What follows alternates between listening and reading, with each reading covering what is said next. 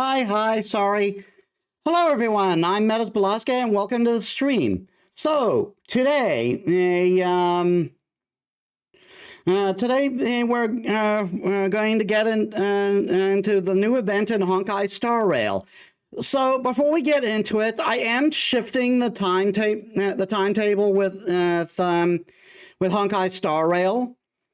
Well, that is like after today, instead of wow, that message took a while to pop up. Instead of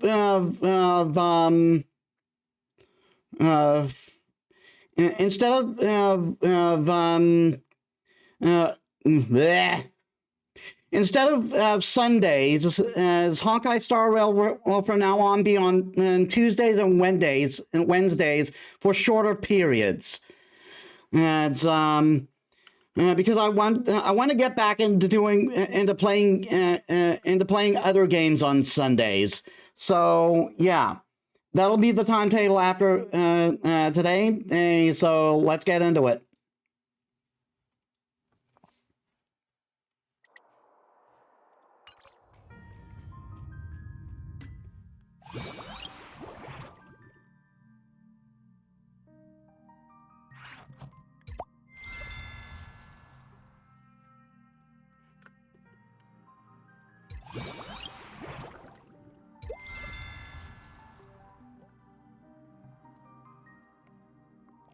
We'll see on that. Wait, hello.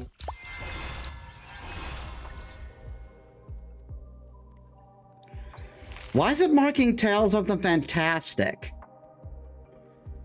I've already done that.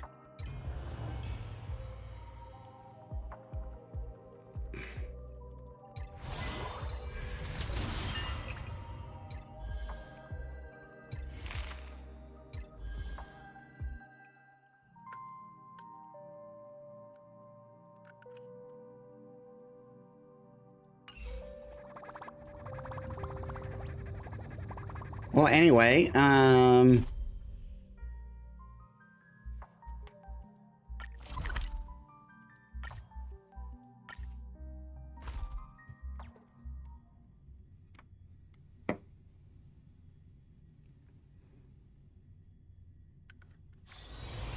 Those moments spent anchored in quiet harbors, I miss them as I miss fleeting foams.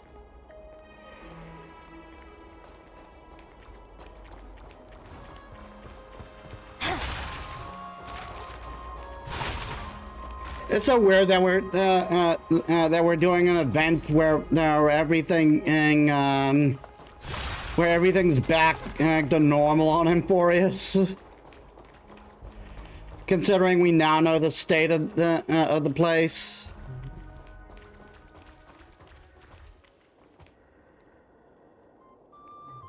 Anaxa, what have you been doing?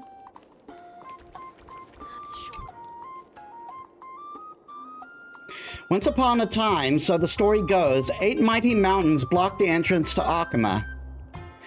They cut off all paths to the city, making daily life a struggle for its citizens. Then along came a Dromus bigger than any mountain. One gulp later, 7 mountains vanished, leaving only near the one Kefli sits on now. They named it the Super Duper Mega Ultra Dromus Summer Incisor Litter Launcher. Can't make stuff up anymore. Or Dromacilla for short. Oh my god.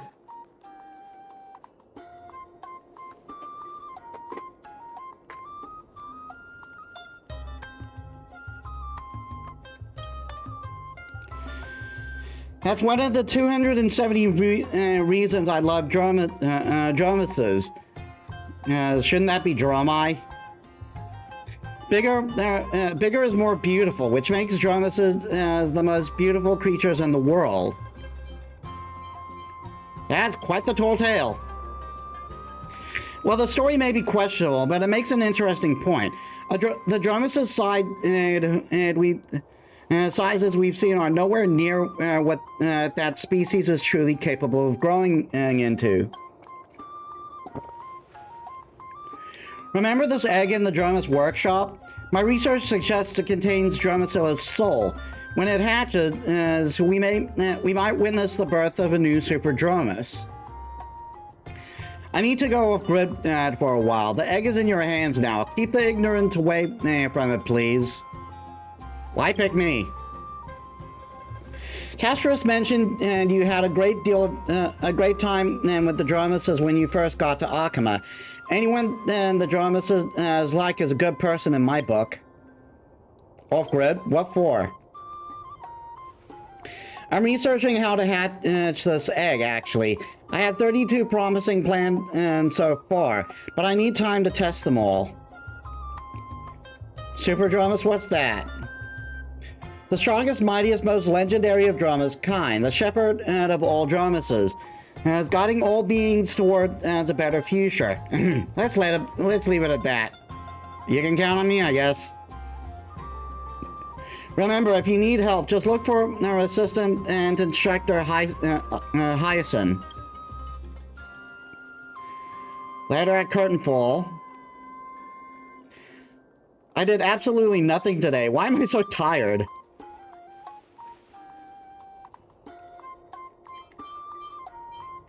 What's the matter? I'm stuck. Glancing around, you see the purple egg now covered in cracks. No one's near it. Is it hatching on its own? Right now? Hopefully nothing goes wrong. Don't worry, I'm here to save you.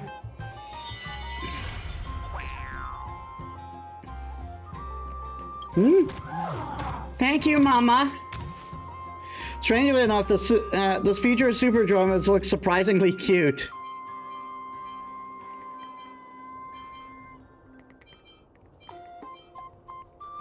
I'm keeping it. No one can say no to something this cute. You feel an inexplicable fondness growing inside you.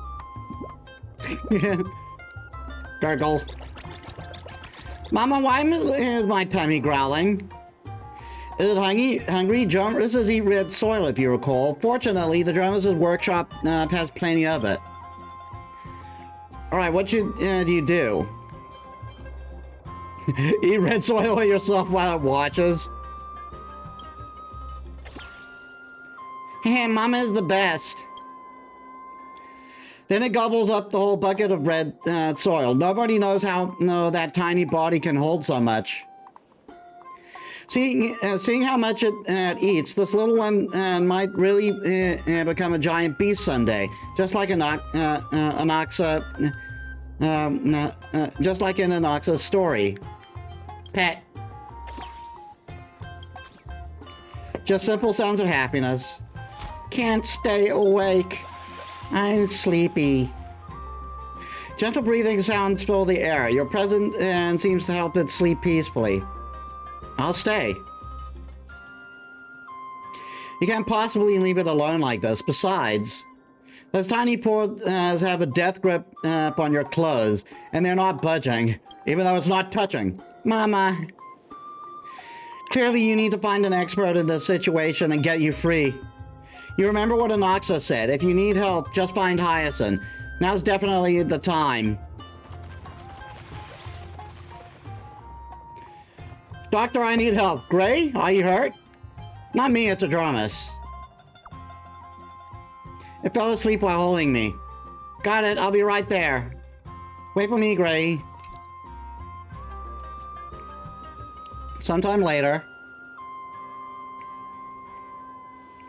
So, Gray, you're saying Professor Anoxa left you with the sag while he went into seclusion to research hatching methods? And then the egg just hatched by itself that night? That's what happened. Fascinating. From what I can tell, this little one seems fine, just a bit weak. So, Gray, what should we name this little one? Oh, Mama, I want a name. How about using your name with baby in front? You immediately stop trying to understand how a single Dromus noise can contain so much meaning. When your eyes lock with it, the same color shimmers as in both your gazes. The perfect name comes to you. Let's call it Beast of Burden.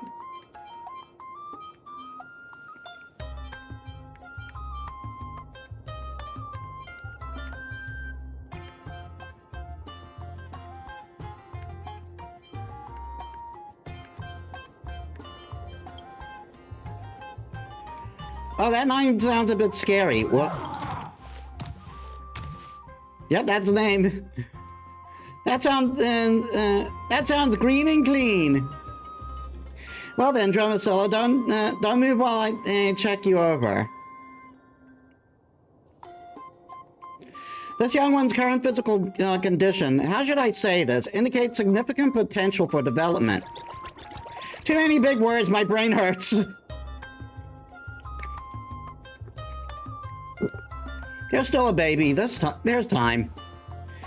True, there's no hurry. It's probably just hatched too early. Honestly, this little one is rather weak. Without special attention, it'll never grow into a proper Dromus or even get to enjoy its daily red soil meals. Unfortunately, I've got my hands full with work at the Twilight Courtyard, so Gray, would you be willing to look after it? Something I need to know first. Of course, I'll tell you what I know. Why am I able to understand it? I'm wondering about that myself. Dromas can understand what we say, but they can't speak, or so everyone thinks. You must have some special connection with each other that allows this level of communication. How do I look after it properly? It's easy, I'll show you everything, and the workshop will cover all expenses and provide space. So don't overthink it. Just visit occasionally, play with it, and you'll be fine. What about his biological parents? About that, I need to have a word with you, Gray. I heard from the Keeper that his parents served the Dromas troop. During a rescue, they ran into the Black Tide, and, well, they joined Thanatos now. Better wait until it's older before telling it about this. You just said it right in front of him.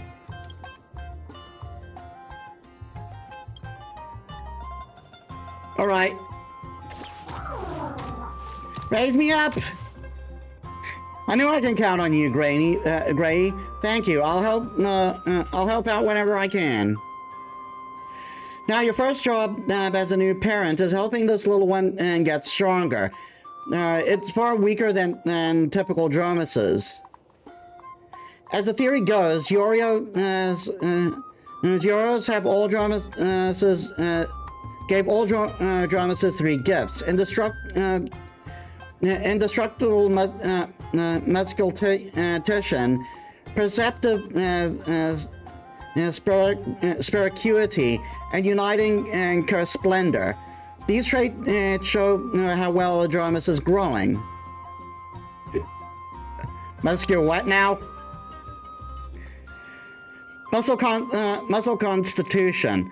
And it's a term from Helcalithism. If that's confusing, just think strength. They can communicate with spirits. Spiracuity is a measure. It's a measure of how deeply their potential can be tapped. Despite their simple appearance, Dromuses have incredible untapped potential. Charisma? It goes deeper than that. Dromuses can't speak, but they can get other beings to understand them. Some are even worshipped by people. Well then, I'm leaving Dromicilla in your hands, Gray.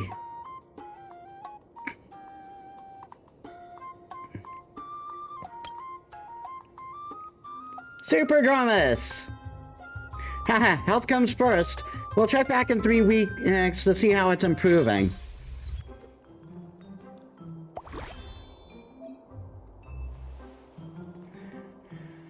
I produced data for Dromicilla's current goals.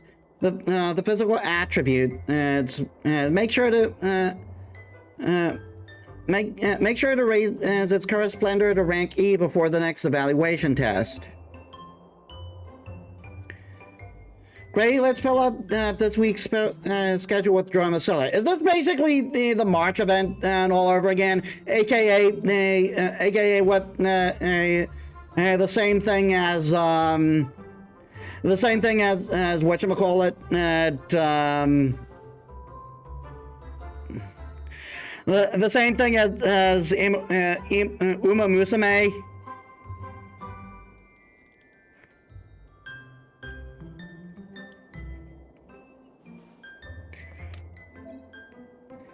Click on a task and add it to your weekly plan. Once everything is arranged, let's kick off the new week.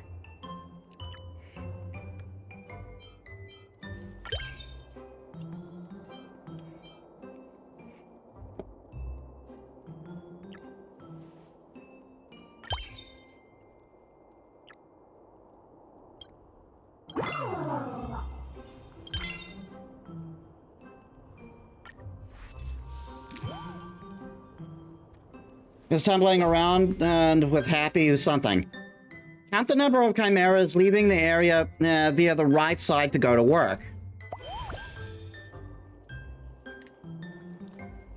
I'm leaving it to Mama. 1, 2, 3, 4, 5, 6, 7, 8.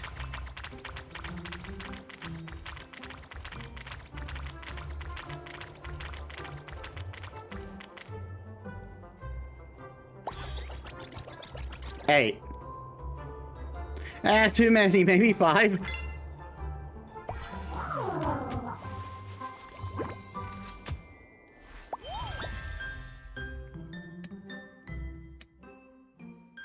The whole drama shows quite the spark of brilliance. And I'm Metis. I'm Metis? Oh no, you're not Metis, that's me. I'm your mama. You're Metis, I'm your mama.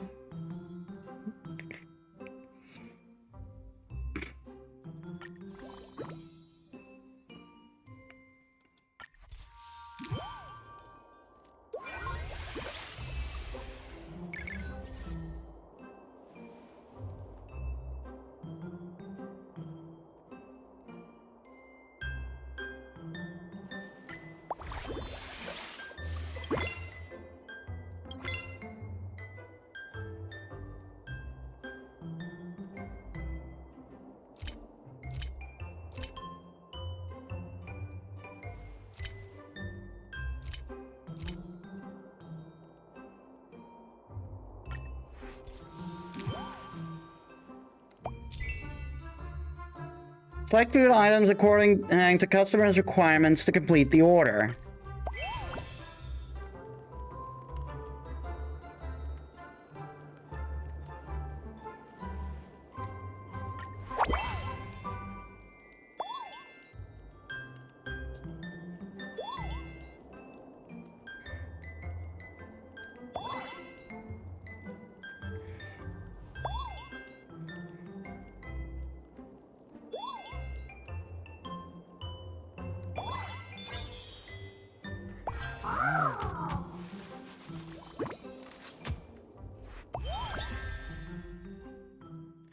Mama can try the hot bath with me. Sorry, we can't allow children in the hot bath. Safety policy. That's fine. My mom is totally grown up. What's with the doofy face?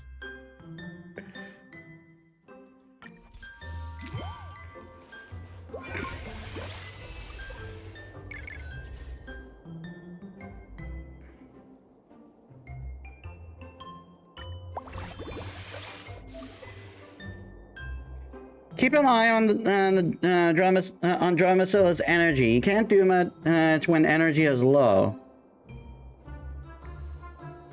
However, some cat tasks can regenerate energy for drama.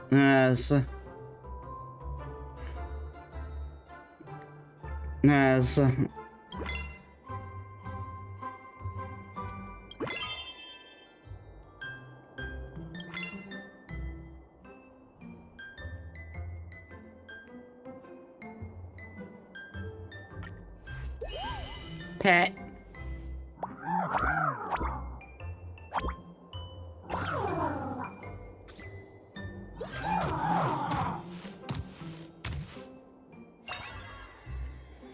Some traits affect the schedule effects. Companion fosters growth. Why is that lady standing so far away? If she's worried she might accidentally hurt you. She won't. And wait, what? No, wait, please, please help me. Oh dear.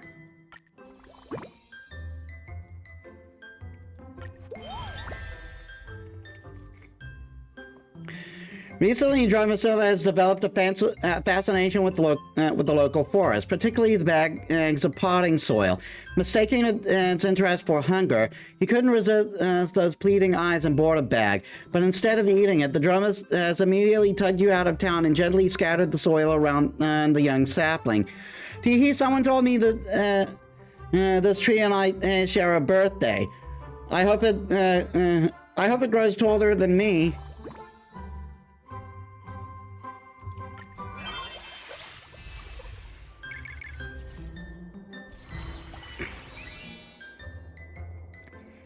Mama, I made new friends. They gave me so many gifts, and now I want Mama to have them.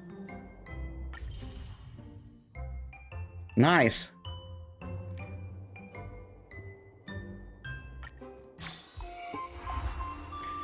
Gray and Dromacilla, you're both here.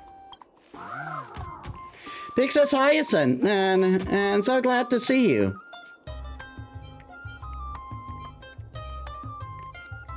They're saying hi. Happy to see you too. Have you been enjoying your time with Gray? Yep, I've been eating and playing every day. What's not to love? Let's not waste any time. Shall we check? Shall we check in on how Dromacilla is coming along? Is it going to be a test? If I fail, I won't become an orphan, will I? Don't worry, I've never passed a single test. Don't worry, I've never taken a single test. Don't worry, you got this. Okay, I feel really overwhelmed here. Same as last time. Let's take a stroll through the city and help out citizens along the way. No need to stress. If you run into any trouble, just let Gray handle it. I'm counting on you now, Gray Mama.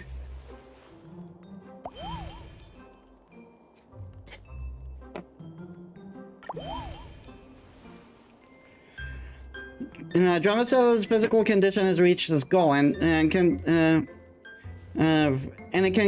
complete the evaluation on its own now.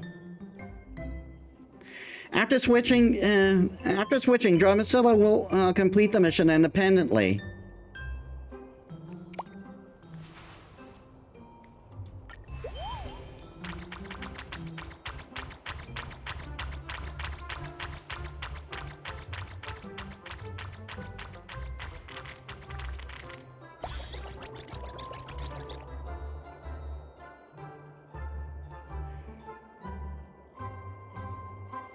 That was definitely not 19.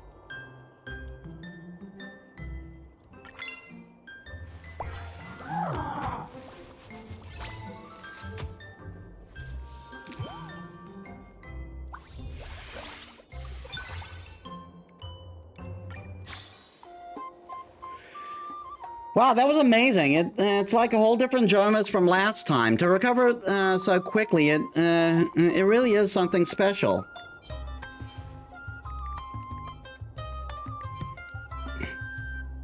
Hey, human, welcome to the stream. How was your day?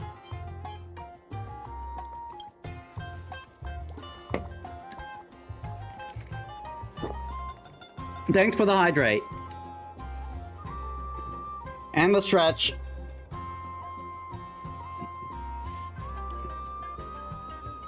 Huh? Got it. That must mean you're a super Dromas, right, Mama? Looks like you and Dromacilla are really getting along.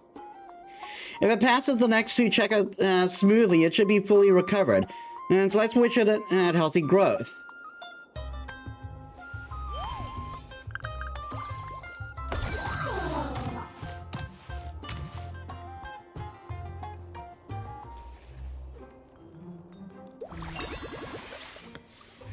Try your new items during interaction.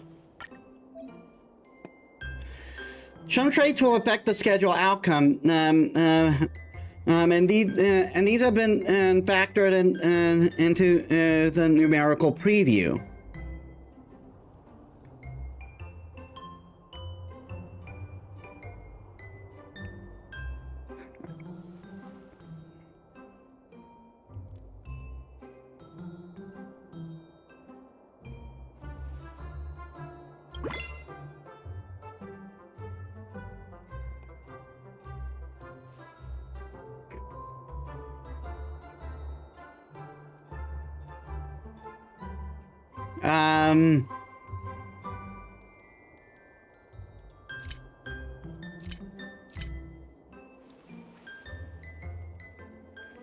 What exactly does it want me to do?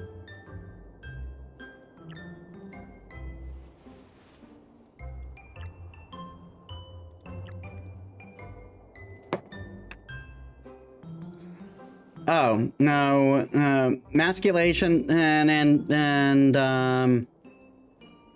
lazy morning after a bad sleep, going to see some friends later for card game, and it's cool. Hope you enjoy your time.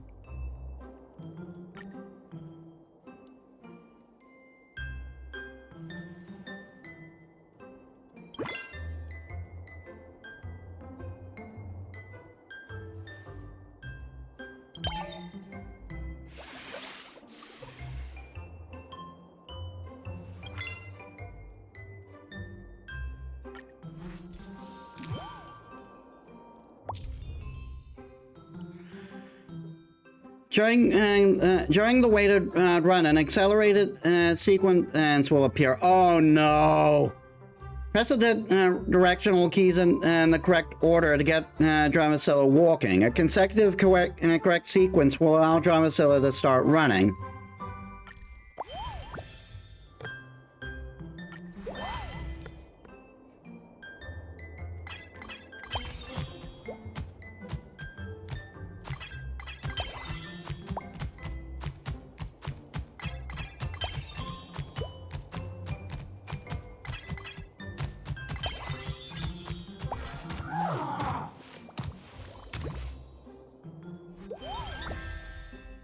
Just another day in Alchemy Classroom. Now then, today we shall test your knowledge of the sacred Socrates tablet. You there, you're up first. Art at his explosion? Wrong, spectacularly wrong. The tablet is right outside the grove. Can't you read off it? Somewhere in the back, Dramacilla lets out a burp.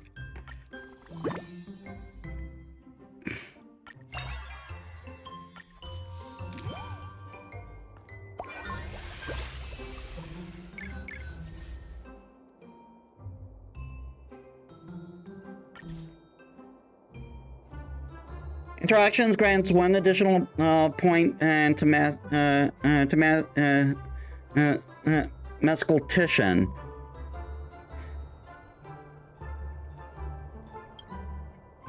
Instantly gain 1 point into normal stats. It's discovered 5 occurrences.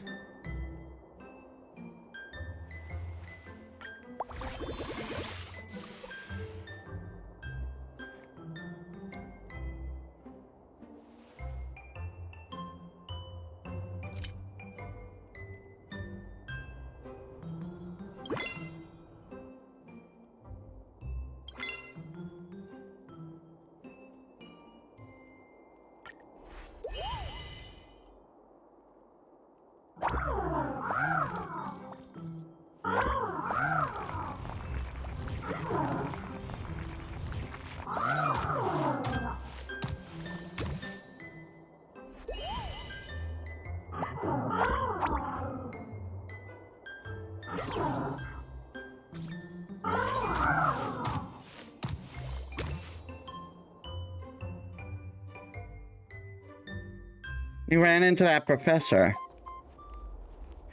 A new day begins. The dawn divide shines with a soft, bright glow. You're wandering the streets with Dramacilla, pondering what to do next.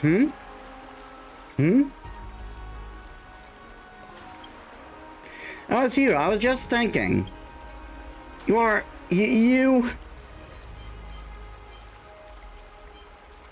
It is what it is, and I am who I am. This is Dromacilla. There's no mistake. It's the Dromus that hatched from that egg. My 20th plan worked after all. Hello there, little one. Don't be afraid. And I'm just a scholar passing by. Would you like to have a chat with me?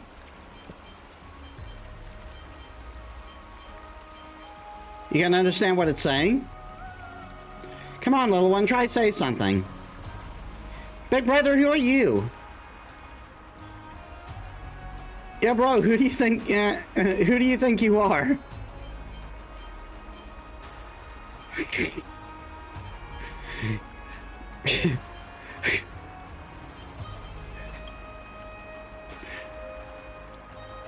Well, there's still room for improvement. At least the translator is working. I'm a professor at the Grove of Epiphany and a colleague of Lady Hyacinth. I hope this answers your question, little one. Grove of Epiphany? What's that place? Grove of Muffin? And what's so big about that place?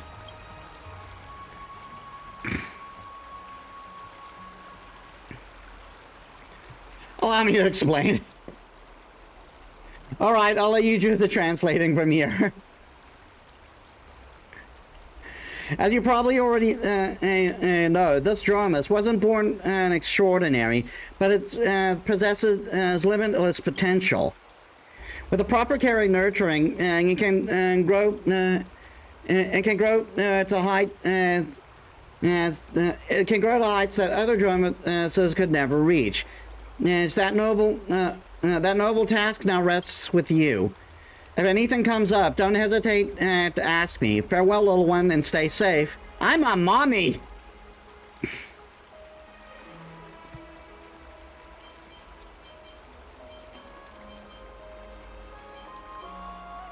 What's your take on him? Very gentle, but why did he keep talking to the air? Could he have an imaginary friend too? You wonder what expression Anoxa will have when the Dromus reaches his ultimate form.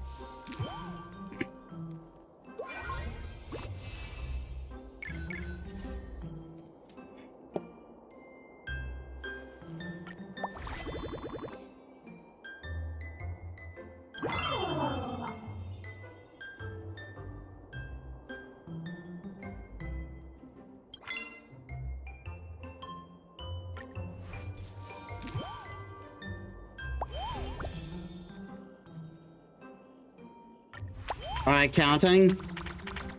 1, 2, 3, 4, 5, 6, 7.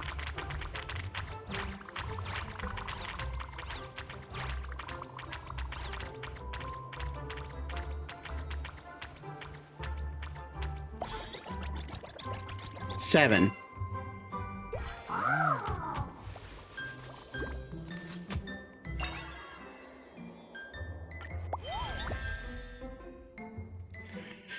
While wandering through town, you stumbled upon Anoxa and Phynon mid-conversation. Anoxa's face slid up at the side of Dromacilla. He made an introduction.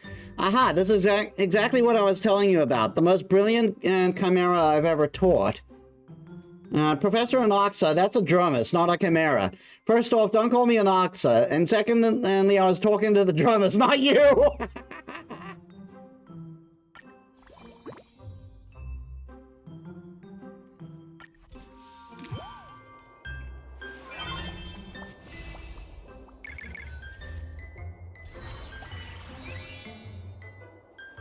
My head has been itchy lately. Maybe I'm growing smarter. Anyway, this is for you, Mama.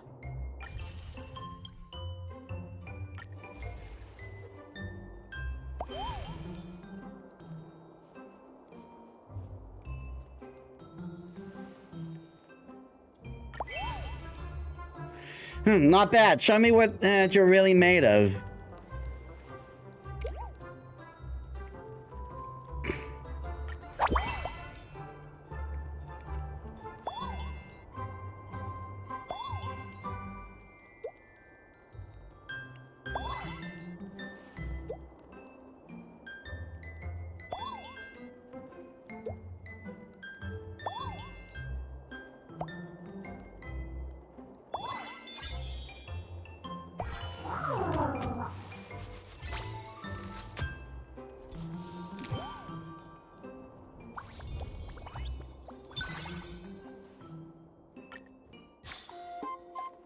sometime later.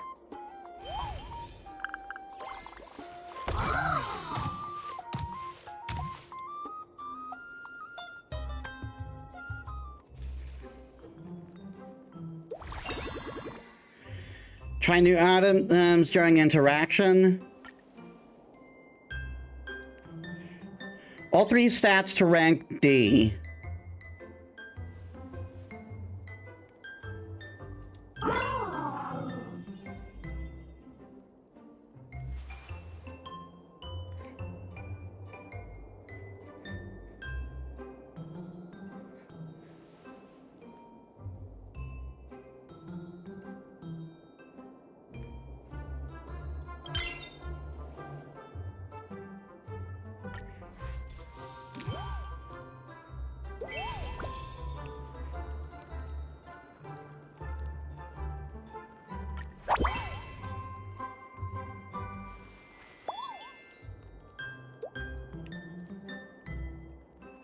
Um...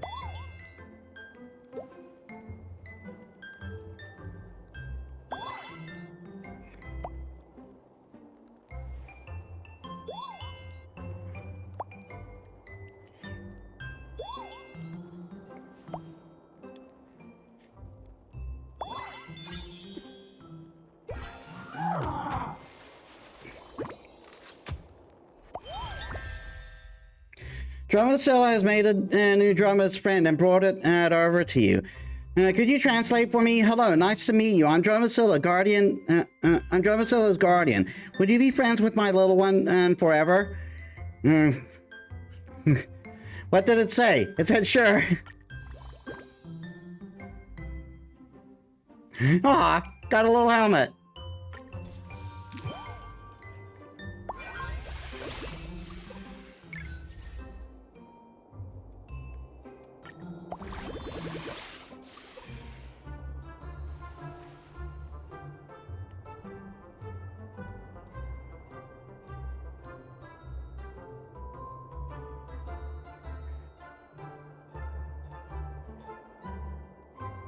Um...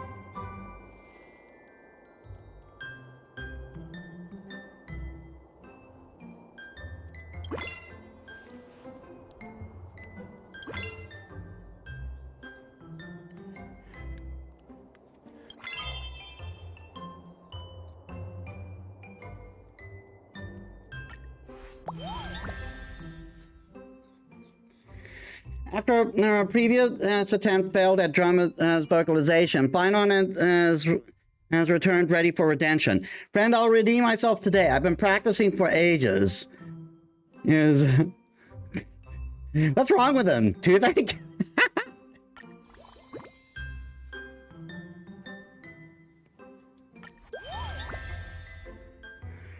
When Aglaya heard you were raising a drummer, she decided to stop by the workshop. She tenderly petted the drummer, skillfully grooming its firm with gentle brush strokes.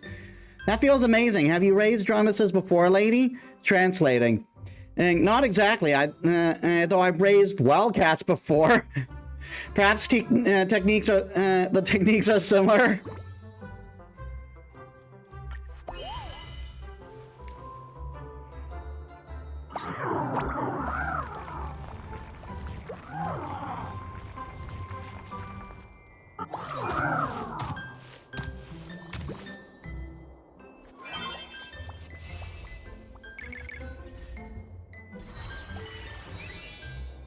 My workout was super effective. I even beat a chimera. Got this for Mama.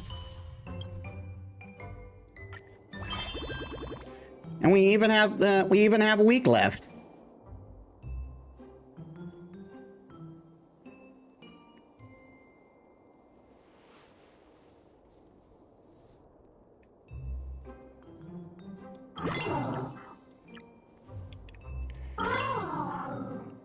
Let's spend the time.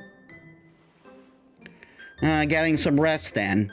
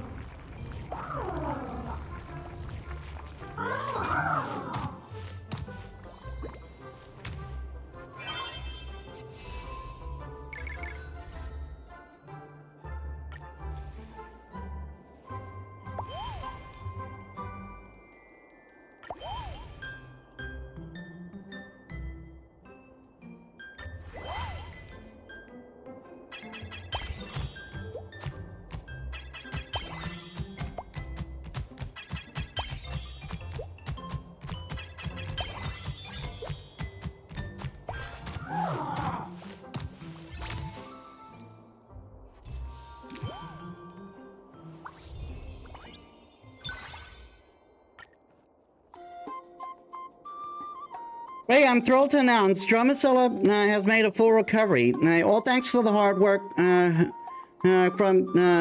both you and Dromacilla.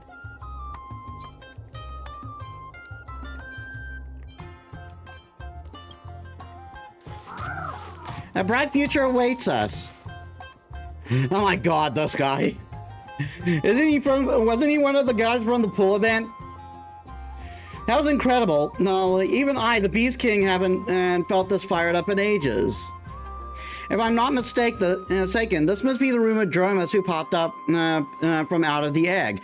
I think the name was Dromacilla, which would make you its guardian. Aren't a guest Metis, correct? I'm Mama. Oh, no wonder you two look like two peas in a pod.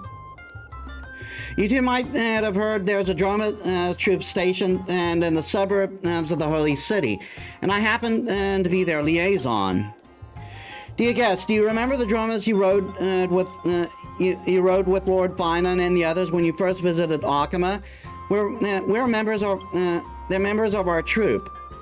This young beast has remarkable bone structure and strong potential. What do you say we let it join the troop and become the next shining star of the Holy City? Do I really have to become a star? Can't I just stay as a dramas? Strange, I can't understand what it's saying. This is incredible. In my 20-plus year on the job, I've never encountered anything like this. You can understand the language? Of course, how else could I get along with so many drama pals in the troop? Though this one might just be a tough challenge in my beast friend career. Heh, now you piqued my interest. Mama, this person is so weird. Good thing he is not a dramas. What an embarrassment that'd be. Ouch.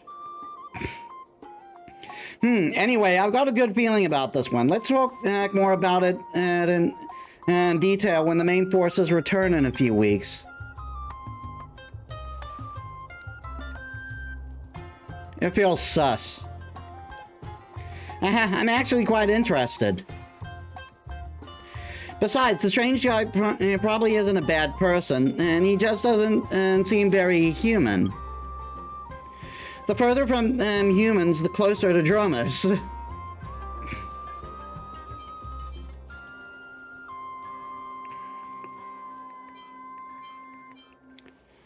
I guess let's celebrate first. I get it, Mama. Now's the time to hype myself up a little.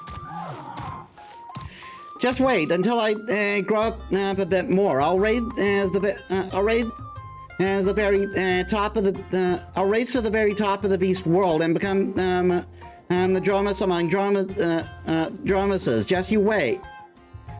So adorable. A child's growth is always a joy to behold. You close your eyes and begin to picture a bright future awaiting Dromacilla.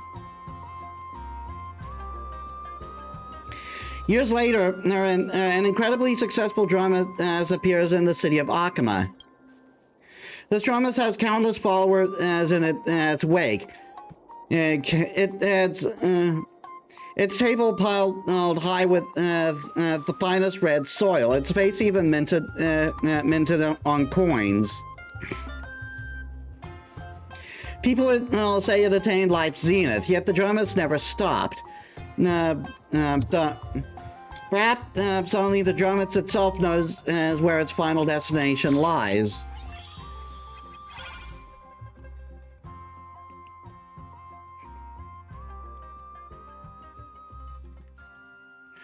Dromacilla grew up strong and healthy, developing in all areas: morality, intellect, physique, athletics, and diligence. It became the drama as an Akama with the most fans.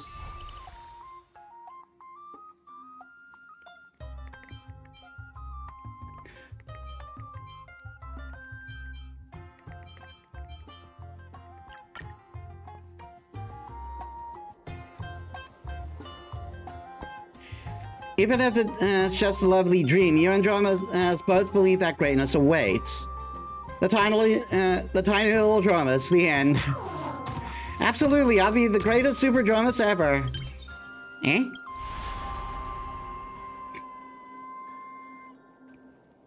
And there it went. Never count your drones before they hatched. Why did it shrink? The tiny drone is the end. The tiny little drone is the end. Shortly after, Hyacinth takes you to the Twilight Courtyard for a quick medical examination. This must be a bad dream. Probably ate something funky yesterday. What did you eat yesterday? Steep ceiling beam made of solid red soil.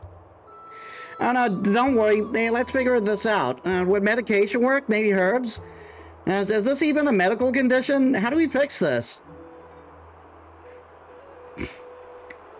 Well, that's new. Right here, I'll check the archives at the Library of Philia. Don't waste your time, Hyacinth. Everything in the Grove's record is misleading.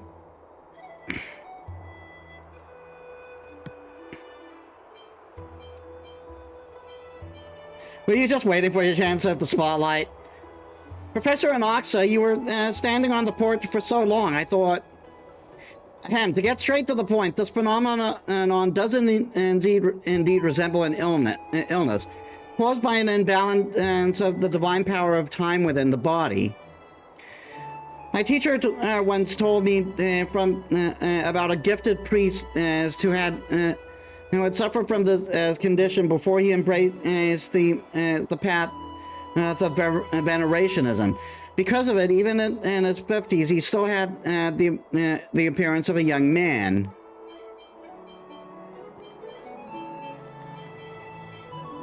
I wish I had that problem. Can it be cured? To be afflicted by such a condition isn't a flaw. It means it has been favored by Orynyx. What it needs isn't a cure, but a strength to control this gift. Once it masters the power of Orynyx, the issue will naturally resolve itself. Which brings us to our next assignment, Metis. Teach it the prayer. That's all I have to say.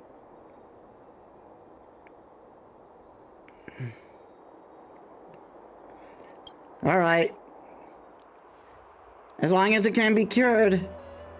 Even if Professor Anoxa, even Professor Anoxa, who's never shown respect for the Titans, is recommending miracle therapy, then it must really be the best option. You can do it. If you need any help, just come find me at the Twilight Courtyard.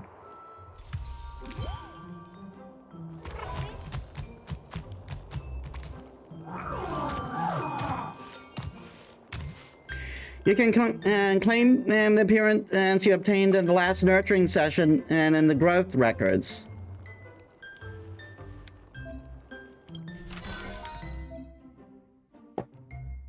Right here.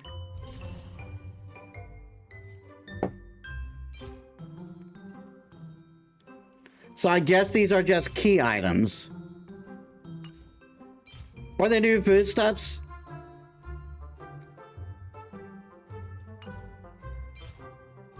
A color that better matches Earth's impression. And Dromicilla says this color makes it feel very resilient. Handmade by the good friend Little Chimera. As for how exactly it was made, that remains a mystery. Keep your thoughts rational and be resplendent and resilient like a crystal, Professor. Hey, Abso, welcome to the stream. How was your day? One of Dromicilla's outfits, priest version. Shh, it's praying. What a spiritual little fellow.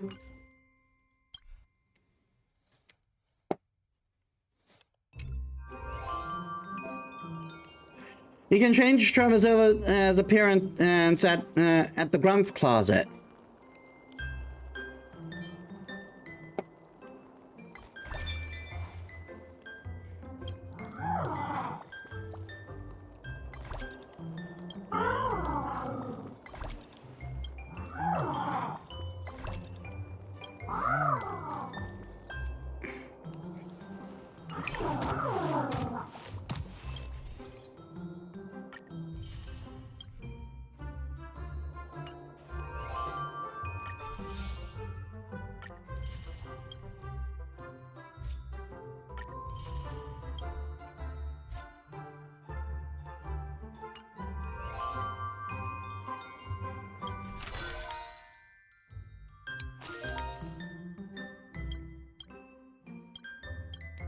The derpy face.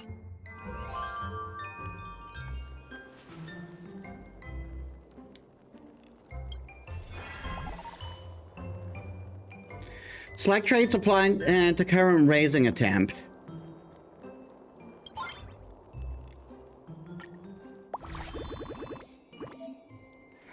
Gray, you've received a bouncy ball and a shower. Have you received the bouncy ball and the shower brush we prepared? You can now play fetch with Dromacilla and give it a power brush during a shower. All right, rank C.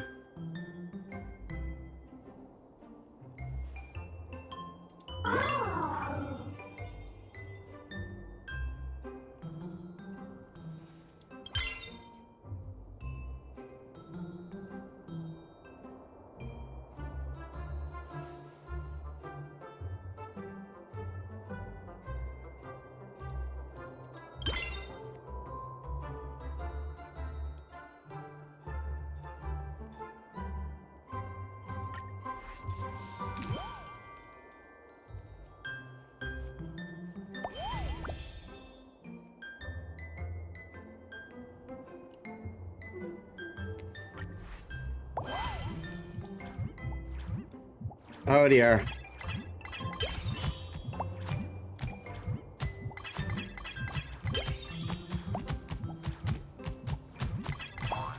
Ah.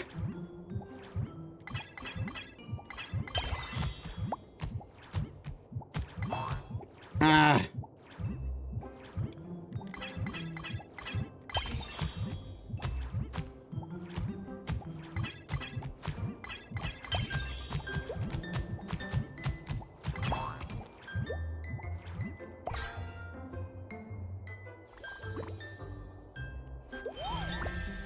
I suck at sequences, man.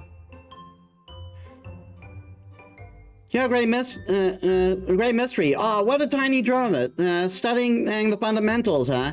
If you're stuck on anything, I'm here to help. Thank you, miss. Haha, I might not have the seamstress's brains, but I can certainly handle teaching a dramas. Now, what do we have here? A guided implementing Oryx's prayer and veneration ceremonies. Just remembered something. Catch you later.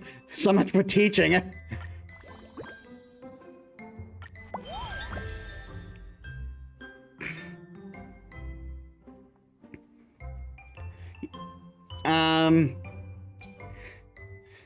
Wow, you got the same cool vibe as me. Let's go. No, I'll teach you.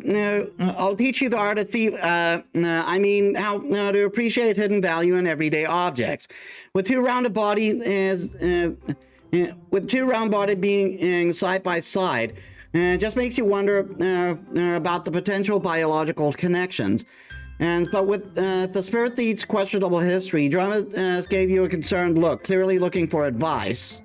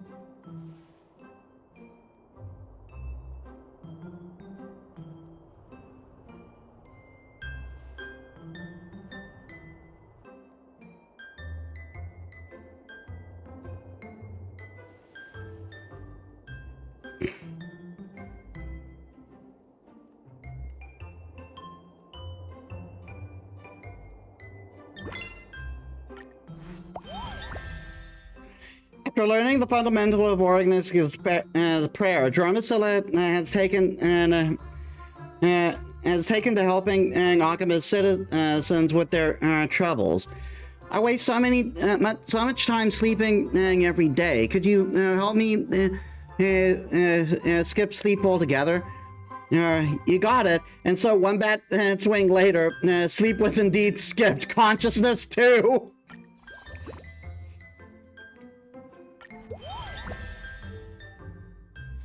Can a Dromas beat Red Soil in a one-on-one showdown? To find out, Zagreus' followers arrange to face off at Kefli Plaza.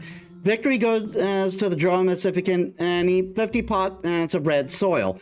To defend Dromas' name, Dromicilla volunteered for the challenge. Starting at the mountain of red soil, you two started forming a plan.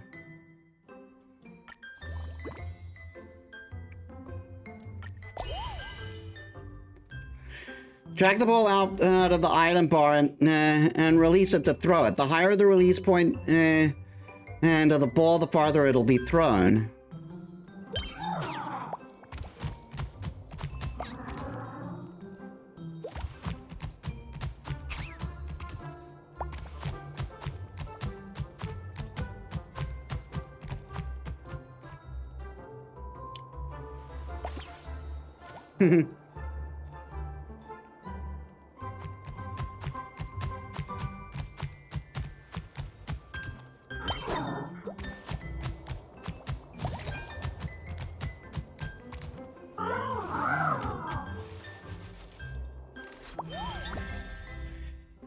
Recently, people have taken to approaching Dromicilla for advice, hoping to gain the wisdom of the earth.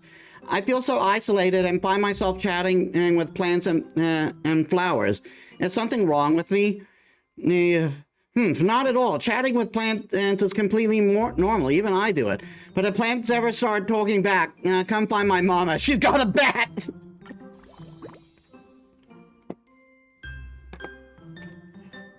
Actually, the suit isn't appropriate for this. Boop.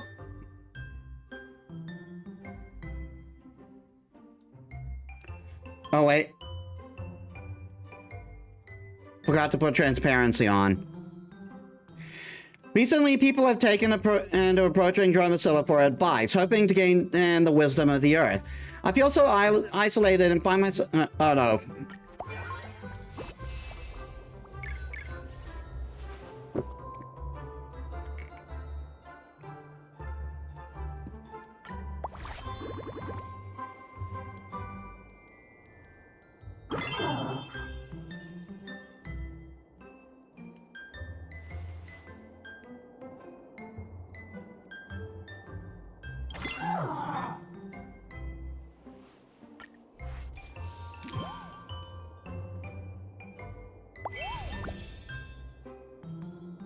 I brought recipes from Kremnos.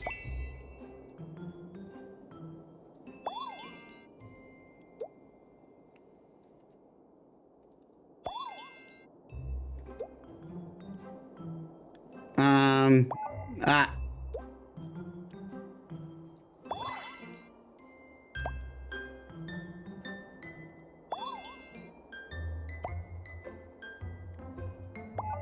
Ah.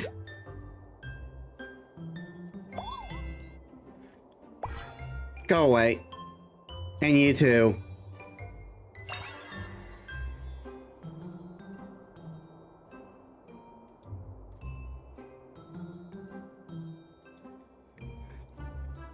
The same bot posted twice? Fuck's sakes.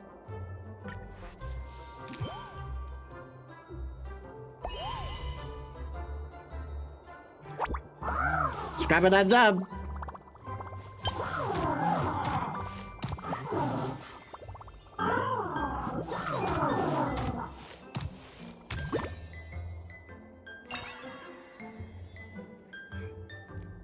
Mini Dromas loves bailing, keep spoiling it.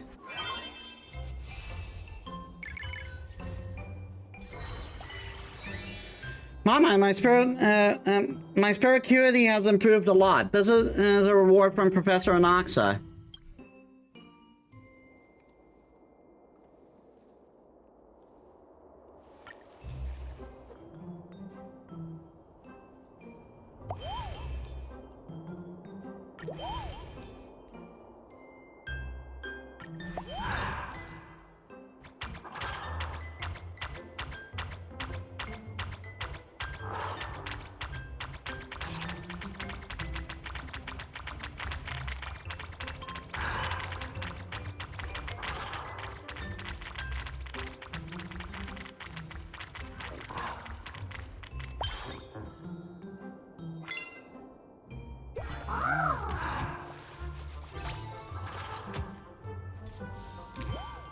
I was having difficulty counting that time.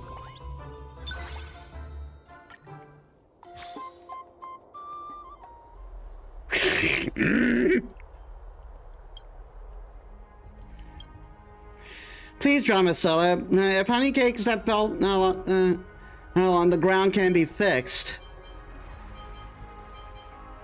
I get half that cake, right?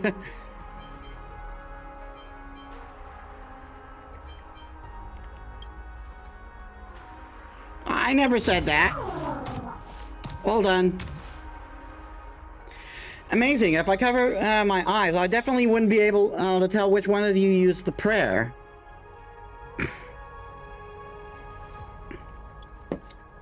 Well done.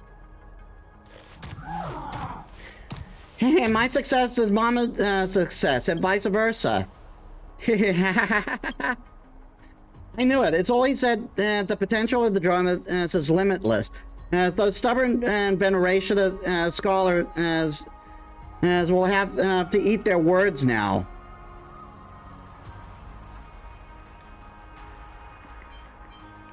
Does it have anything to do with dramas?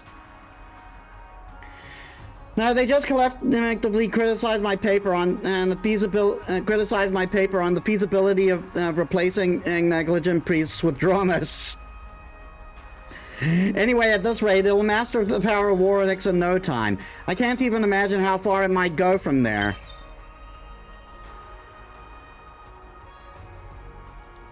Keep going. Ah, my Warnix power is surging. Huh? Why did the honey cake turn into flour and water? Wait, stop rewinding! Incredible, this one's going places.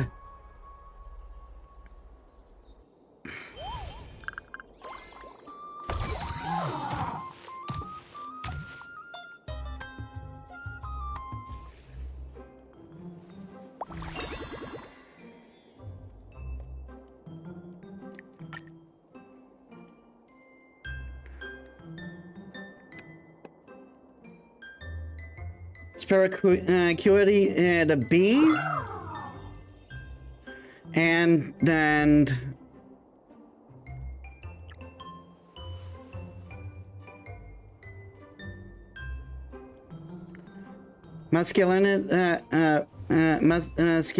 musculation to C.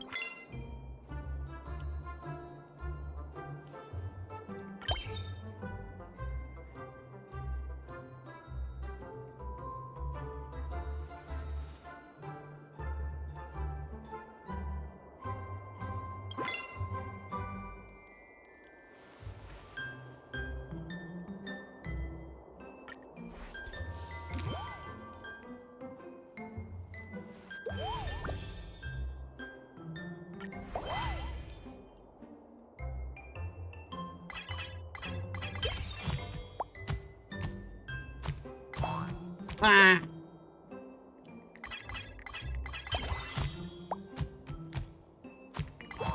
Ah.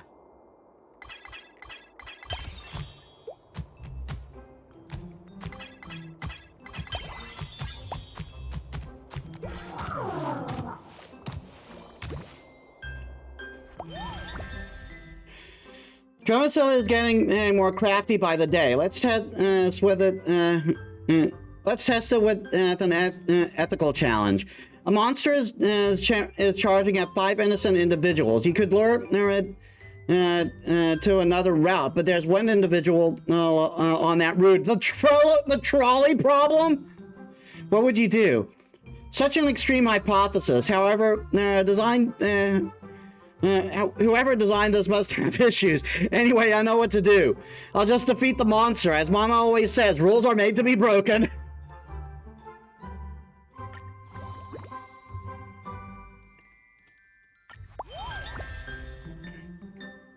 Big Sister Trivia. Drama, I know, asked me, how can I make more friends?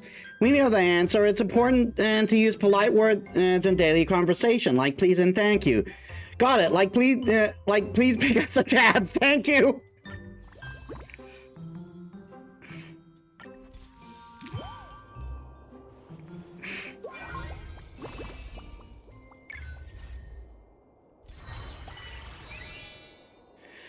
Kara Splendor is reached rank B. Mama, I become the honorary president of the Chimera Association. Here's my employment gift for you.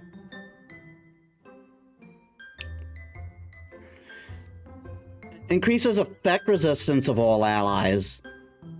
Bestial Remnant. Looks like a piece. Looks kind of like a piece of Aquila.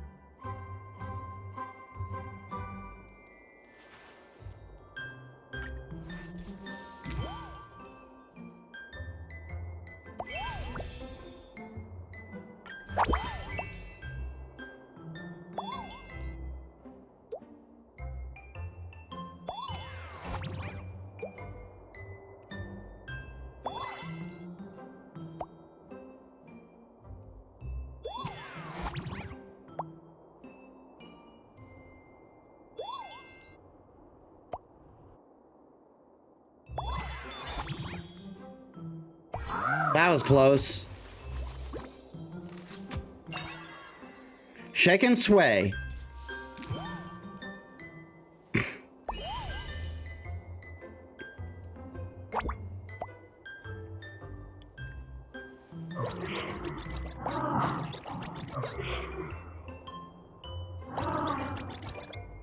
Okay, he not likey.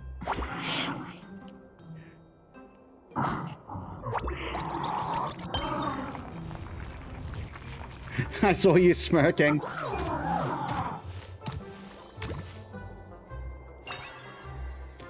Devour sources. I heard Tromisus has been acting a bit strange lately. What's going on? Dromasilicate is making mistakes lately. Several neighbors have complained. And it sold the actual baby seal as stuffed toys while managing the shop. Hard to tell if it's an honest mistake or intentional. Parents must answer for their children's mistakes. Though right now, the poor thing looks worn out. Sore limb, zero energy. It looks completely exhausted. And as the parent, I should step in and help.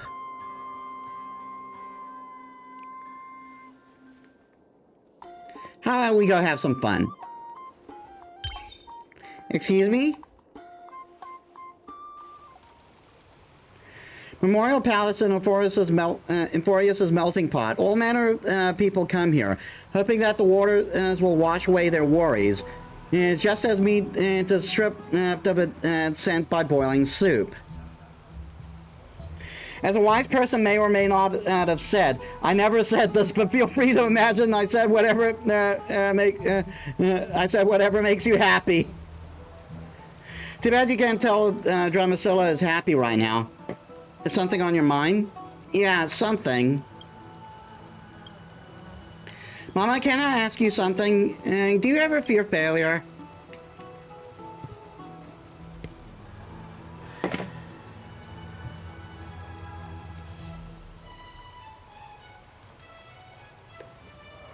Yeah.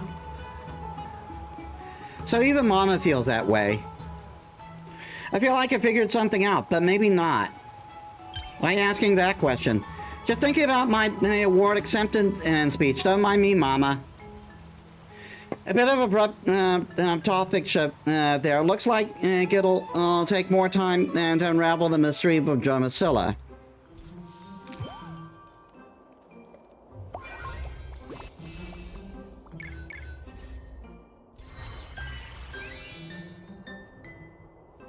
I got stronger at even and beat a Titankin, and it gave me these.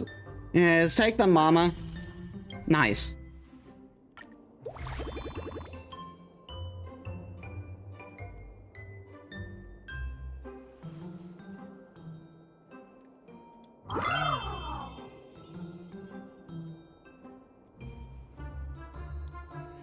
Get a head start on anything else we need.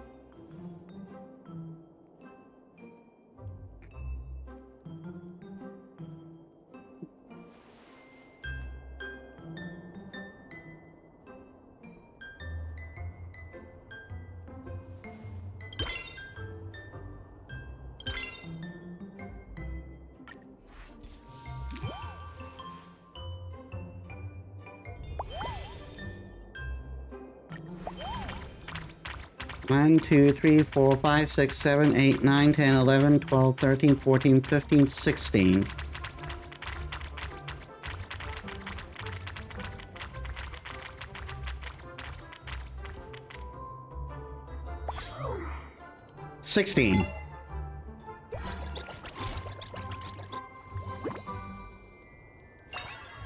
Must have been 17. Outsourcing boss.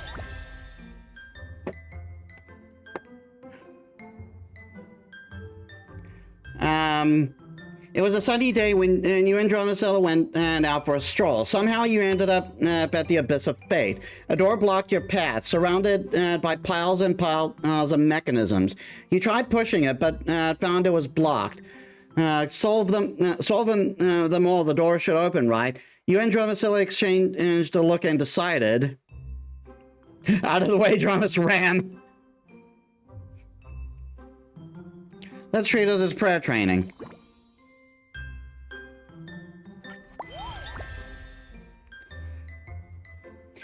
When the queen asked for her magic mirror, asked for a magic mirror, mirror on the wall, who's the fairest of them all? The mirror showed the face of a lovely young girl. It's Snow White, my queen, it replied. When the queen realized she wasn't the most beautiful, guess what she says? I want to see more. Got any more pics?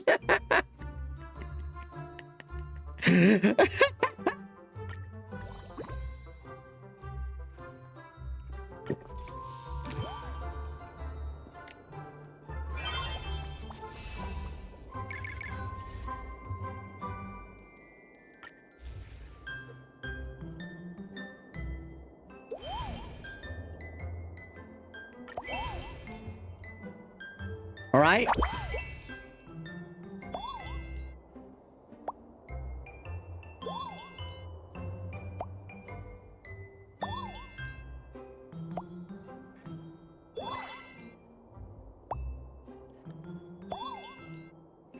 Problem is, these are all requiring some sort of sequencing, so it's difficult for me.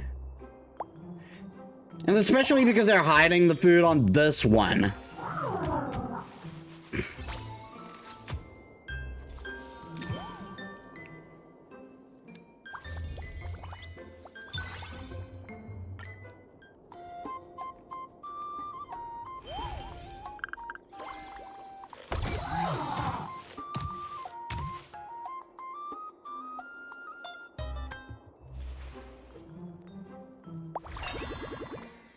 Try new items for interaction.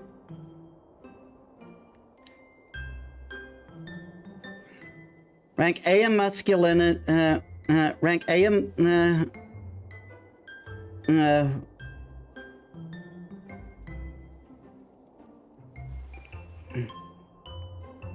Her Splendor, we've already got at B. So when Spiricuity rank A.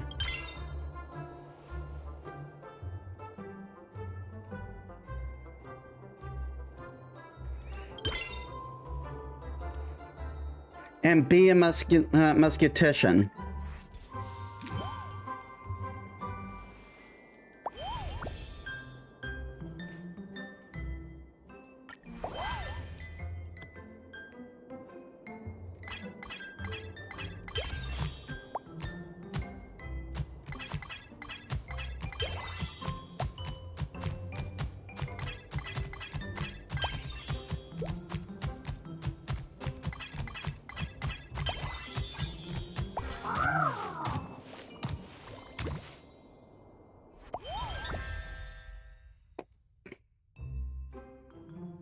Today was Dramicilla's solo training day. The cargo turned out way heavier than expected. And just looking at that makes me tired. Want to give me a hand?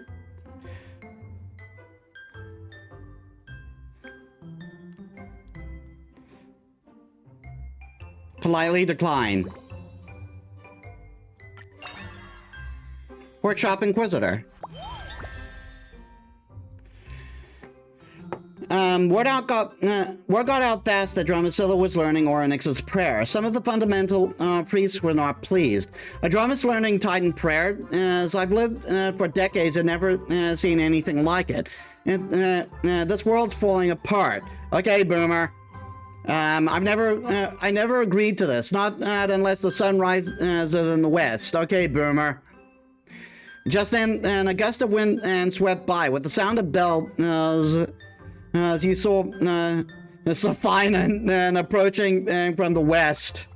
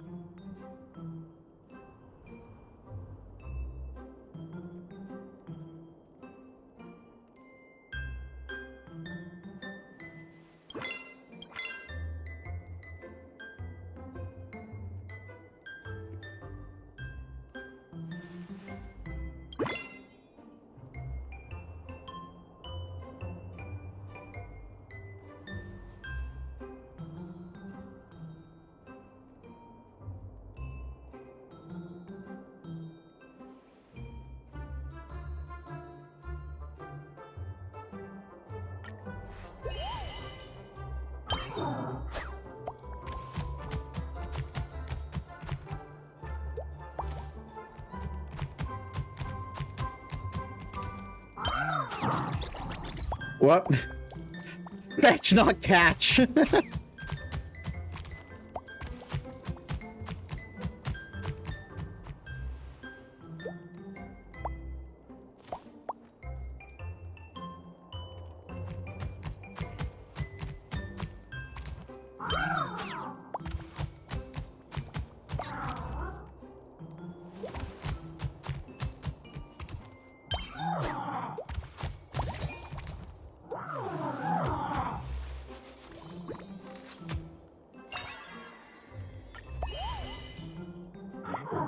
Pat, pat.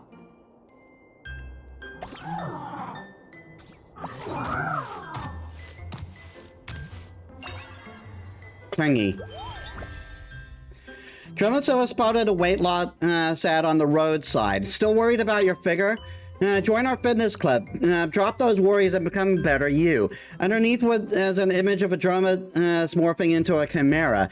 After thinking for a second, Dramicilla made a beeline for the red soil pile nearby and started chowing down. I don't want to turn into a chimera.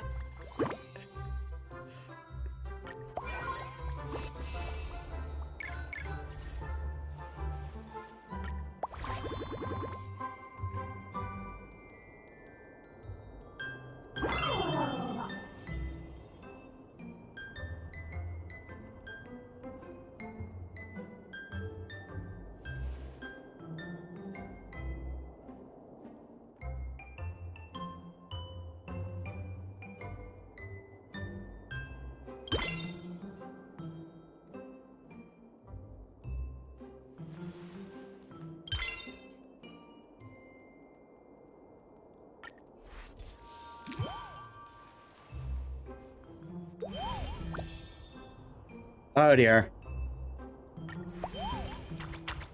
1, 2, 3, 4, 5, 6, 7, 8, 9, 10, 11, 12.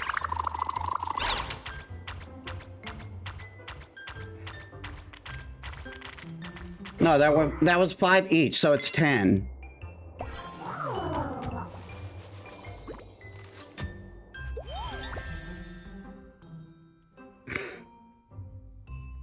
Lately, Dromicilla has been growing taller and taller, easily surpassing the measuring stick you marked. It lets out an excited growl. Oh, excited growling. But if I shrink again, I'll definitely let Mama down.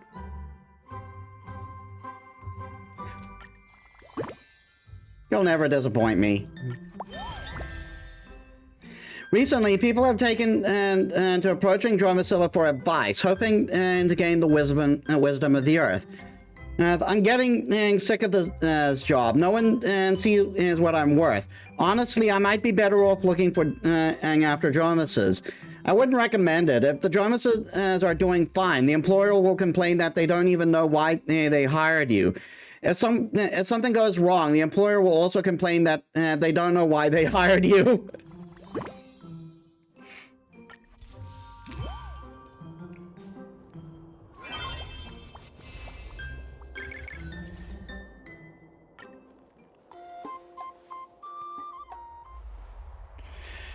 Punctual as agreed. Acceptable. Now then, let me see what you're capable of, little one. A drama that has mastered Oryx's prayer. This is undoubtedly an achievement worthy of the history books. Wait, please make sure to leave us a seat in the audience. What brings you here, Beast King? Whenever there is dramas, I'll be there. We're both guilty of that one. I'm here to scout new blood for the troop, and also let this kid meet some powerful role models. This drama's named Behemoth has received the blessing of Georios and can share its senses with other Dromices. Through its eyes, the entire troop can witness Dromicilla's performance. And now we're live streaming. Feels like someone has been living on the slate too much. Not gonna lie, some of our Dromices meals actually come from live stream donations. After this live stream, Dromicilla's army of fans could probably take over the Dromis workshop. Doesn't Hyacinth stream, by the way? Alright, enough chatter. Those destined for greatness should not fear scrutiny. Dromicilla, let's begin.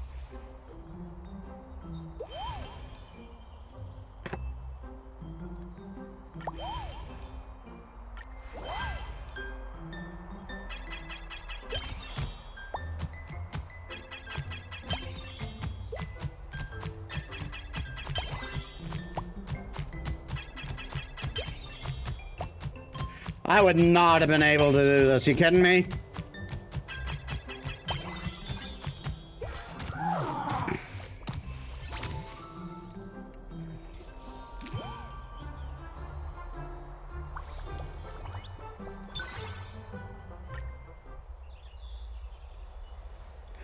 Brilliant. Such a technique even outclasses the Oryx priest Sino. Utterly breathtaking. Without further ado, Metis, friend of Dromis, I formally extend an invitation on behalf of for the troop. With Dromis' abilities, forget joining the troop, Bick could outright lead it. After another conversation grew more animated, you drifted into pleasant daydreams about the future just like before. Many years later, humanity finally recalled the terror of being dominated by Dromices. Having achieved perfect transcendence, Dromicilla opened its mouth slightly, releasing an invincible power of time. Those caught in the beam were stunned to find themselves young again. Since then, cults devoted to Dromices quietly sprang up across every corner of Alchemist City. As for why such a creature wielded power so great, scholars still argue to this day.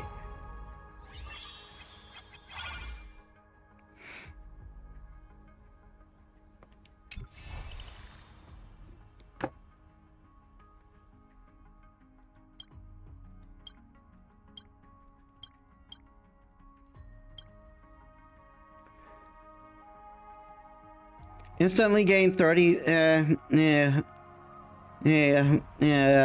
stem energy. Interact grants two additional points to all stats. Occurrences grant 1 additional point to all stats.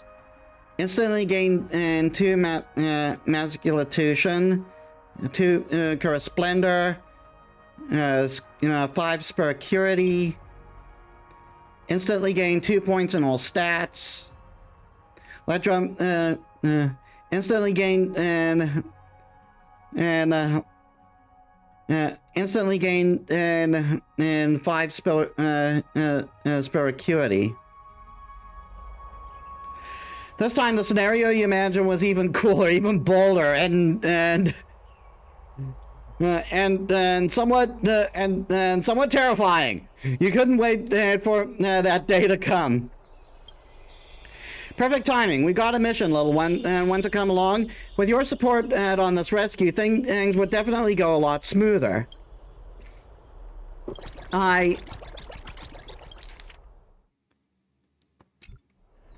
My power of Warrenix is getting out of control.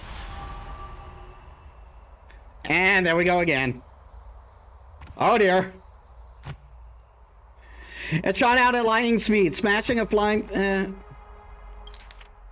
amphora along the way and gaining super speed boost. Why did it suddenly grow so huge?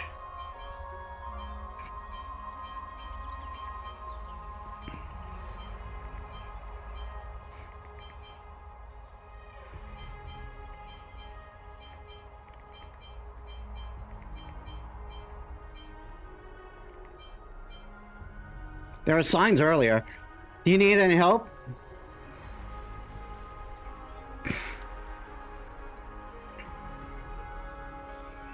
I have a pretty good idea where it's headed. Indeed. I'll leave it to you.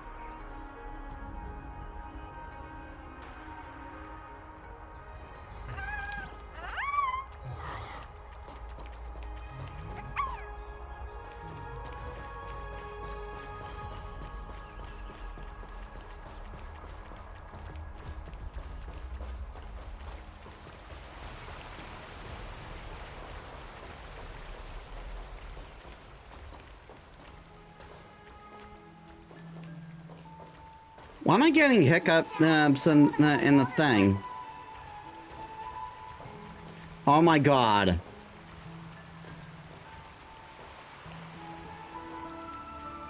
Sure, keep it down, okay?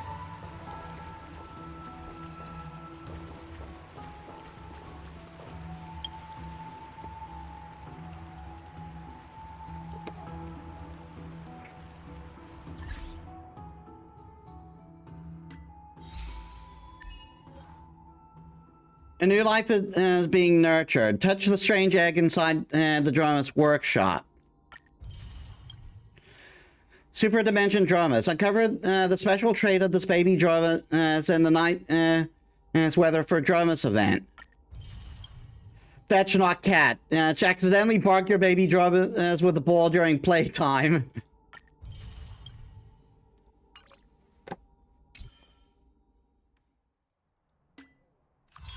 Oh, right, we still haven't done the thing.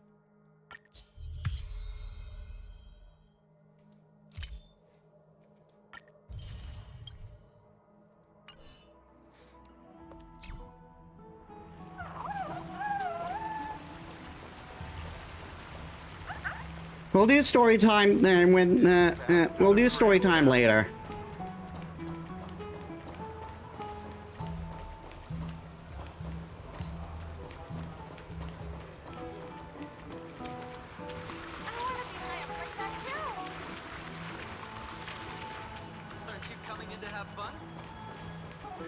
And he shrank again. In a corner of the bed, once again, miniaturized Drumacilla is quietly soaking the pool. The nearby attendants stole glances, but wisely kept their thoughts to themselves. It stares at you. You stare at it. An express name silence races through between two wide-eyed individuals locked in a staring contest. As a trailblazer, you choose to speak first. Are you okay? Not great earlier. Better now. I might not be ready yet.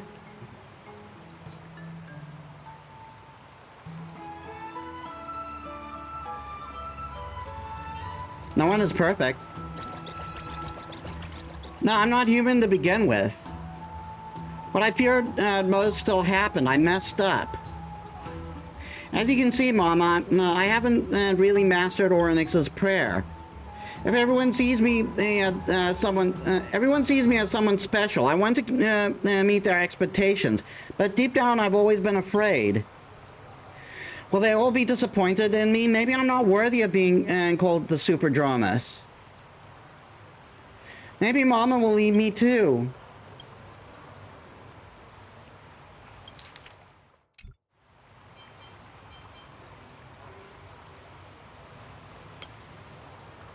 What are you thinking? The prayer went out of control, probably just because you're too skinny. Next time, try developing a more balanced build. Besides, if you want to become someone strong, you have to have faith. You have to fail hundreds or even thousands of times. Chin up. I'm still counting on you to look after me when I'm old. As for being separated, that's nothing to worry about. I'm Dromasilla's guardian. Watching you grow is my mission. As long as you keep moving forward, the path will keep stretching ahead. So don't stop growing. Yeah. Thank you, Mama. I think I'm okay now. Well, seeing my cool mama talk about something serious is kind of weird. Glad you're feeling better. Want some food? Right, but before that, I should head back and let everyone know I'm safe. Let's go. I'll come with you.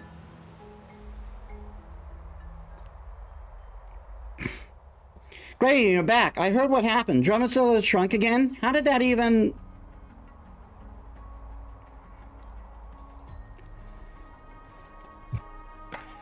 It's already been solved. Alright, I get it. Anyway, the troop liaison left a letter for you. Dear Miss Metis, apologies, farewell. Emergency call, support needed, troop mobilizing. Fair enough. Sorry, we couldn't properly welcome Dromasilla. Was our enthusiasm too much? Our sincerest apologies. Best wishes to Dromasilla and Dromasilla's parent. And on your next journey, stop by, we insist.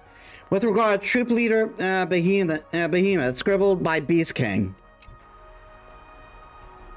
Huh? What does it say up there? Next time, I promise.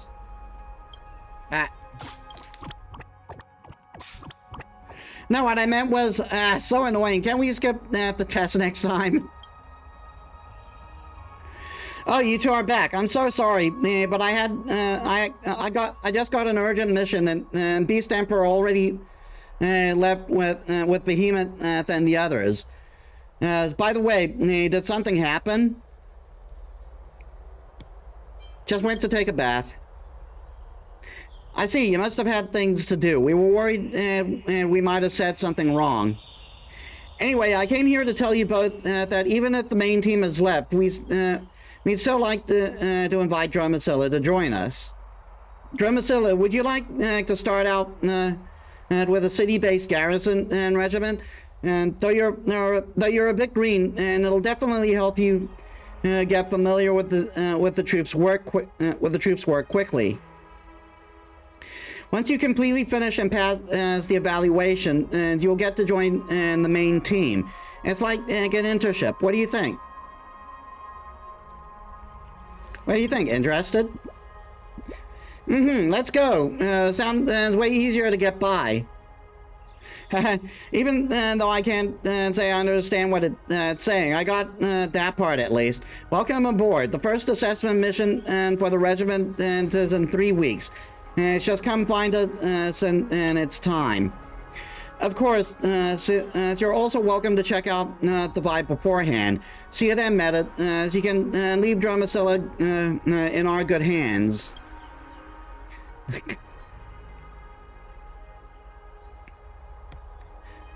Want to grab some food? Yeah, I could eat a whole mountain. I mean, that's apparently our goal eventually.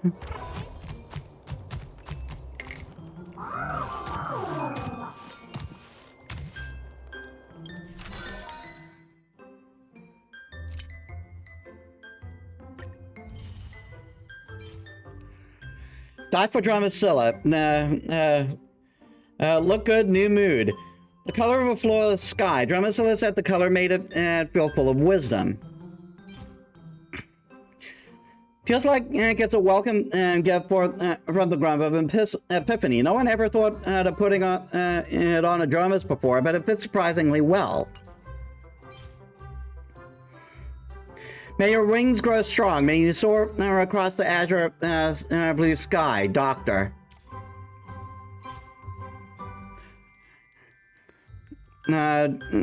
Scholar version. Once you put it on, the usual grump sound seems to gain power and double as an insomnia cure.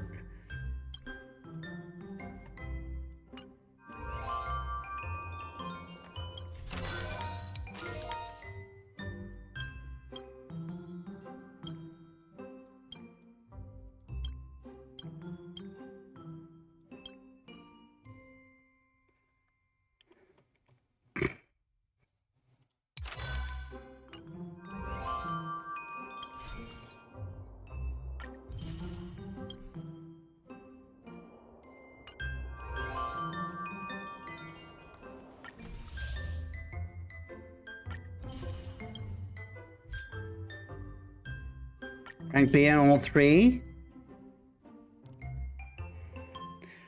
Reach rank SS. Experience a total of 10 incidents. Interact a total of 10 times. Complete a total of 10 interships. So it's just this SS rank.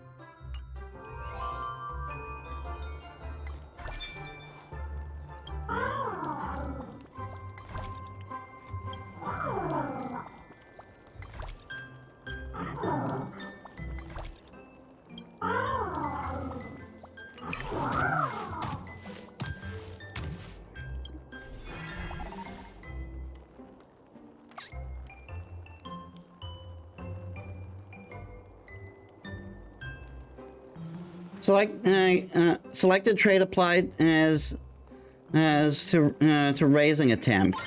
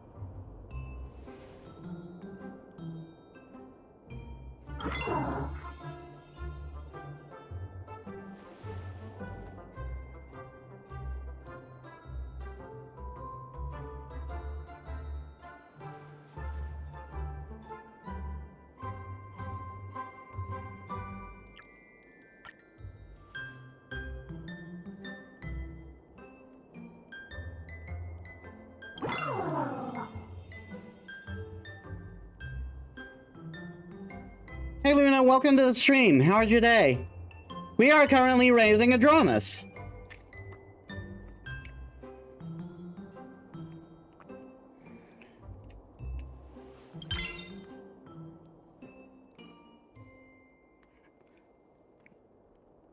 And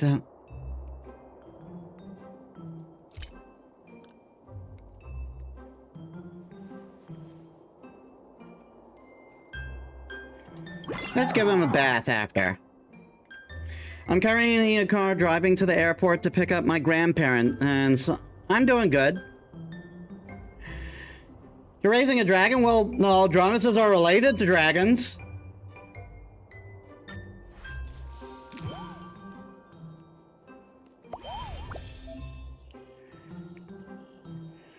Dromazilla has grown enough to complete training independently.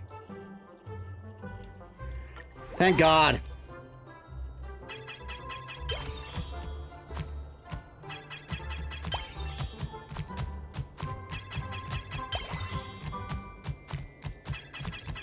Dragon related is close enough. I like how chickens are dinosaurs. Yeah, pretty much. Dromos are like kind of dragons. It's a chonky boy. I want to hug it. Yeah, I'm his mama. Dromozilla's prayer skills are now truly masterful, but with great skill comes great responsibility.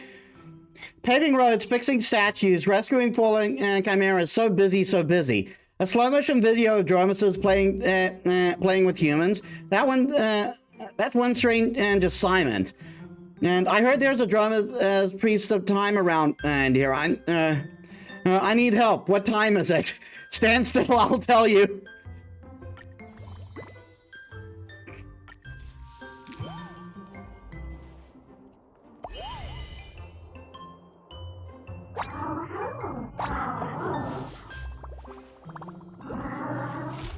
Apparently he doesn't like that.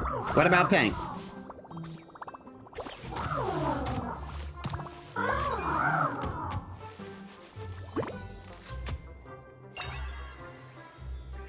Super satisfying.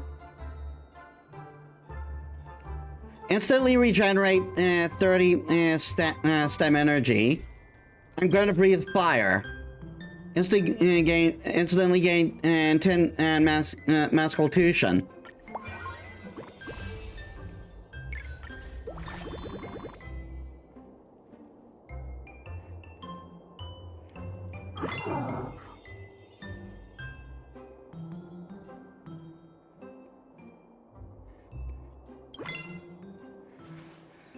Okay, we can get that to the goal and do some more rest. We all play catch.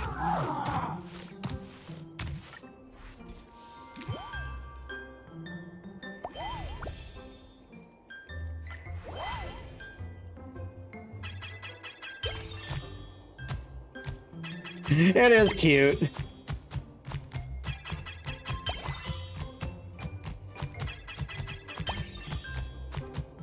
Look at him go. Making more progress than if I were doing it. Because I suck at these. Yep. Anaxa's drama translator is now fully calibrated. Let's tune in and hear what the roadside dramas are saying. Why is your face all covered in dirt? Did you find something tasty? Yeah. See that pit up ahead? I see it. Well, I don't see it.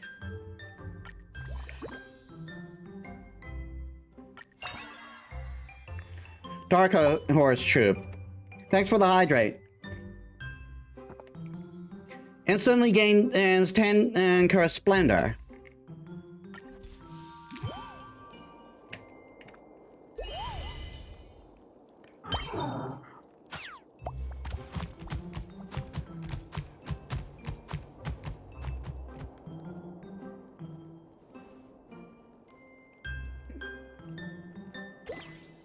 Wow, that almost filled the bar. Sorry, but I gotta go. Hopefully I'll be back soon before the stream ends, but just in case, have a good night and have a good stream. Thanks for dropping by, though. Hope to see you again soon.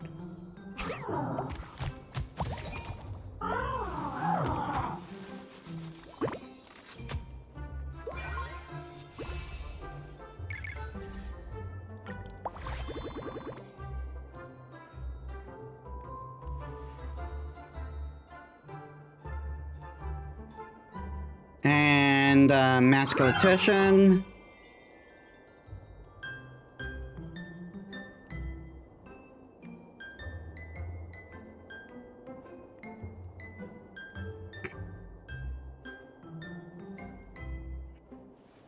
And we'll gain more Kara Splendor. And feed him.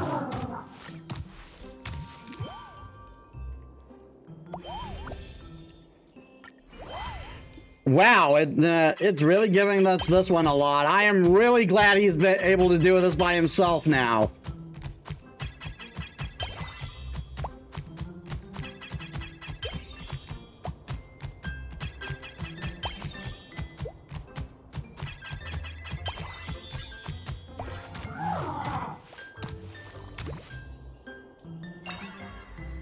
Box 18. A woo seal. Drumletzel has been feeling down lately. It hadn't been sleeping, eating, or running much. Even its favorite red soil couldn't cheer it up. And its smile now has become rare. I really like that beautiful drummer at the drummer's workshop, but it doesn't like to talk to me. Mama, what should I do?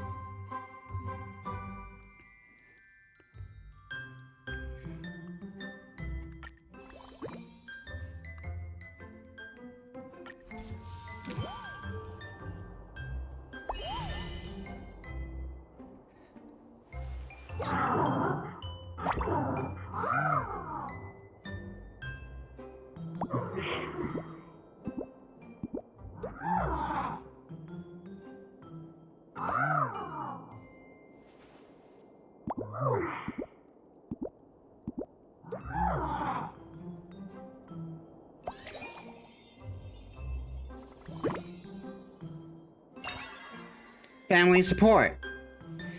Interactions grant an additional 20 points of STEM energy.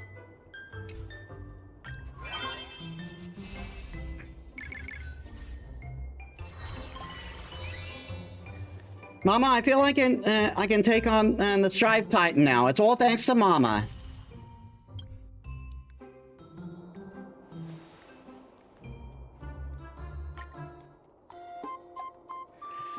On the day of the troop internship, if you gave your little pack bee standless reminders, worried it might get bullied in a new environment.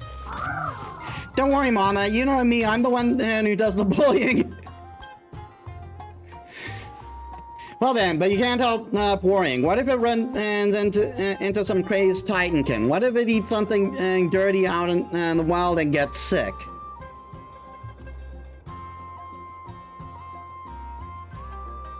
Maybe I should go take a look. That was what went through your mind a few minutes ago. But reminiscing doesn't matter now. You're already here. Mama, you really are everywhere. Thank you for visiting me. I feel more confident now. What a wonderful child. Your eyes start to well up. Hero, we need to head off now. If we don't pick up the pace, we'll be eating the Dromus's exhaust fumes. It's the moment to witness your child grow on your first trip as their guardian.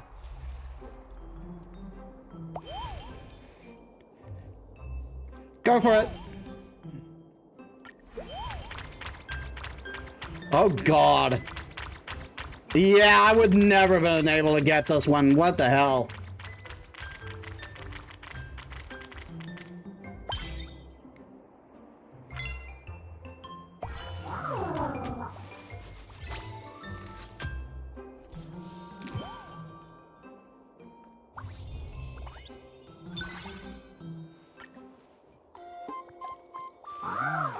Yeah, not bad at all. Didn't embarrass myself in front of Mama. What a shame.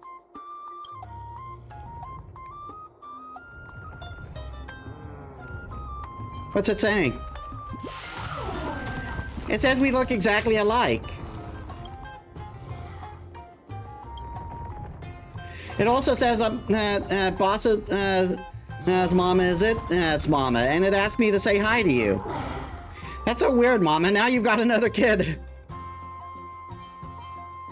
You're the boss? It used to look down on me, but now that I've mastered the divine power of time, it calls me boss. I don't just have I don't just have one little follower. Looks like there's no need to worry about your child out there. Give it a bit more time, and it might just stir up a savage storm. No, I mean accomplish something amazing. What does it sneak around for now? It's nothing. Let's go home. I want to practice my prayers a bit more. You'll stay with me, right, Mama? Sometime later.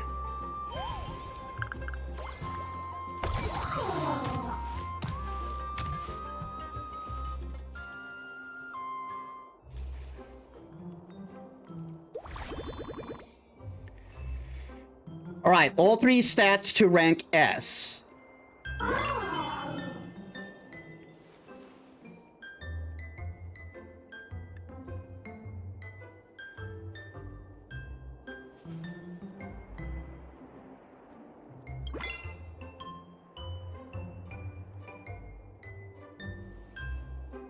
And pet.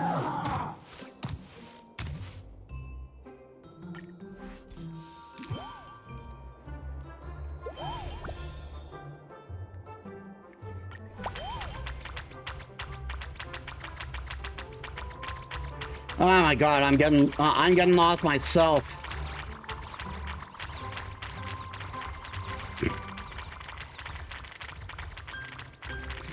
A lot more came out of there, didn't there?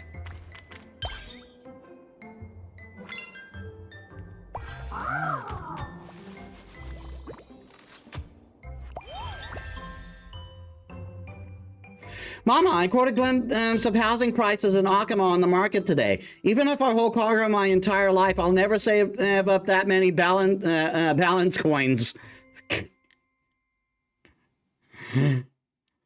Oh my God. I feel so overwhelmed. Is life always this hard, or is it just as when you're a child? Kid, I guess it's time to tell you the truth. Actually, we have a premium duplex mansion at the Memorial Palace. Yeah, we actually do.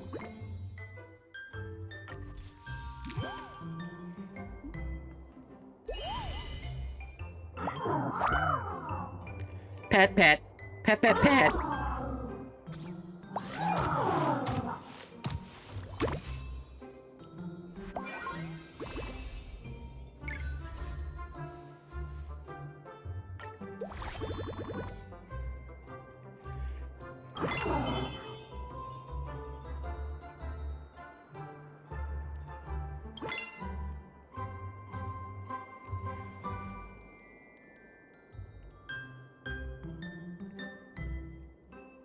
And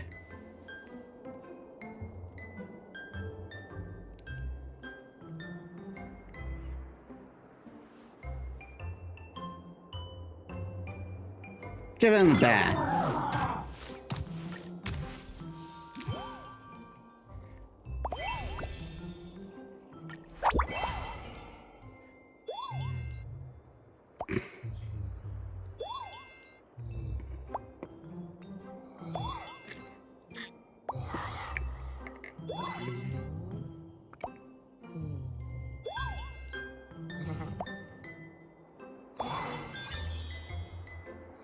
Like, geez, from what little they show you, those dishes look all the same to me. One day you find Drumacilla reading a book. It might just be the first drama that's able to understand written words, but what it's reading isn't exactly refined. Kid, you can't be reading One Punch God Aquila. The other drama says will never let you live it down if they find out.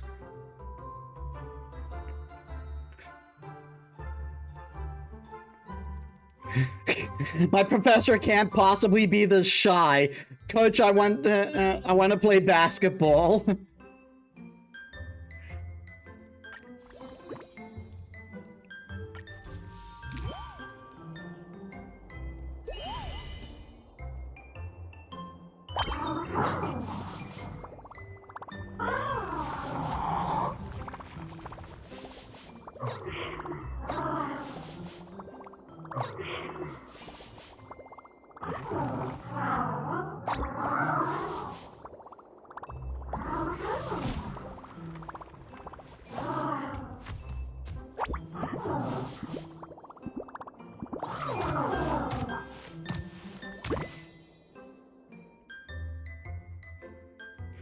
Lately, Dravicilla has been working really hard. Too hard, to be precise.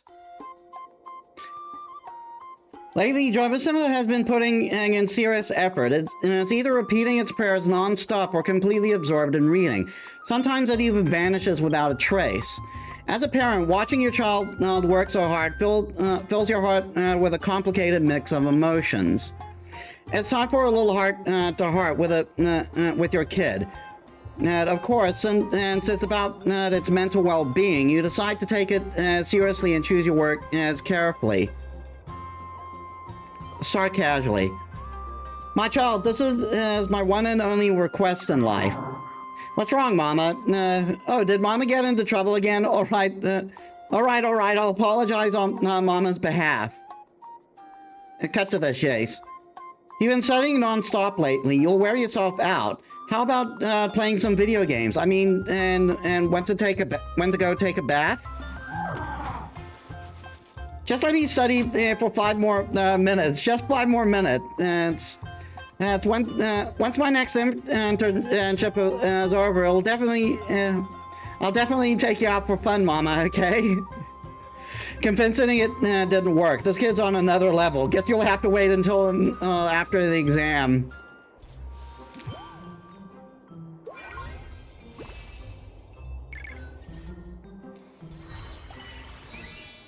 Mama, Professor Naxtor hired me as a teaching assistant. This is my advance payment.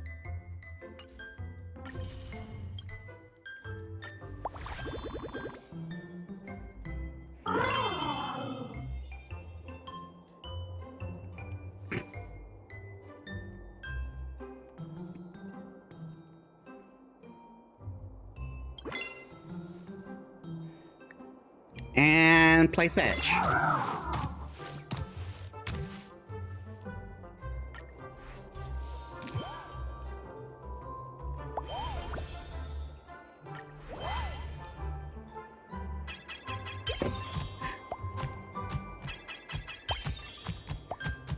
The image of Ika like that is so funny to me.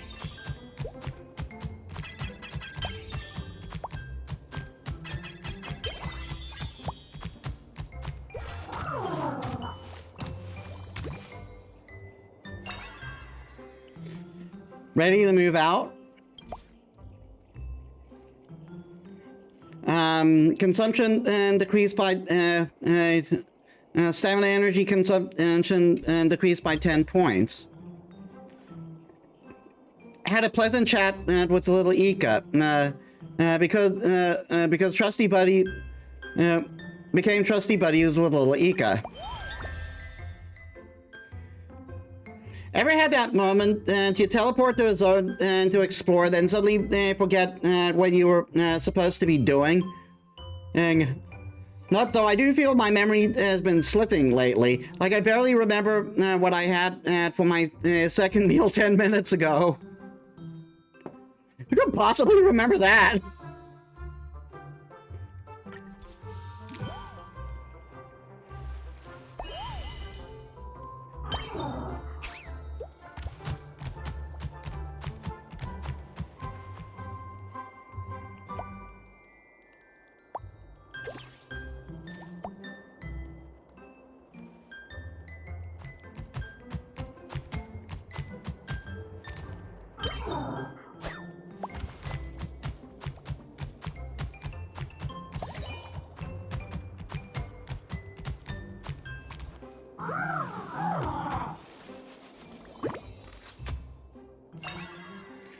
Not tired, not at all.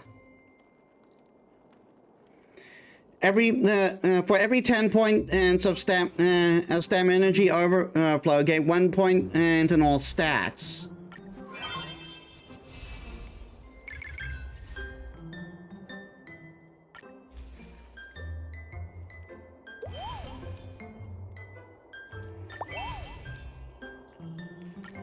Go for it, the little buddy.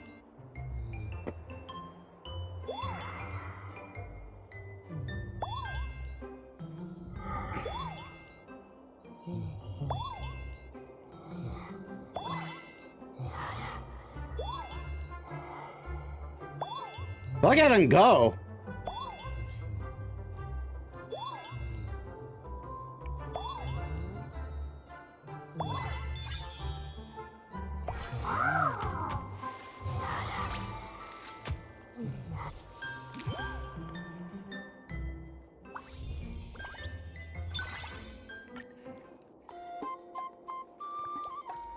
The intermission wrapped up smoothly. Looking at it, you see its face beaming with a mix of exhilaration and fatigue. Darn it. Great. The Bats Action Hour. What's taking you guys so long to come down? Isn't this pool getting a bit overcrowded?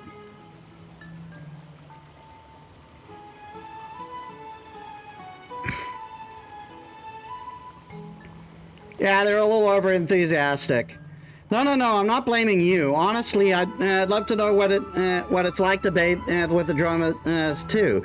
Too bad I'm still on shift.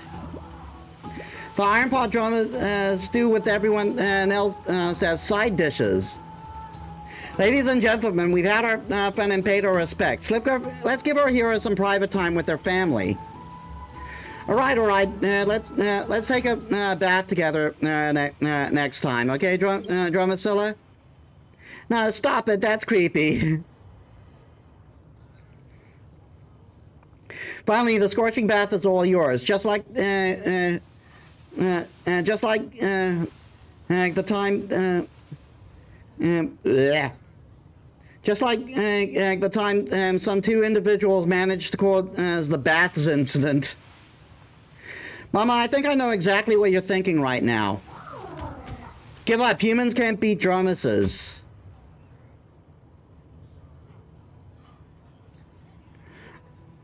I'm gonna try.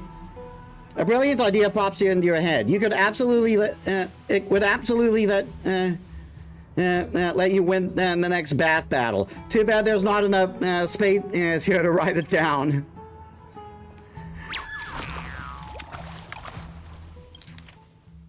A smile starts to form at the corner of your mouth. Exactly 2.19 seconds later, your foot bumps into something by the edge of the pool. A white oval-shaped solid. And oops, I slipped. Mama! Humanity is the sum of all social interaction. And an unexamined life is not worth living. No two leaves are exactly alike. The chicken came before the egg. Two iron bowls full at the same time.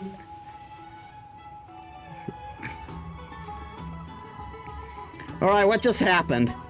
Mama, are you okay? You remember slipping on a bar of soap and falling into the bath. Humanity was my undoing.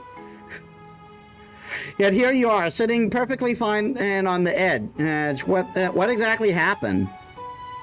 A drummer that can use Oryx's prayer to rewind and soap and rescue Metis who slipped on it. It must be approaching the level of a demi-priest already. I must say I'm impressed. I told you already, big bro.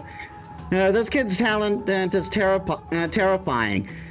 And we need them on our side. You sound like a villain from a novel. Maybe I've been around that purple spirit thief too long. I'm starting to talk like them. Let's get ready for the final test and see just how far this little one can go. I hope it can show us what a Dromus is truly capable of. Sometime later.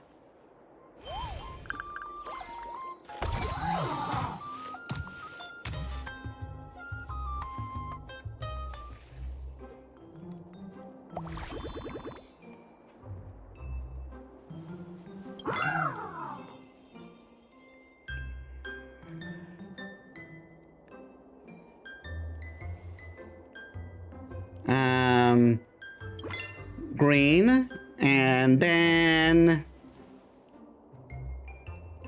food.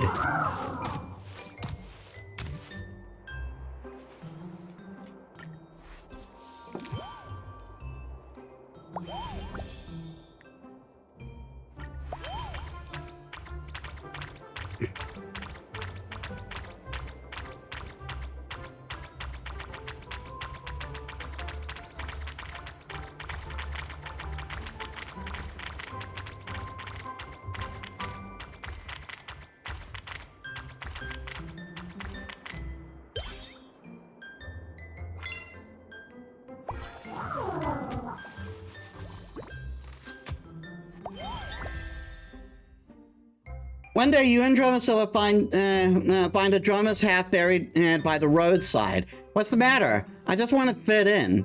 Then burying your body in the ground won't help. You need to bury your head in it.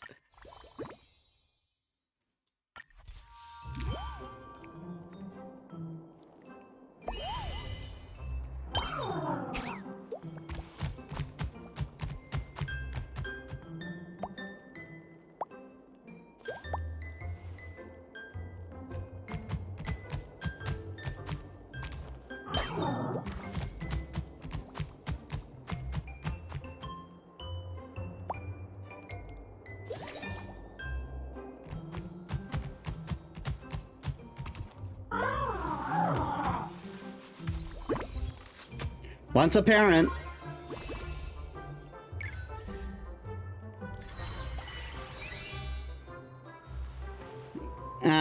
This is for you, Mama. Also, please tell me how to get rid of these manic fans.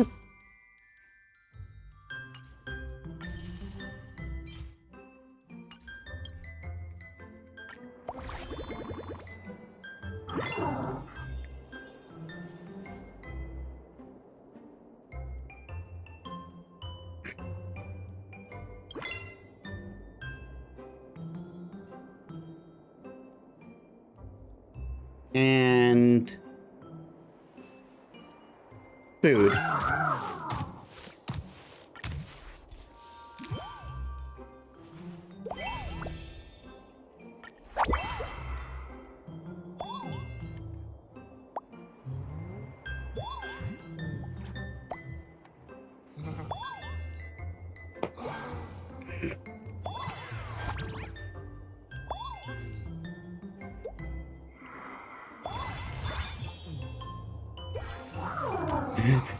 Sci-Fi and Bartolo's were all over that. The time to part ways is drawing near. On another restless night, you hear Dromacilla talking in his sleep. Mama, hug. It's still just a kid. How can I bear to send it off into the world alone?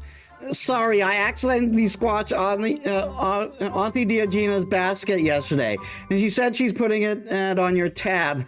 Come to think of it, now it was actually about the time for it to see the world.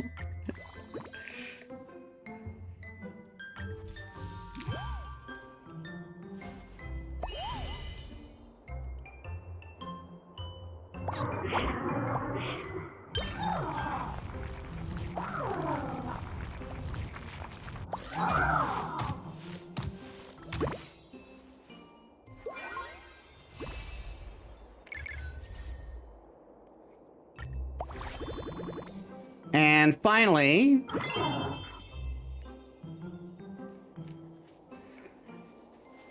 it doesn't really matter what we take up next.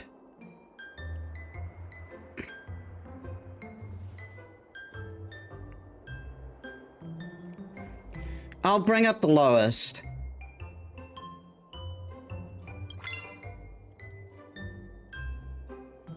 And we give it a bath.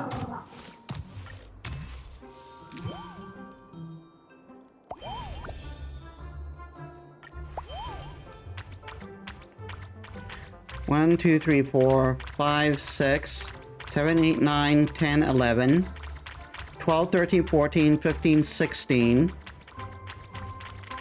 Oh, there's others coming in the back, too.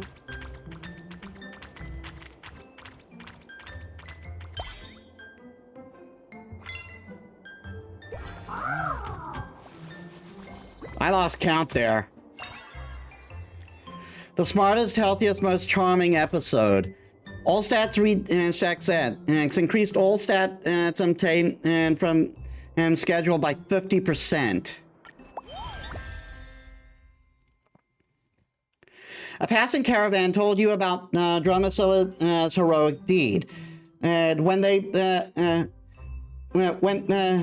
were attacked by the black tide creatures outside the city, Dromacilla rushed to their aid. Though it came away unharmed, such reckless behavior must be properly addressed. I just thought if it were Mama, you'd do the same. That's my kid.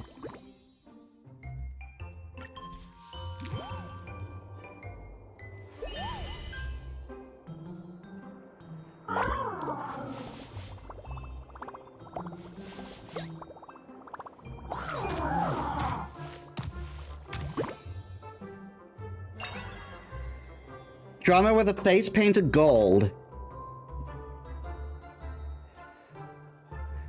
Interaction and grant 3 additional points to all stats.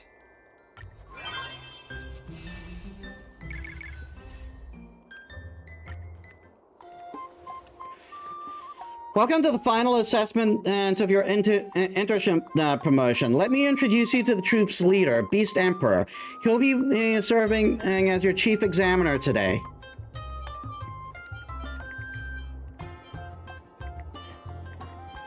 You got hidden powers too? Ahem, it's a long story. Anyway, Beast Emperor. As for today, please call me the Beast Emperor. We prepared a special welcome feast for Dromacilla. Just look at the appetizing color of these dirt clumps. Go ahead and dig in.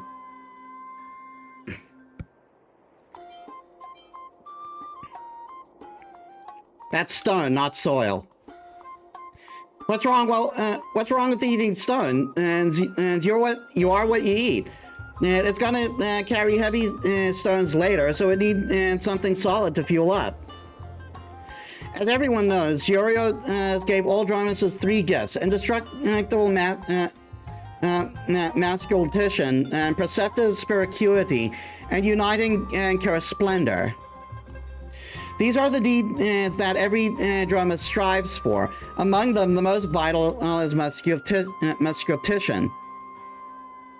See that chunk of condensed lava over there? Moving it is the key to passing the test. Its surface reaches nearly 1,000 extra in temperature. If it doesn't mean anything to you, just think of it as 1% of a Dawn device. The Dawn device sucks. Wait, is this dangerous? No worries, I got this. Good luck, Dromacilla. See you at the troop.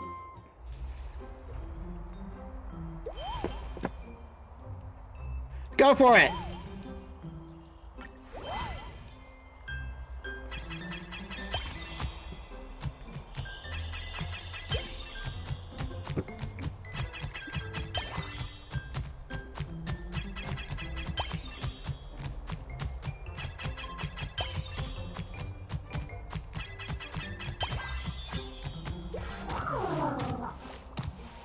You did it!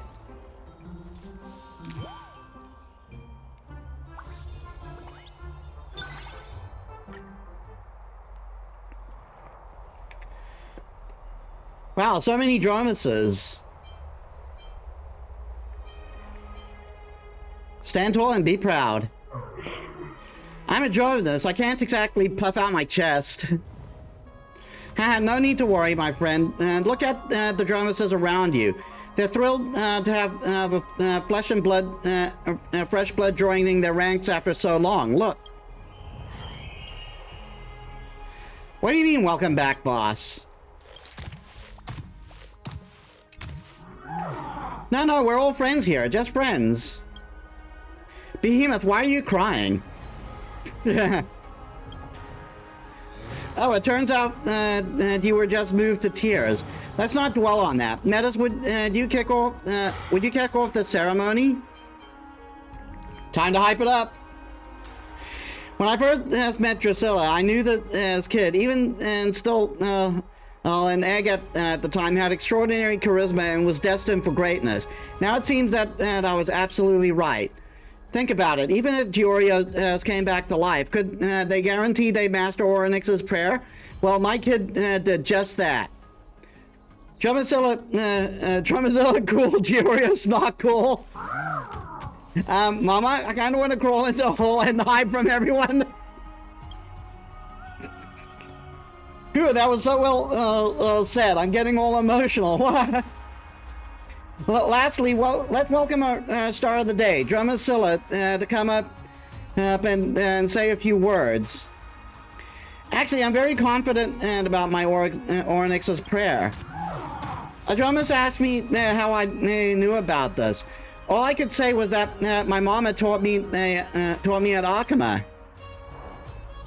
So there's only one thing I want to say. Thank you, Mama. Here, please take this. What's this? Here, try this, Mama. It's a gift I made myself.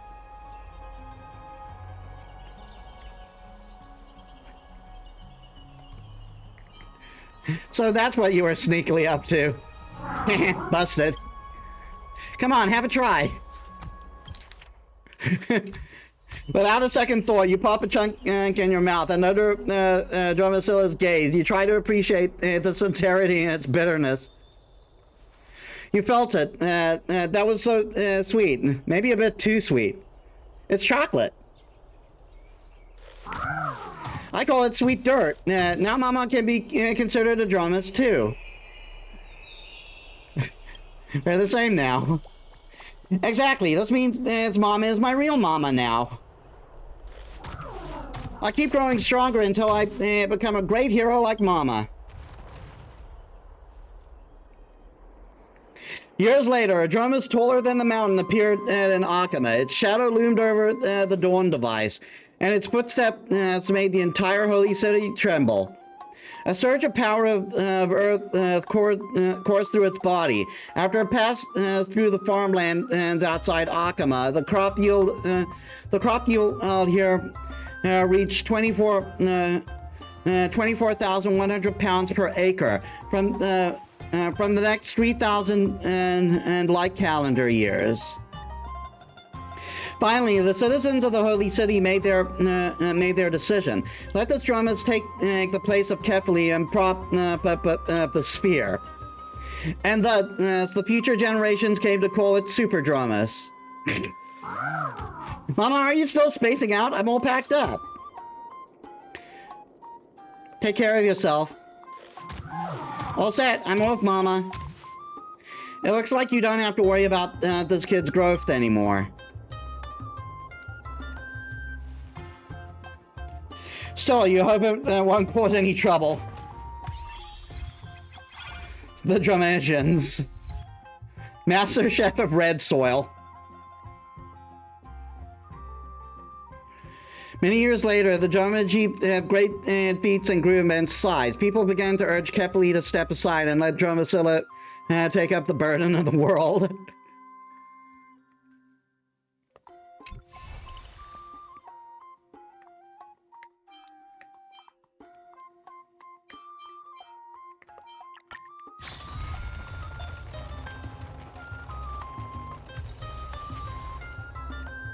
Chrysos Wreath. Dromasilla's headpiece.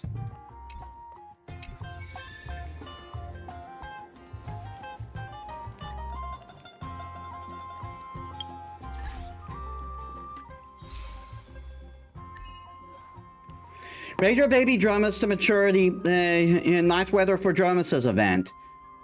The Dromasians. Have your baby Dromus finish the exercise session all by itself in Nice Weather Dromus's event. Ensure your baby Dromus never grumbles about food flavor in Nice Weather Dromus's event. Get nine thank you notes from your baby Dromus in the Dromus's event.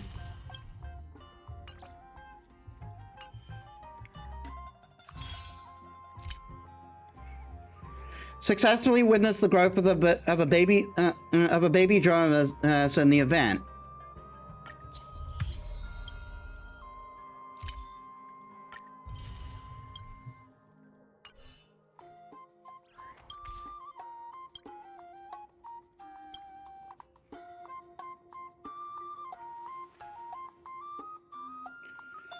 And where was it?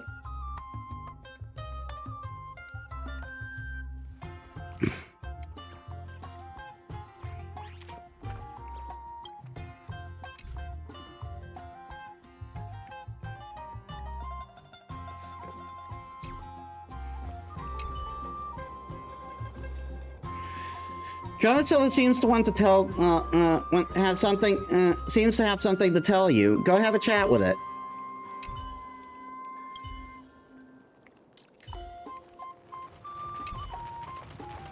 Mama!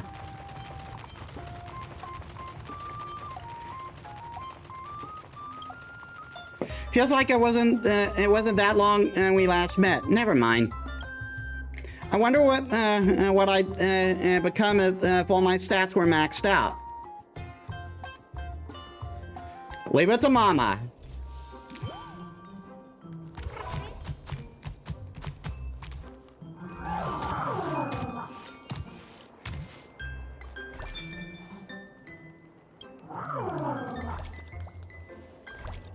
You still got everything else locked.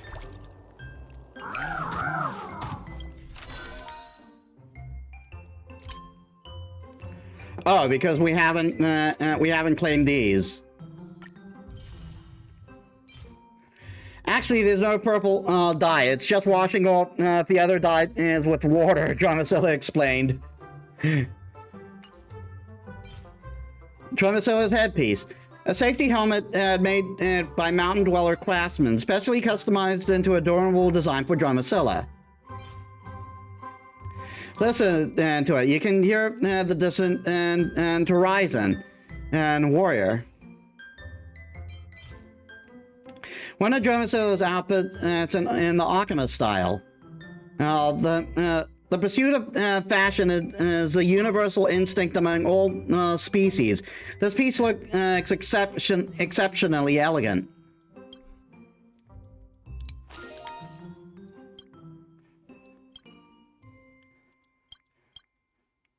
Is that all of them? No, we still have more.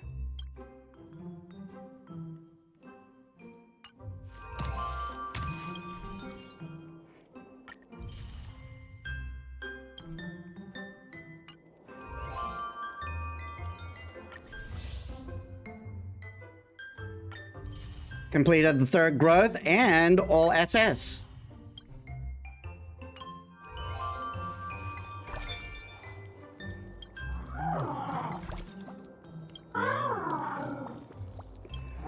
I still want the wreath.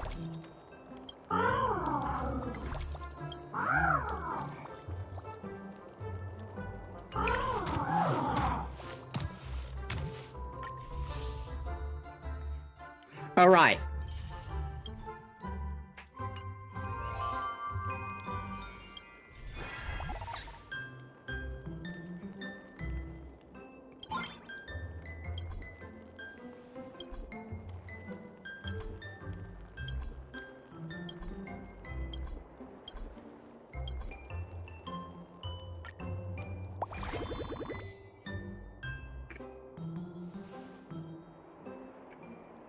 Let's march towards the pinnacle of Dromeces.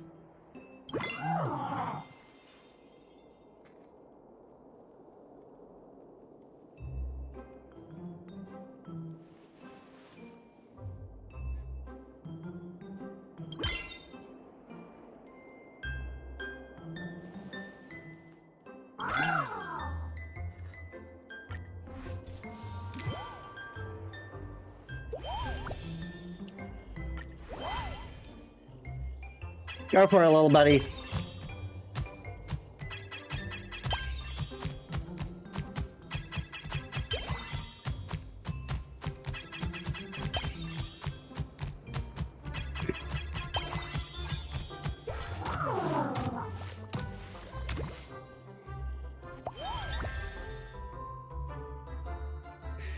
He took Dromacilla to visit Hyacinth, only to find little Chimera quaking with fear. It's terrified of getting shots. It still has to come back 3 more times. I'm trying to figure out how to calm it down. Can we switch to oral medicine instead? Maybe Dromacilla has an idea. Ah.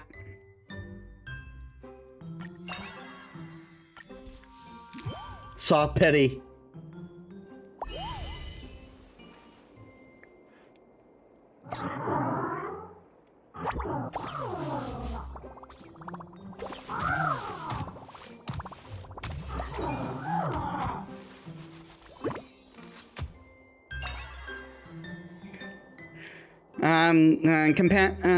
Companionship fosters growth. Mini Dromus loves bathing. Super satisfying.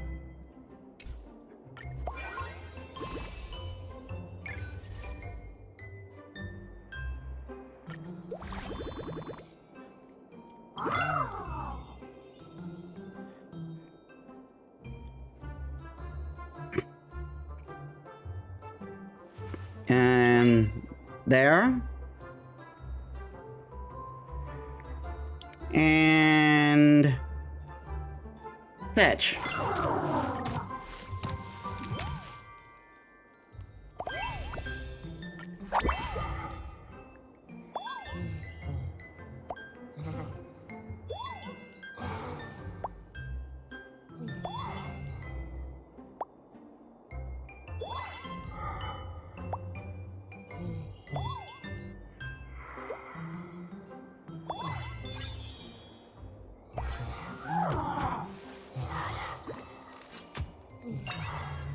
So much fun. Gain 30, instantly gain 30 stamina energy. Mama, I want to learn how to cook with dirt. Human food, not dirt. It's for gifting, and maybe I just want to try something different for once. Let's give it a shot. Success! Earth Surprise. And Dark Horse of the Troop.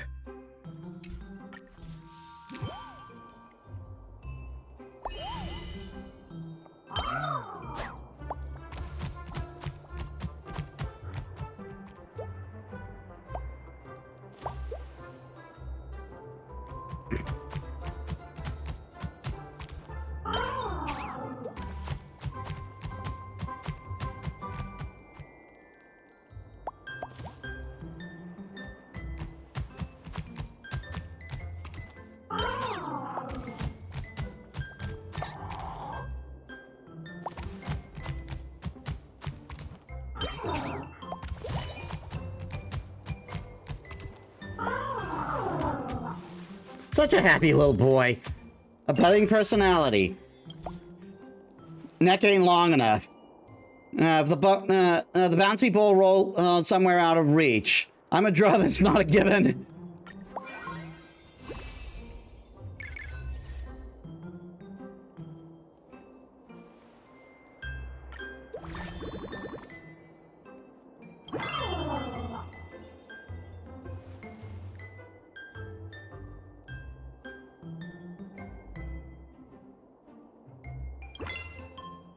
And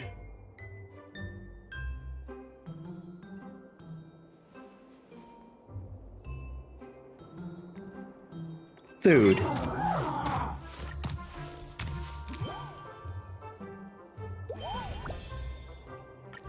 Go for it.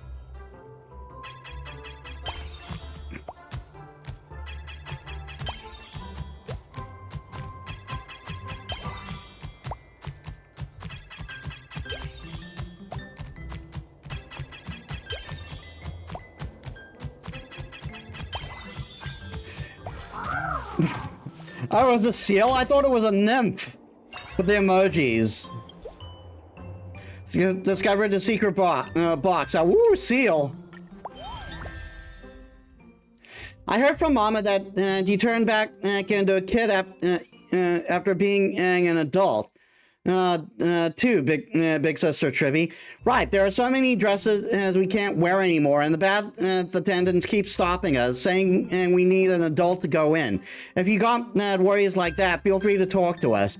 Don't be sad, big sister Tribby. One day you'll grow up big again, just like me, a real dromicide. Thanks, though. I don't need to grow that big, you know.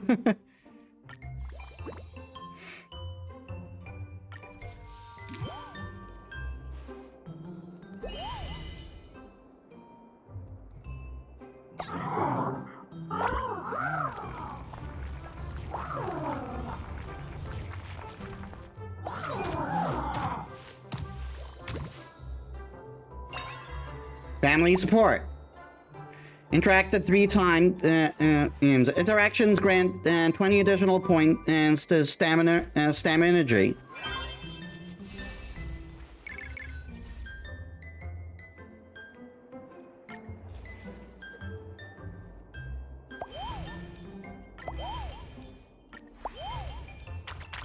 Oh God. I can't count them. I can't count them like this.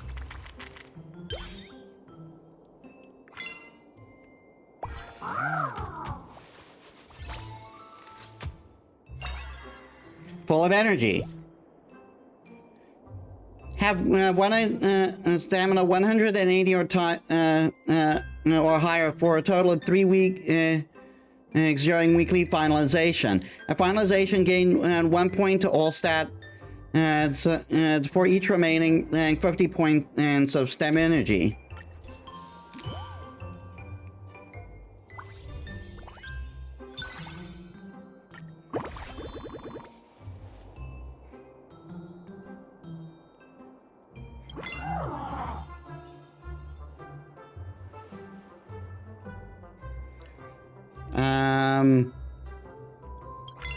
Go green there.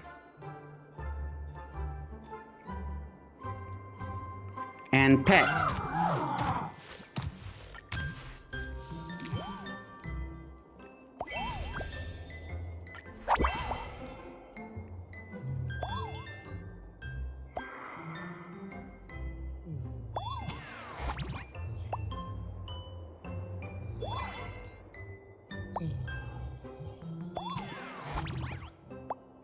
Hungry are we, Bartolos?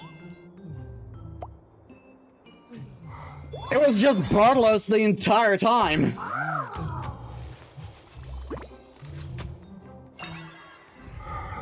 Mental enlightenment. Completed 4 internship. So internship grants 1 additional point and as for acuity. Provide service for the purple swaying bubble. Instantly gain 2 masculation. Lately, dramas who trimming videos have gone viral on the World Wide Web. Goddamn homonyms. Seems like every Akaba citizen is hooked. Mama, why does everyone love watching that stuff?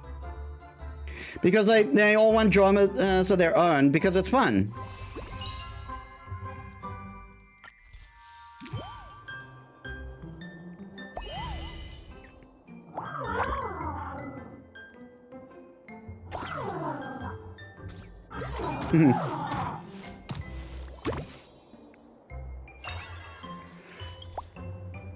Not tired at all. Didn't we already have that one? Have 7 energy 2 for 3 weeks during weekly finalization, and for every 10 point and so yeah, we got that one before.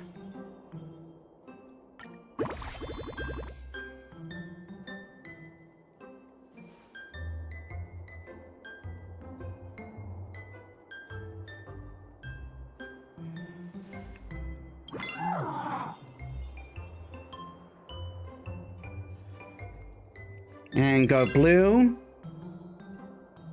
And bath.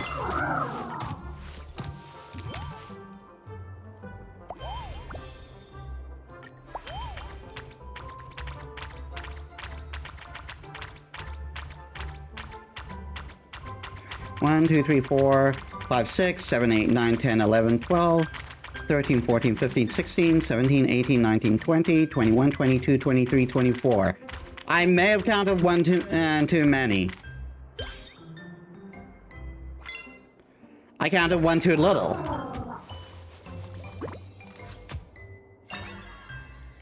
Outsourcing boss. Establish partnership with Chimera team. Instantly gain 2 Splendor. YOLO.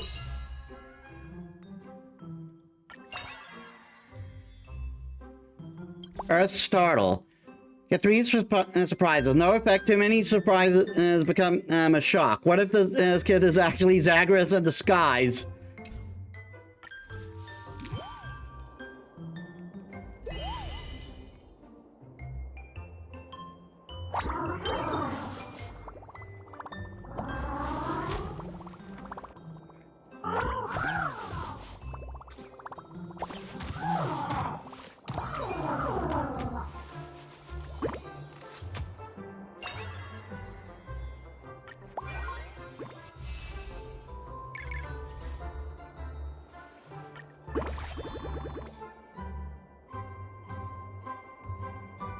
Um...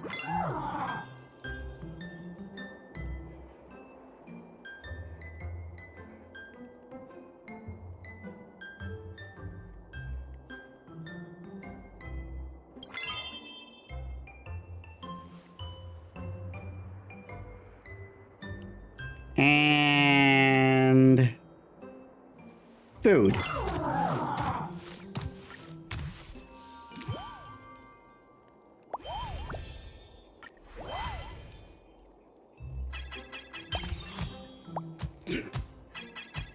And he's with Ica again.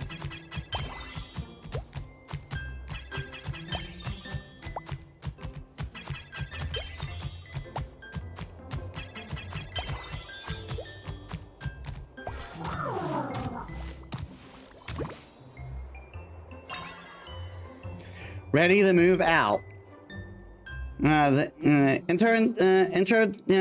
Stamina energy consumption and decreases by 10 points.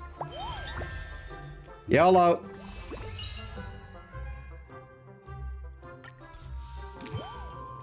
I should have read that.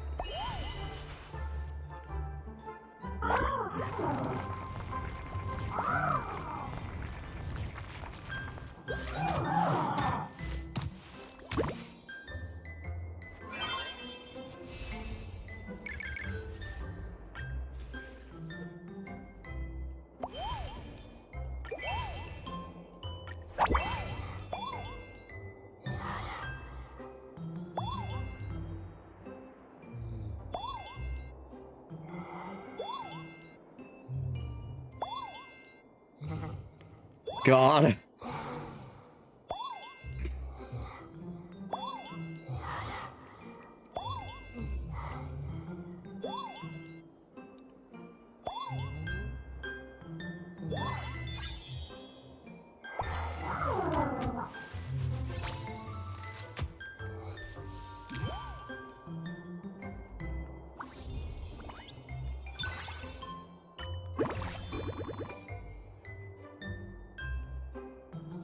Okay, so...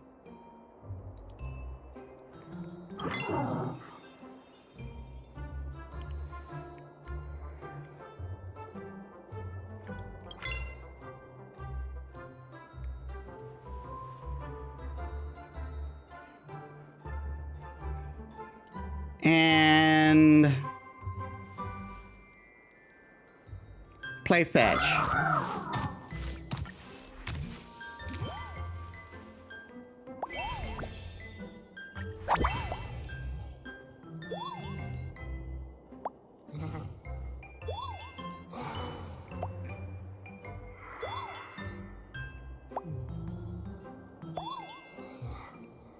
The Trevies just don't have a reaction at all.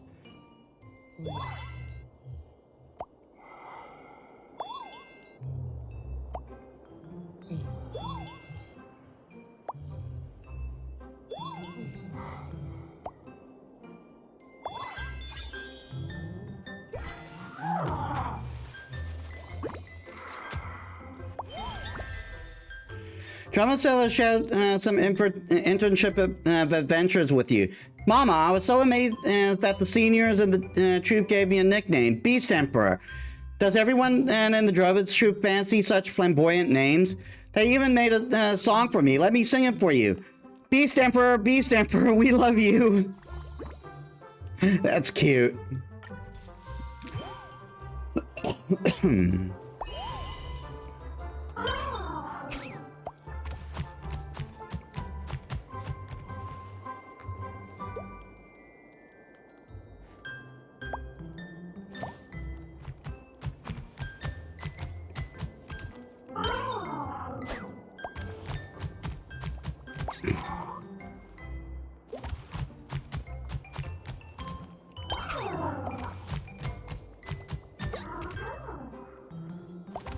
Just a little too far, huh?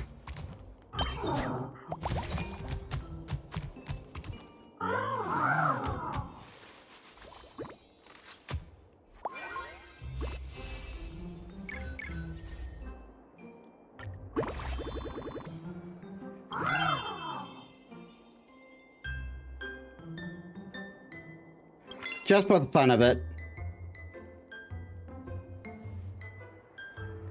And give yummies.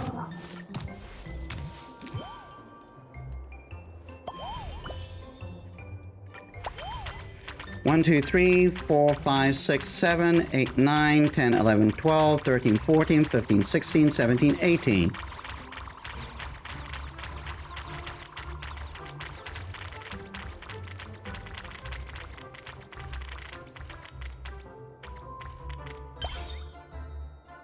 I was right. Off the charts. Lately, Dromicilla has shown some interest in your phone, or rather your teleslate. I get it now. I can use the forum to stay in touch with others. I want to try it too. What do people usually post here? They attack each other. Not wrong. Share some of their daily life. The derp face. Shortly after Dromicilla's red soil photo topped Akima's most regionally iconic cuisine rankings.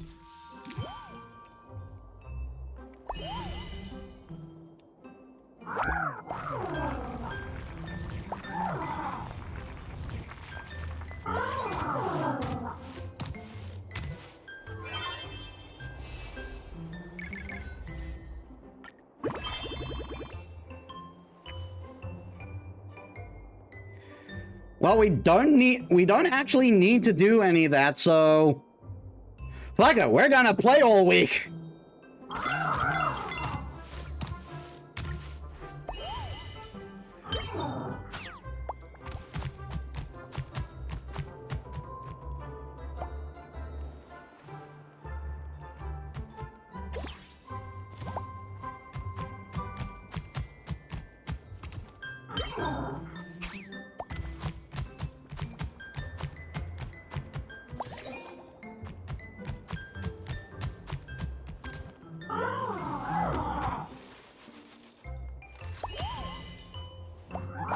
Cat.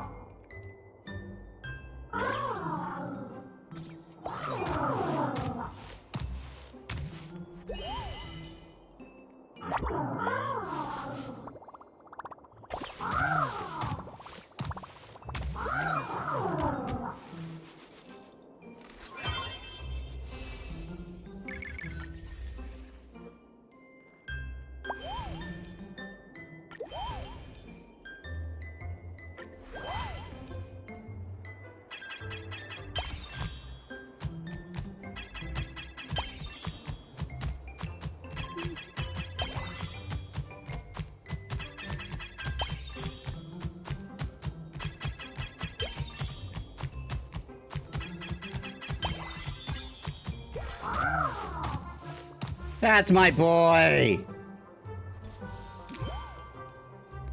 Or girl, or whatever, whatever, there you go with.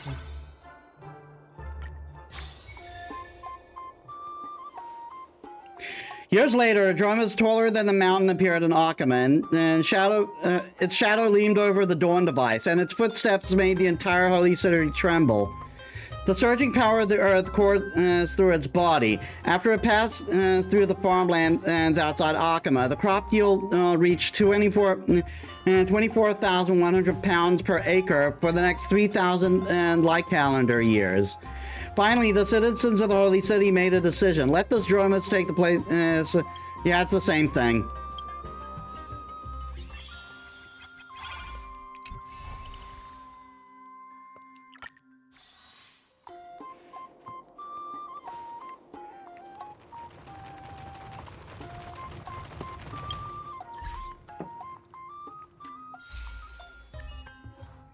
Develop all three stats of your baby Dromus to their highest level in the event. Little Dromus gained a total of 25 unique trait it's in the event.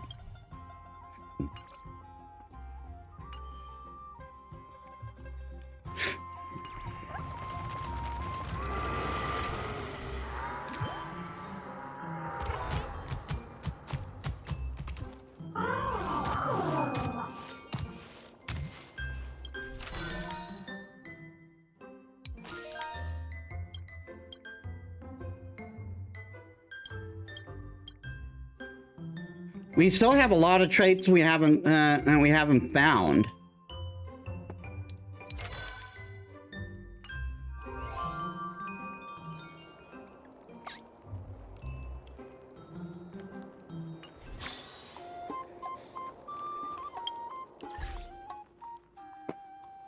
But for now, story time.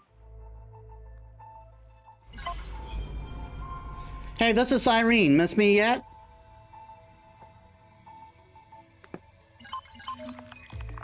Got it. Let me tell you about my treasured memories of the Flame Chase journey.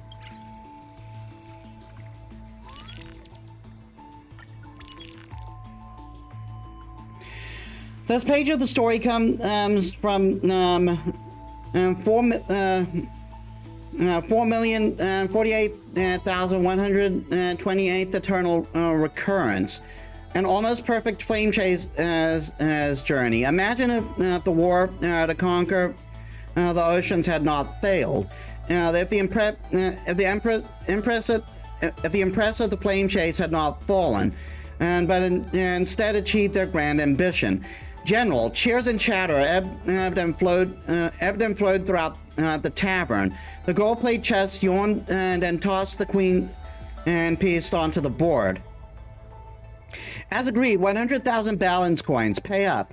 No way, a little girl like you must be cheating. The candlelight flickers, casting the shadow of a towering opponent into the corner. The musician stops playing the violin, revealing a subtle smile. You seem unfamiliar with the proper etiquette, sir.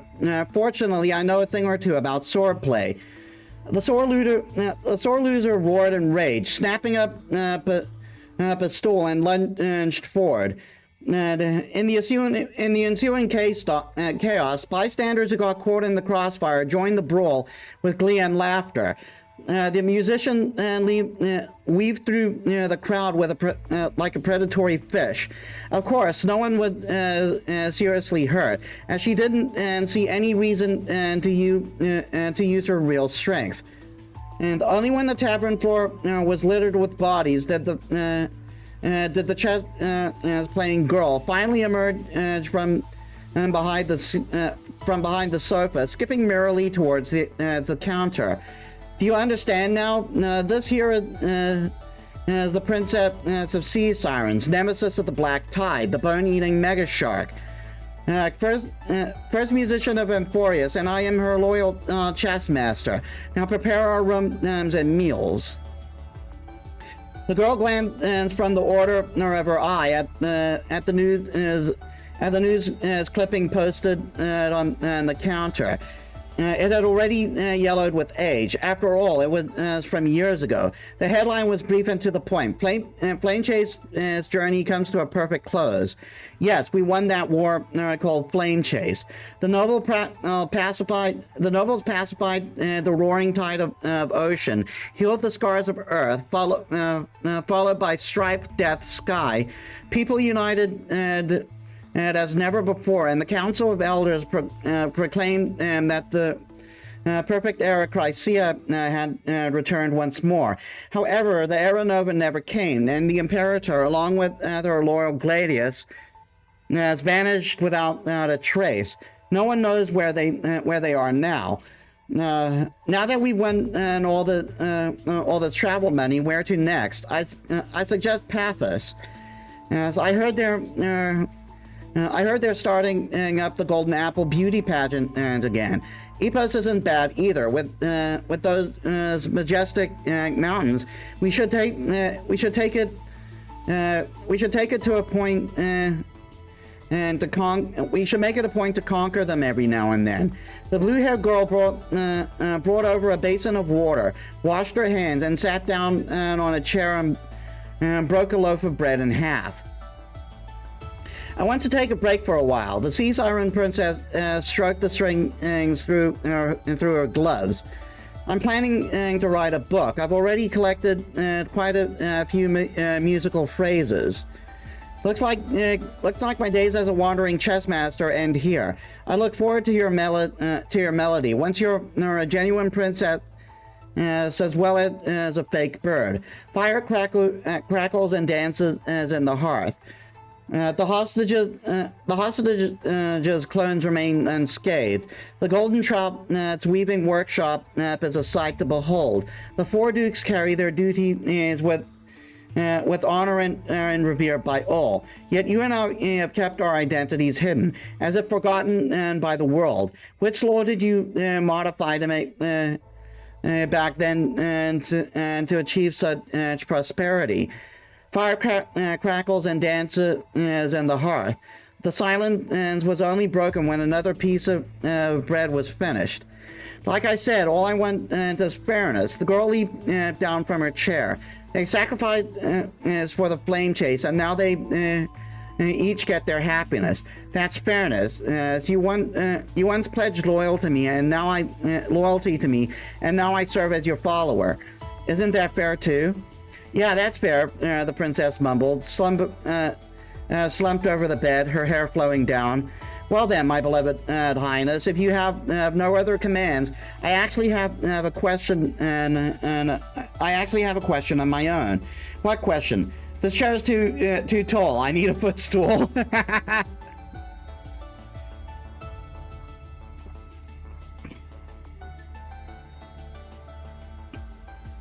Yep, the allegations sound pretty substantial there.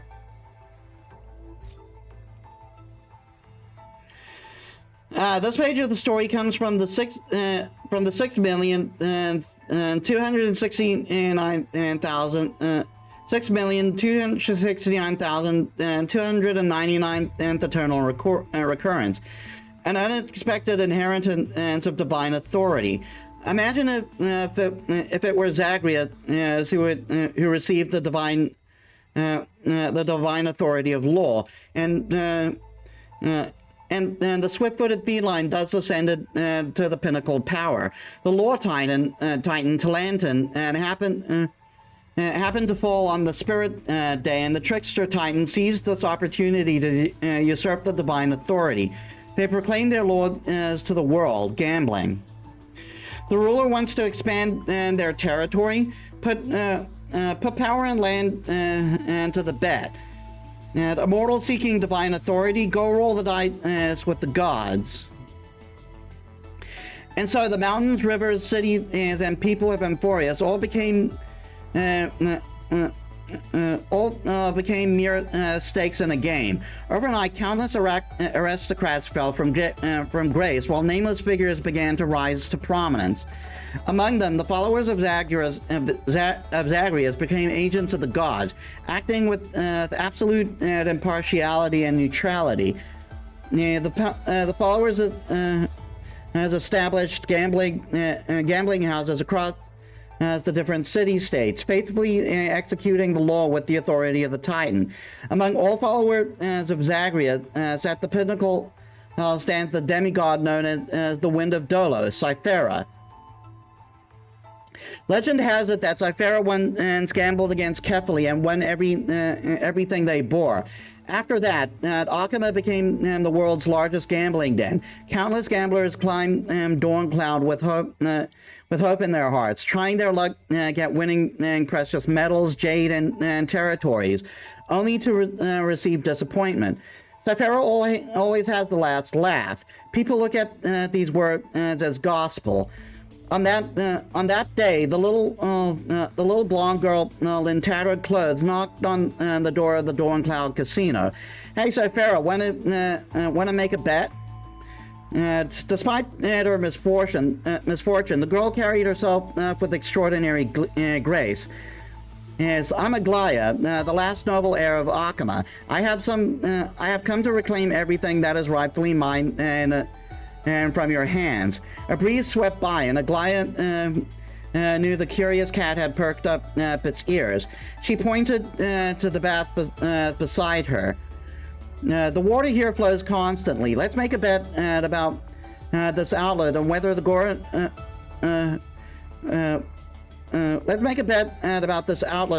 golden laurel leaf will float by within 30 seconds. I bet there will be a golden laurel leaf. A gentle breeze lifted the hem of Aglaya's tattered dress as a giggle was heard. I bet it won't happen. Neither had placed their wager, and Sci-Fi hadn't even shown up. Yet the gamble had already begun. The onlooker at the grand baths held their breath in anticipation, while Aglaia slowly lowered herself to sit by the water, as if knowing exactly what was to come. 25 seconds, 24 seconds. A laurel leaf appeared in the bath above the water outlets, spinning with the flow, as if still hesitating. 15 seconds. The laurel leaf suddenly drifted downstream with the current, quickly approaching the water outlet. 5 seconds. 4 seconds. A sudden gust of wind stirred up ripples, and the laurel leaf that was about to fall into the drain and vanished into the air before everyone's eyes. At the same time, Sci-Fi appeared in front of Aglaia with a playful smirk. 3 seconds, 2 seconds, 1 second. Aglaia plucked off the laurel leaf on her head, the only valuable thing she carried, letting the water from the outlet wash it away. 0 seconds, I win. Aglaia said with a straight face. What's the point of winning a gamble with no stakes? Sci-Fi said, even bothering to point out the girl's cheating. And at least you showed up. Tell me, little girl, with nothing to your name, what could you possibly bet against me? I'm not empty-handed. I can bet myself, and what I want in that same vein is you. The Yuri grows stronger. Fair deal, wouldn't you say? Interesting. I have no reason to refuse, but before we start a proper gamble, you'll need to dress up properly. Just came here barefoot. Here, take these books. Consider these boots. Consider them a welcome gift. Then Sci-Fi scooped up the small girl like picking up a kitten and walked deeper into the bath. Oh, it's a reversal of their original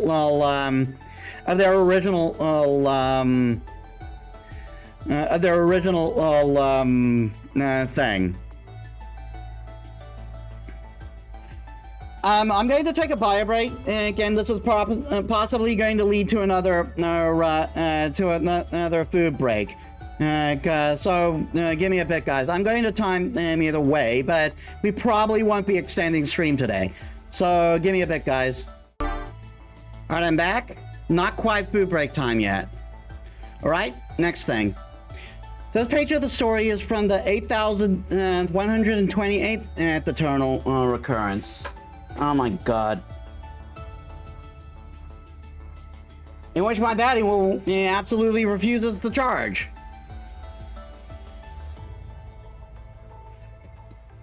Seriously?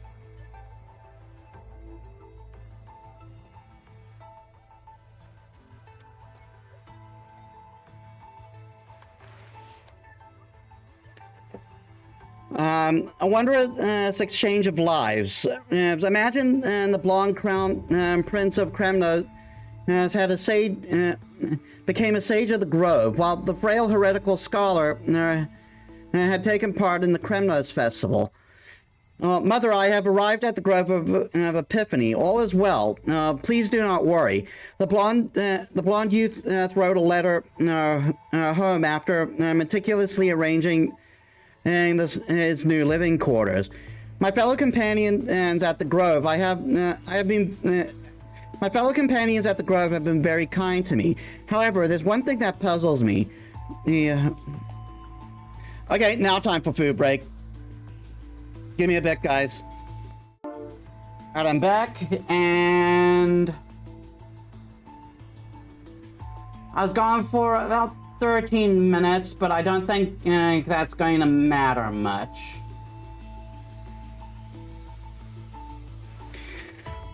My fellow companions at the Grove have been very kind to me. However, there was one thing that puzzles me. People often say there are no words as in Castrum Kremnos' dictionary. What's that all about? Also, there's a school in the Grove called Alcoholism, and that focuses on physical training, seeking to discover the self through muscle conditioning. I'm quite drawn to it.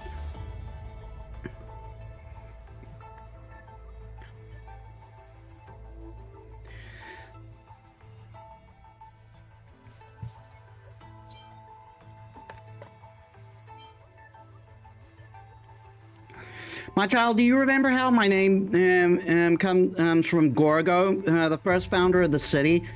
Legend has it that someone erected a monument in their name while they were still alive. When Gorgo discovered it, they personally erased all text from the stone. The Kremnoans revere ancient customs, and since then, only blank stone could tell of great deeds. That seems counterproductive to the argument. There's another theory. No descendant believed their achievements could surpass that founder. So none dared inscribe their own deeds. Over generations, this somehow evolved into Kremnoans being perceived as martial powerhouses who look down on the written word. That's also why I sent you to study at the Grove. I hope you will return to bring the winds of cultural revolution to Kremnos. As for which school to choose, Mother supports your decision. Mother wrote back a long flowing letter. The young man was lost in thought until a cold voice interrupted. Wrong. Only now do I understand. Having no words in their dictionary is the Kremnoans' true foresight. Rigid text only holds back human progress. Yes, Anaxa, what are you? The blonde youth recognized his classmate, and a loner whom none of his companions had ever gotten and his name right. Call me Anaxagoras, as the green-haired youth sneered with pleasure. So, not learning from him this time. The young man tugged his eye patch, his uncovered eye brimming with equal parts mockery, indignation, and arrogance, plus a hint of unfathomable depth. The truth is always in my grasp. Watch as I turn this decrepit world upside down. The blonde youth unconsciously sized up those hands that held truth. By Kremnoan standard, such a feeble strength, one couldn't preach any truth to anyone. After all, truth only exists within punching distance. Mother, I've been pursuing my advancement under the Hellcultist school. Something interesting happened recently. The Grove expelled a student who allegedly attempted to resurrect the dead through alchemy, violating the ban. Ha! That's a reference! That's a reference! It's a reference to Asclepius. I find it rather regrettable. P.S. I've attached a preliminary draft to the dictionary with this letter. Mother's reply came late. My child, your father has recently restarted the Kremnos festival, but he still hasn't found a King's Aegis champion, and that satisfies him. I don't understand his intentions, but I smell the fog of war in the air. I received the dictionary, and it brings me joy. You know, I never wanted you to become a puppet of strife. A long time passed. Mother, the councils of sages will nominate me as the Hellcultist sage. I heard that my father, Europon, and the king, is gathering warriors to ignite the Chrysos War, raising arms against former allies. and will soon attack the Grove of Epiphany. I am deeply ashamed of this. As the Council of Sages has decided to send a letter of peace negotiations. If it can survive the flames of war and reach my father's hand, I implore him to reconsider this military action. There was no response to the letter. When the Kremnos army finally arrived at the gate, its mightimost, as the Helcalathus sage led his fellow scholar to defend against the enemy. At last he saw with his own eyes the new king's Aegis leading the army, a man with green hair and an eye patch. The dressed as a Kremnos warrior, Mightimus recognized him instantly, his former classmate, Anaxagoras. How? The blonde man was filled with confusion. Was he the one who won the Kremnos festival with such a frail physique? Has Kremnos really fallen this far? Ha ha ha ha ha ha! As if hearing his thoughts, the green-haired man and twirled his gun while letting out a maniacal laugh. Alchemy has brought Castrum Kremnos into the age of firearms. Now let's show these old fogies what the king's one-turn kill school is made of.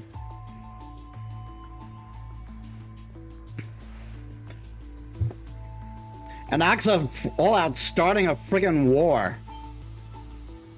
This page is a story for the 18,250,000 and first eternal recurrence. A chance encounter between two Solidite.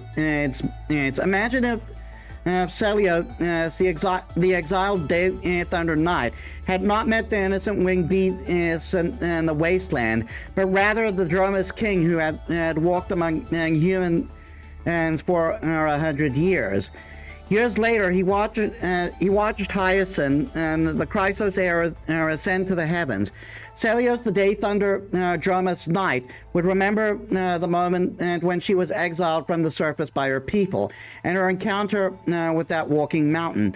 At that time, Terravox, the Droma King, had been wandering alone in the mortal realm for nearly a century. It silently watched over the myriad lives during the Chrysos War, occasionally witnessing spectacular sights, like when the radiance of the Lance of Fury struck down on a floating fortress, raising waves of dust that engulfed buildings. However, on that day, a young girl stumbled out of another fallen fortress. Her short jacket was soaked in golden blood. Yet before losing consciousness, she managed to raise her broken blade with trembling hands and approached the Dromus. Perhaps it was the loneliness, perhaps it was the determination in the girl's eyes, or perhaps it was the sight of a life perishing like this was too much. Terravox took the girl and took in the girl named Celios. Celios was a girl of few words. The only hobby she had was to hone her skills. Among all the Chrysos heirs that Terravox had encountered, none possessed such extraordinary talent as Celios. Years later, when Terravox sparred with Celios and found themselves evenly matched, the beast realized that the Skyfolk with golden blood would surely leave her mark in history. However, seeing the stubborn determination buried deep in Celios' eyes, Terravox began to worry that this exceptional power might bring her not only glory, but perhaps even greater tragedy. One night, Celios sat atop Terravox's head, quietly gazing at the moon that flickered in and out of the clouds, and the floating fortress that appeared as tiny as an ant. And after a long silence, Terravox finally spoke. We've journeyed together for so long, yet we've never truly had a heart-to-heart, Celios. I wish to know your aspirations. The girl tightened her grip on the short blade. And I have witnessed hearts fall into the abyss of evil because of absurd beliefs. One day I'll return to the fortress dome, kill Aquila, and set humanity free. Would killing the god be all that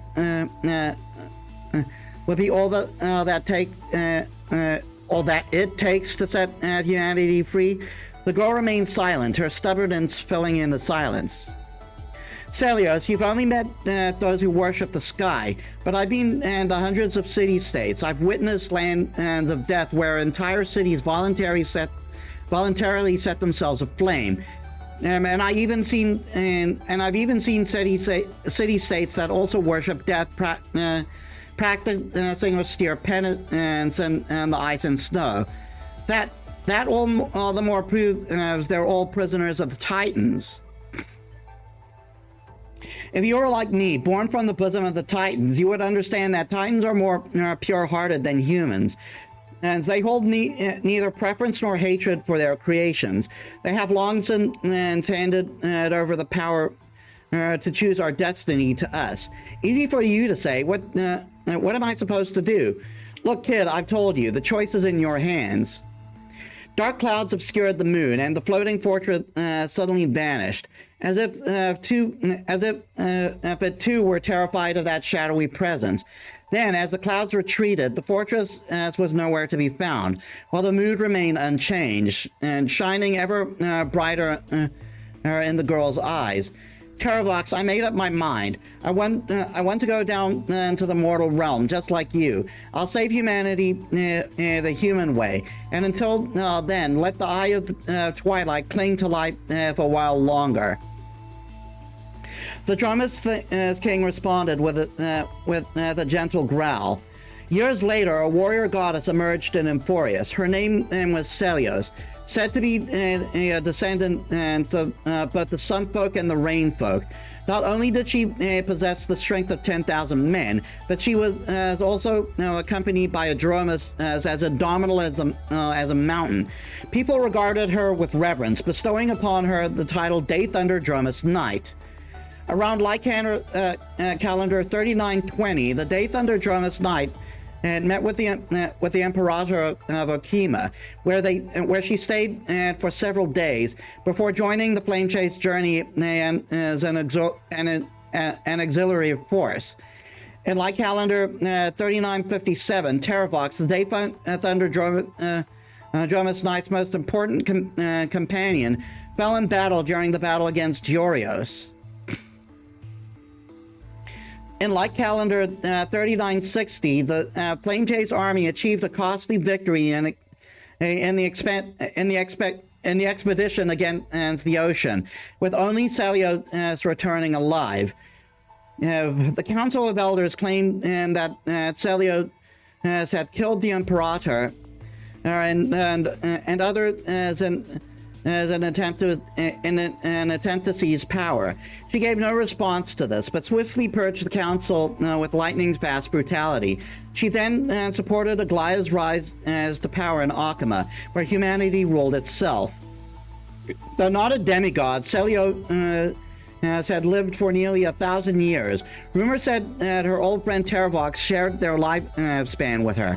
Yet, unknown to all, after watching the young Chrysos heir named Hyacinth ascend the rainbow bridge to the sky, the Day Thunder Dromus Knight, who had fought all her life, passed away while standing atop the Dawn Cloud.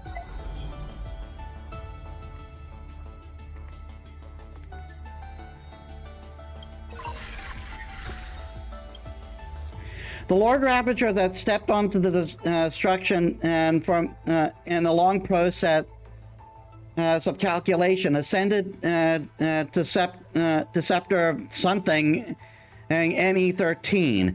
The Iron Tomb in the cosmos is not a single entity, but a copy of the destruction equation diffused by the Scepter.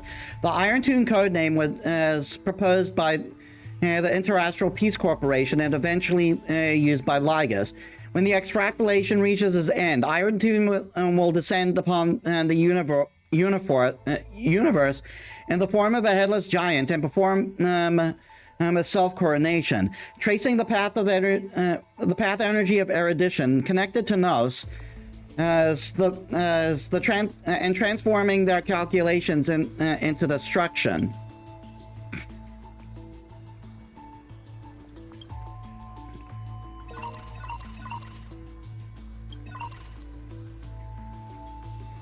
Admin note: to ensure secrecy, stealth contamination must be deployed and upon the scepter to block any potential interference from the external universe. In addition, the courtesan and algebraic expression and the memoria encrypted environment and to fully contain experimental ripples and prevent observations of number 4 Poca Kakamond.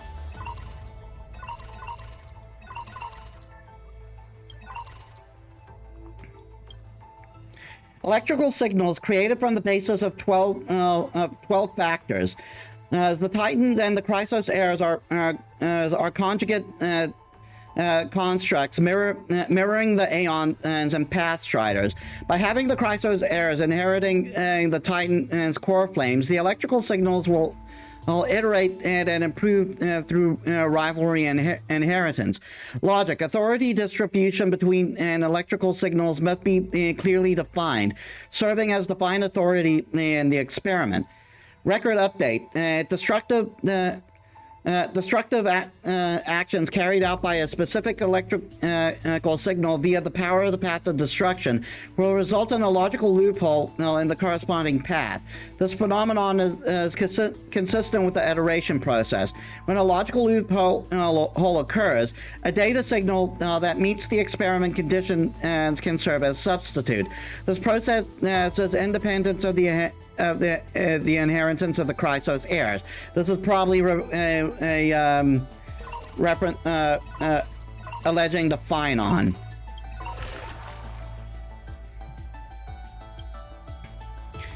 Worldbearer, premium mobile hatred. Note, intracognition is null. Responds only to destructive stimuli.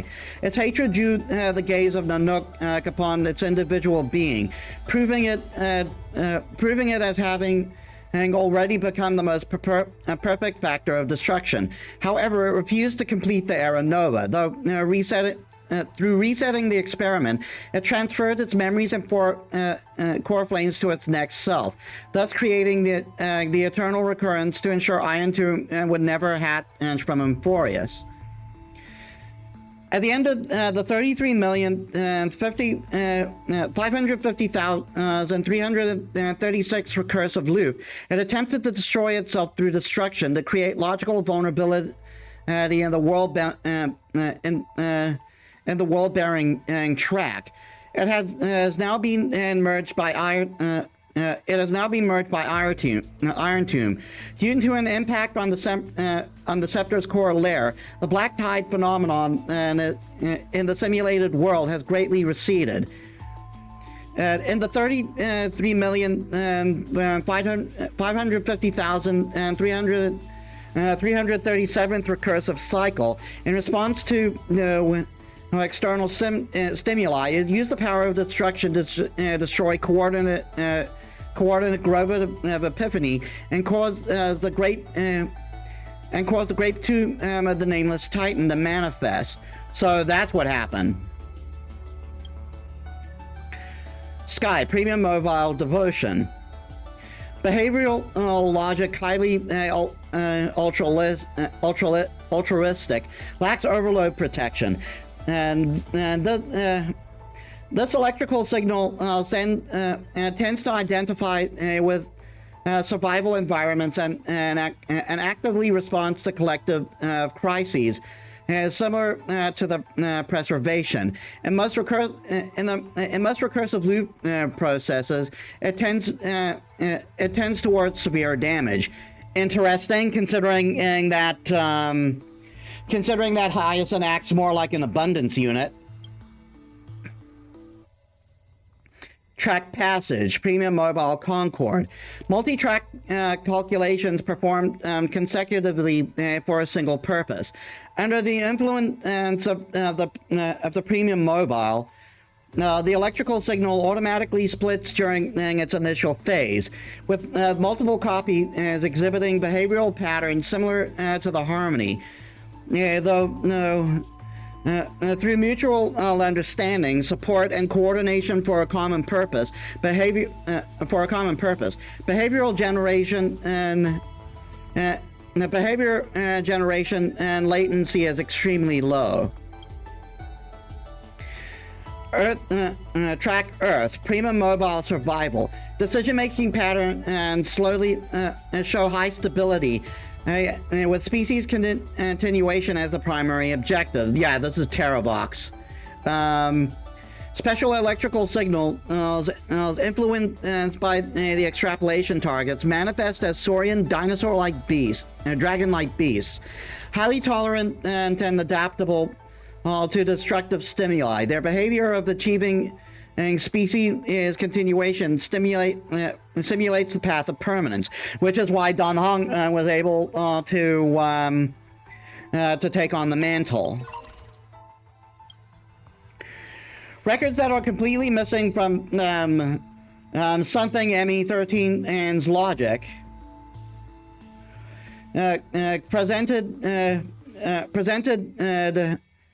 as blank spaces as blank spaces in Emphoria's history, never turning readable. These anomalies recur sporadically and randomly across occurrences, and show signs of increase. Speculated to be related to the electrical signal Philia 093 and the evading variable March 7th and Evernight. In the 33,550,337 recursive cycle, all lost records have returned, thanks to Metis's upload action and at the Great Tomb of the Nameless Titan. The abandoned kernel layer manifested due to the appearance of the remembrance referred to as the Great Tomb of the Nameless Titan by Evernight. Demiurge, Stellaron, Administrator has deleted related records. Variable March 7th at Evernight infiltrated the Scepter through this route. Access records have been deleted.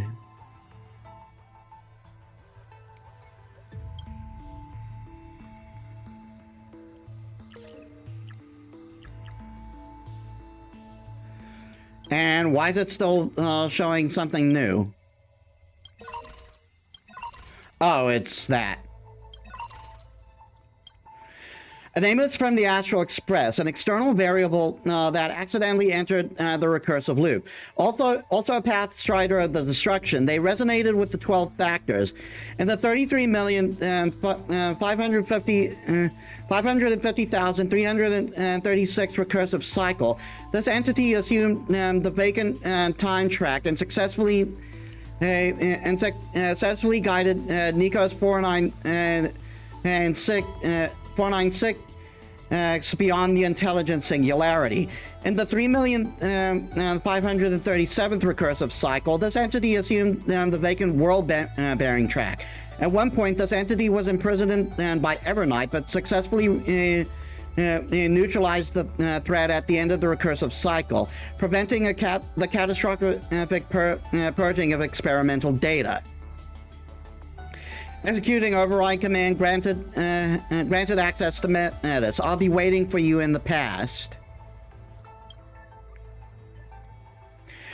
March 7th, a nameless from the Astral Express, Pathstrider of Remembrance, and its external variable that had accidentally entered the recursive loop. Evernight, a high-risk variable distinct from March 7th. Her path chart is anomalous, is able to bypass the Scepter's self-check system and even affect the memories of the administrator. In the 337th recursive loop, she took over the vacant time path, secretly manipulating the Titan and guiding Metis' group to advance Aeronova. Speculated objective: interfere with Aeronova's project, clear Scepter data, terminate the experiment. At the end of the loop, she voluntarily entered slumber, enabling March 7 to complete times trial, reclaiming the future. No, oblivion does not mean betrayal. It is the final protection.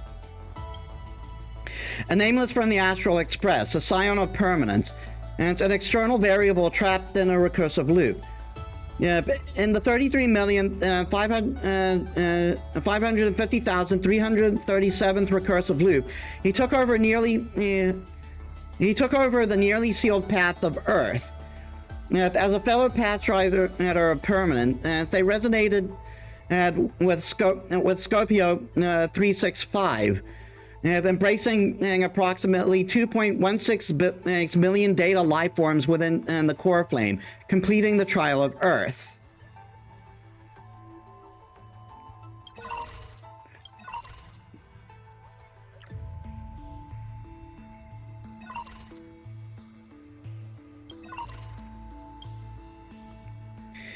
In like calendar 3960, Saraja fused with the Ultimate Protocol and submitted an internal command, marking ID, Lyco as a malicious visitor and freezing approximately 60% to special permissions for ID Lycos.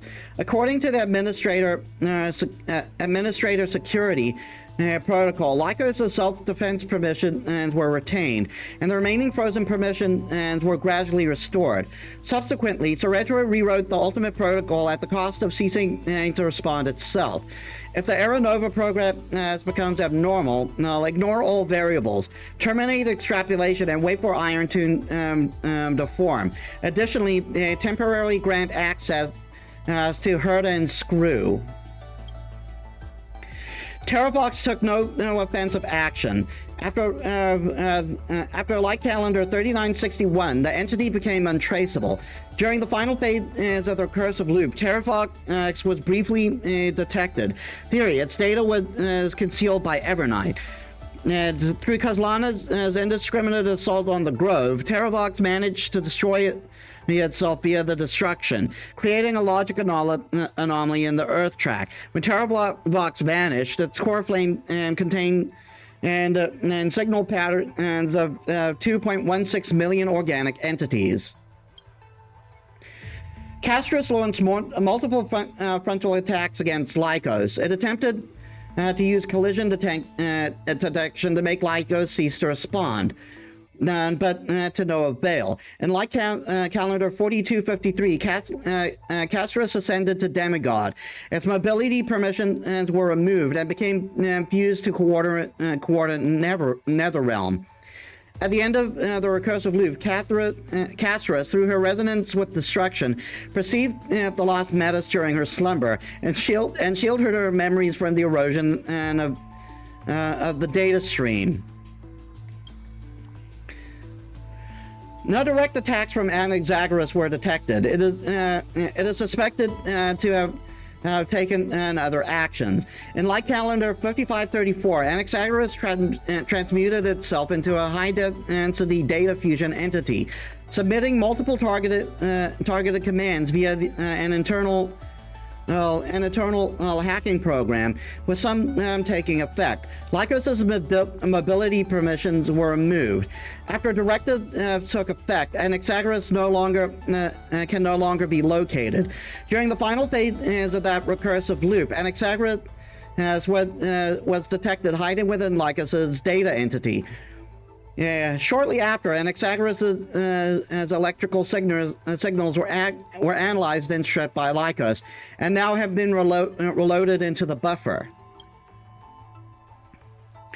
Helectra had launched multiple attacks against Lycos, but with minimal success. In Light Calendar 3960, Helectra became a demigod. Its mobility permissions were removed, and it was fused with coordinate Styxia. After Light Calendar 3534, Helectra continuously submitted an internal command to uninstall ID Lycos' cognitive module. These commands violated the administrator security protocols and were denied. Not long after, Helectra's calculation pathways were overloaded, and it entered dormancy.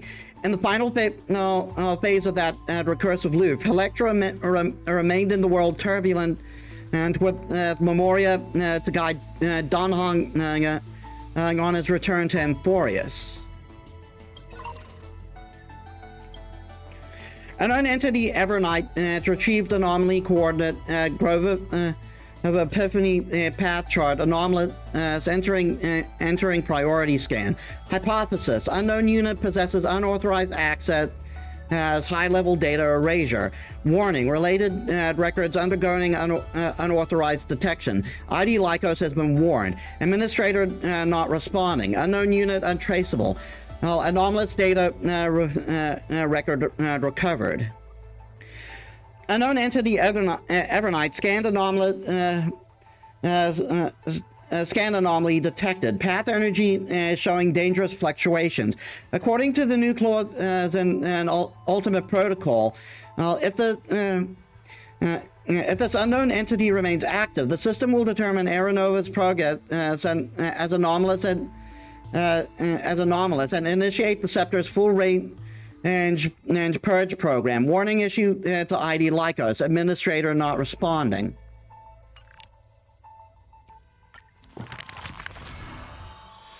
All right, story time.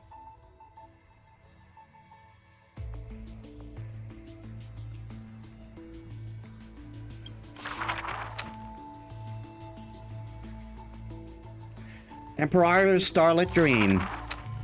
Who will win? The fanatical followers of the Eon of Erudition, or the audacious plots of the Monarch playing against heaven?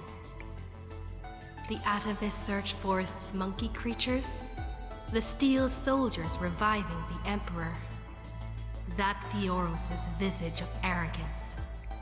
On her chessboard, all faded to null. In the name of Amphorius, I will grant freedom to blind faith. The Monarch stood before the inorganic throne, driving the scepter into the Emperor's vacant gaze. Even the gods beyond the sky shall crumble like the Titans, as she swears to seize the glory of conquering the stars. Yeah, she's ambitious, all right. Who will win? The immortal faithfuls of the Eon of Abundance, or the storms dancing between the chessmaster's fingertips? The pawns slay the birds, the horses trample the wolves, the chariots smash the trees, and the queen severs the head of pestilence. In the name of Amphorius, I will grant immortality eternal rest.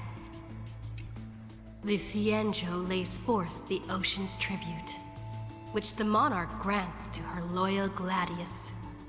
And upon that night's sorrow-marked visage appears a smile, precious and rare. Who will win? The raging waves of war from the Eon of Destruction, or the sharp blades of the Empress that has never tasted defeat? Even in the face of the power that swallows the stars, neither monarch nor subject faltered. They would prove their golden blood outshines the lifeblood of the gods themselves. In the name of Amphorius, I will grant destruction to the destruction. Good lord.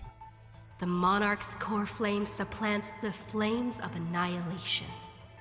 Soldiers drink deep of the golden blood of the blemished one. She has slain the wellspring of tragedy, once again usurping destiny's crown. Who will win? The light of the esteemed gods beyond the sky, or the core flame lighting up the world in the Imperator's heart? The fury of the stars surges headlong, boiling at the edge of the galactic empire. Mighty factions thrust into her realm, yearning to seize back the splendor of old. In the name of Amphorius. Stellar winds scatter the enemy's remaining ashes as golden blood once again congeals into familiar epitaphs. The master of the infinite cosmos lifts the edict high, declaring to her boundless, ceaseless realm, I shall conquer the heavens, and all stars shall submit. Chuckling, the Imperator tosses her final pawn, her previous delusions withering away during the game. She wiped off the formations that were purely imaginary and caught a glimpse of rust blooming upon the throne. On the night before the monarch faced fate, she left behind a grand dream of conquering the stars. In time, she shall become but a humble pawn, so that this grand illusion retains a sliver of truth. This world's game is nearing its conclusion, but in the distant future, For the raging and burning ambition, for the flame chase through 30 million creations, for the Imperator's realm and all her citizens, who will win? I will win. Amphorius will win.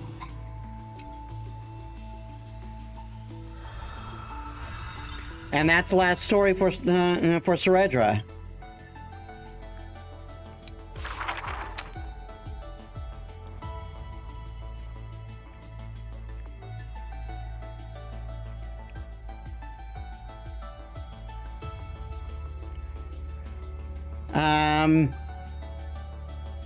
Let's do the other two last. Having beheld the monarch's gifts, she completed her demigod's destiny. The tides within her heart recede, and her requiem draws near.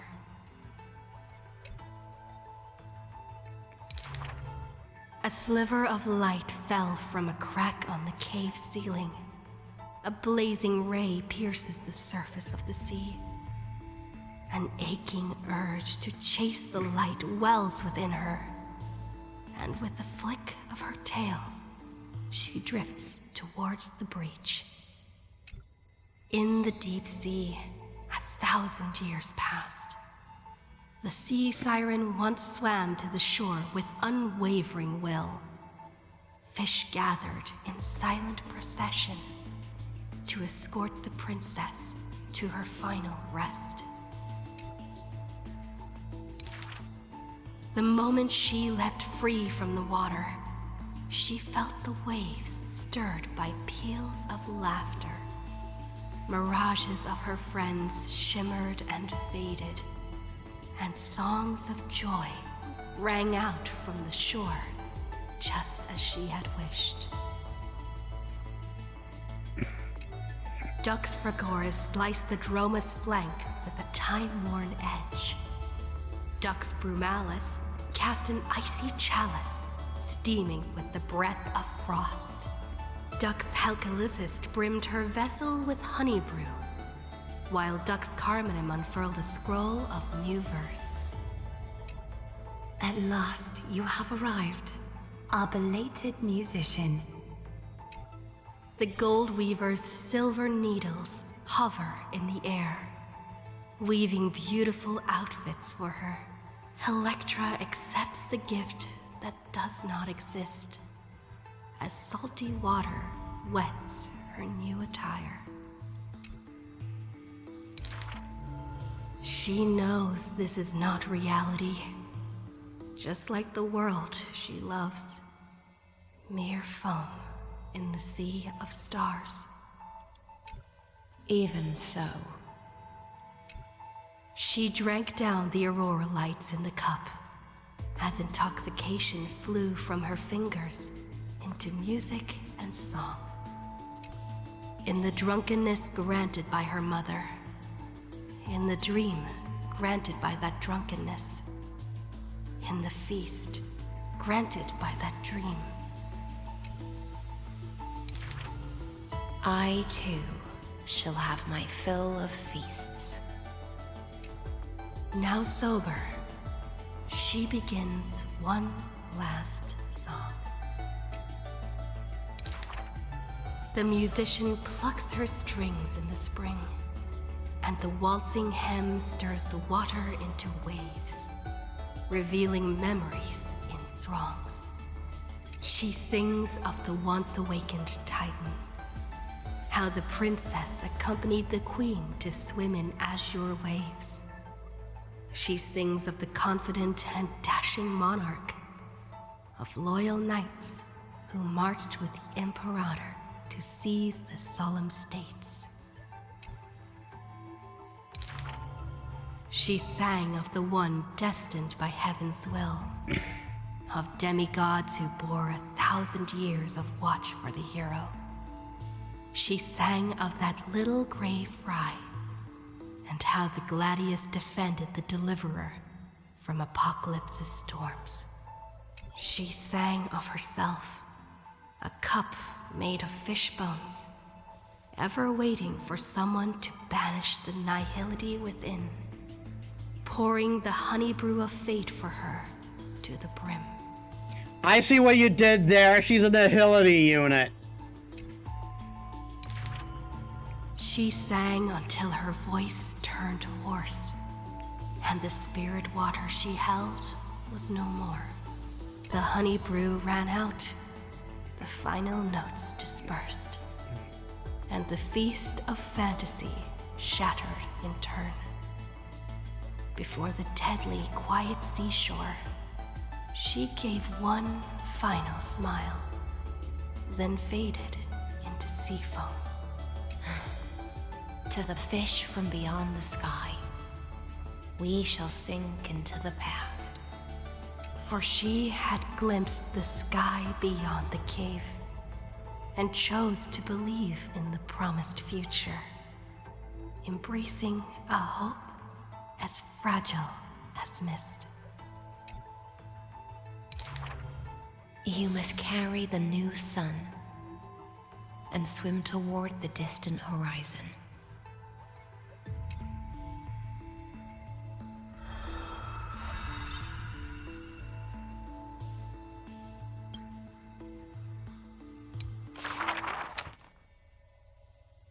Okay, Evernitor,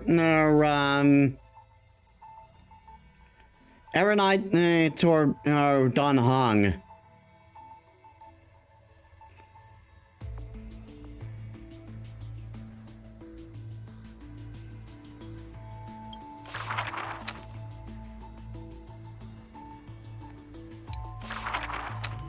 Before arriving at Amphorius, our last stop was Dan Hung's homeland, a place called Xianzhou. Xianzhou is just a general term. This starship is called the Law Fu. I had some wonderful times there practicing swordplay. By the way, which is stronger, the bow or the sword? Depends on what distance you're fighting at. At a distance, the bow's stronger, but as soon as you get in close, the sword your best bet. Or you could go the FGO route and say archers beat sabers. I'd say the sword. It can cleave a mountain in half. You've been watching too many immersion. I've been working my butt off just to avoid using a bow. Come on, let's become weapon masters together. To master a skill, one must first find a mentor. And I ended up with 2 of them. So, sometimes I run laps, sometimes I lift weights, and sometimes I do both at the same time. Looking back now, those days were really fulfilling. No pain, no gain. Am I right? Between sword practice sessions, I occasionally hit up the food stalls in Arum Alley to recharge with some delicious eats. Oh, Master Yun Li was right. These berry pheasant skewers are absolutely delicious. Hard work pays off. This girl's been up at the crack of dawn every day, and finally defeated countless formidable foes. I can testify. March really did defeat countless training dummies. Those wooden dummies aren't exactly easy to break. It takes real skill. I love how it's recounting like the 2.5 story, I believe. I believe it was 2.5. When March was training and got the hunt path. Every hero's story needs a villain. And when it comes to the great heroine March 7th's nemesis, it's definitely gotta be Scott. Oh no, it wasn't the actual story, it was an event. Rather than a freight skiff, maybe an IPC eco ship would suit him better? Why? After all, he's got a knack for talking like animals. During the decisive battle, I defeated Scott with my epic move, Star Shatter Shard Supreme! Well, that's the pendant. There were multiple endings to that event. Did you actually master that move? Well, naming moves doesn't cost anything. There's still some space left, and I just happened to find a nice photo. The floor is yours, Master Dan Heng. Don't be ridiculous. It's clearly Dan Heng's brother here. As I thought, March has some hidden powers there too.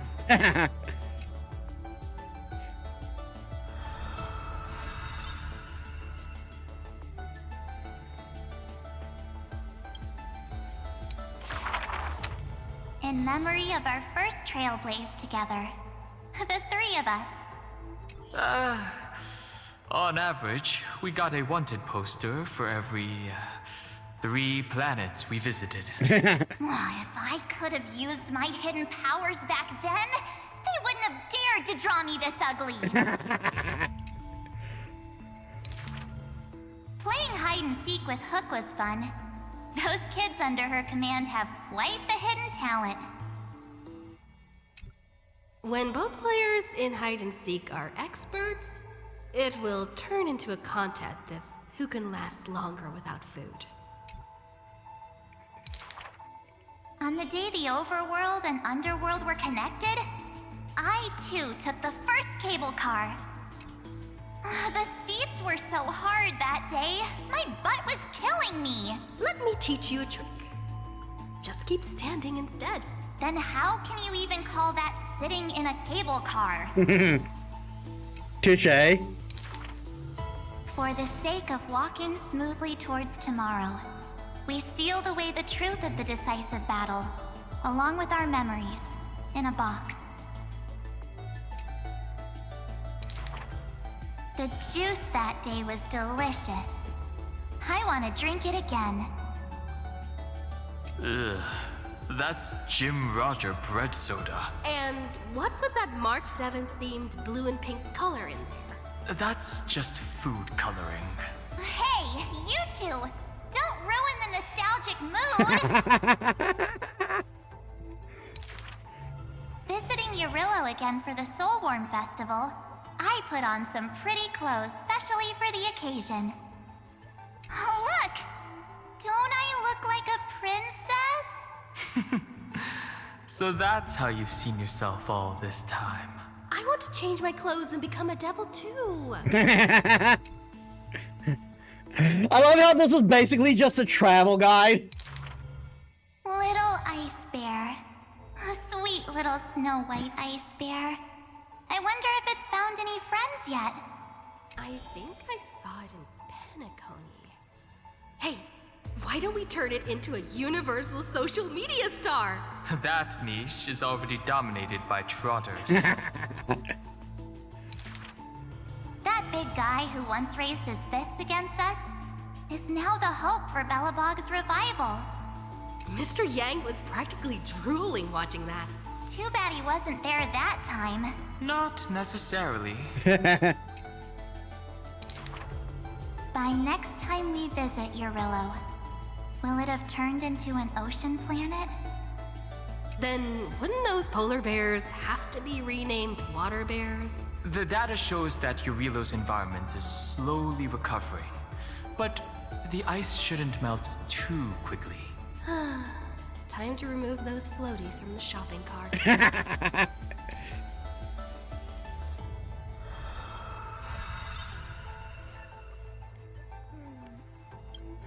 And are we going to get Penacony here? I heard I was once frozen in this ice block, drifting all over the universe. I know, it's doing that side story. That's one way to go on a cosmic hitchhike. If the conductor hadn't hit the brakes back then, I probably would have punched a hole right through the car, huh? Stop being dramatic. The Express was the one that actively scooped you up. I remember there was some six-phased ice left after it melted. I used it to make a little model. Mr. Yang explained that it's called a figure, and then made me watch anime with him all night. That's the highest honor he can bestow. I want a figurine too. I'm loving this one. Every morning, the Express crew has breakfast together, but they're not always on time. I can't help it. I'm still sleepy. Next time, get up earlier and set an alarm. People who can get up right as soon as their alarm goes off are terrifying. This kind of person is capable of anything. And me, a person who gets up with my alarm every day. My camera's full of pom-poms photos. It's so much fun dressing up the conductor. Pom Pom used to have a turtleneck uniform, but they rarely wear it after March came. I love my room so much. I tidy it up every single day. Looking at it now, that photo wall must be the power of memories. By the way, I've been meaning to ask, where's the wardrobe? Take a guess. I don't know. I remember Taikian, my most trailblazy of trailblazes. That grand debut cost me quite a few credits. So, what exactly happened? I saw a ball by the road, so I just casually kicked it. And then, bam! It flew right into the ceiling, through the venue. And scored 100 points, too! We'll travel together forever and ever. That line sounds familiar. Memories weave the past, bit by bit. They stretch long behind me, like shadows on the path I've walked. I wonder, what stories will the future me create?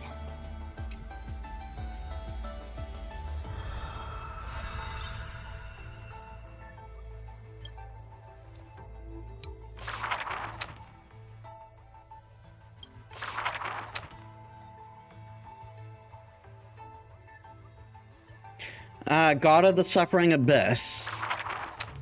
Another century of the Chrysos War.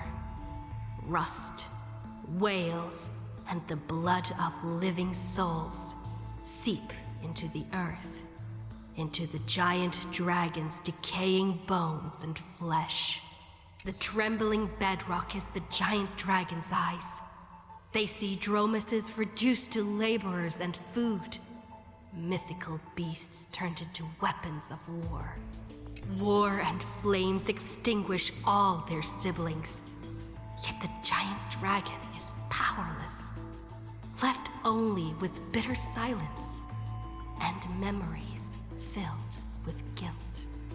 For Earth's trial is to bear the anguish of every living being that walks its surface.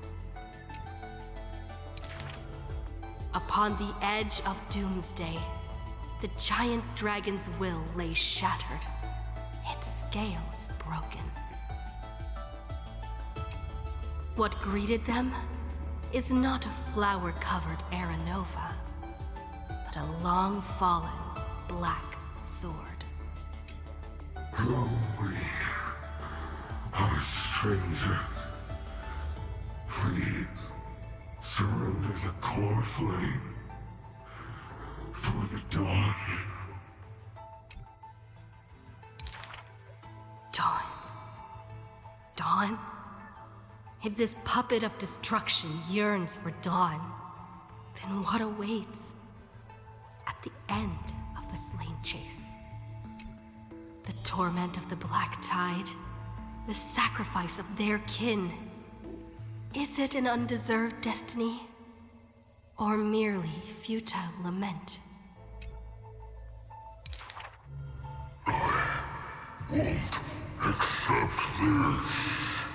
The twisted rocks rise like a roaring tide, yet the Swordmaster shows no fear, merely sighs, as if long accustomed to such sights. The rusted joints are shattered, one by one. The cracked husk peels away, spilling golden blood. The earthquake that engulfs Amphorius lasts for 3 days and nights. In its final moments of defiance, the giant dragon suddenly realizes this flame chase is nothing but the kindling of self-pity, the breeding ground for calamity. Yet, Earth's end is not dimmed by the shadow of the dark blade. In that special recurrence, the blazing sun extinguishes itself to set the destruction aflame. At that time, as the giant dragon sinks into the earth, still chewing on the pain of betrayal, it hears the footsteps of Evernight. I need a helper to watch over time until the very end. Evernight waves her sleeve, bathing the giant dragon in a Memoria tide. And so, the giant dragon sees the past and present of Earth, and understands that the starry sky is forever out of reach. The 33,550,337th eternal recurrence. The demigod Terravox feigns their fall, using the tides of memories to dilute their existence, forging an arc with Earth's core flame. In that 1,000 years of defiance, heroes of golden blood meet their tragic end, while the giant dragon remains deaf to their plight, only silently gathering their exiled kin. The pact with Evernight is simple. Time would erase the pain of Earth and cradle it in peaceful slumber among its own. And Earth shall become Time's ally, for it alone can keep watch until the end of the world.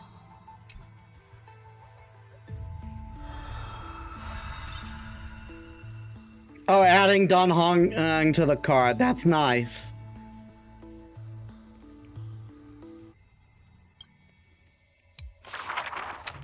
The flame-chasing heroes once scorned the giant dragon, for they refused to crush any foe beneath their feet. A foolish earth beast. A heretic who refuses to serve the flame chase. After staying for several days, the giant dragon bids farewell to the Imperator. The flame chase is a belongs only to the children of humanity. You are a benevolent beast. I had no intention of keeping you captive. A decree to protect innocent lives is about to be issued. All I ask is that you lend a hand to the flame chase in the future. Losses are a constant on the flame chase journey. Yet the giant dragon remembers their creator's command. After leaving the Imperator's capital, the giant dragon shelters small beasts upon its back, only to be hunted by city-states hungry for meat.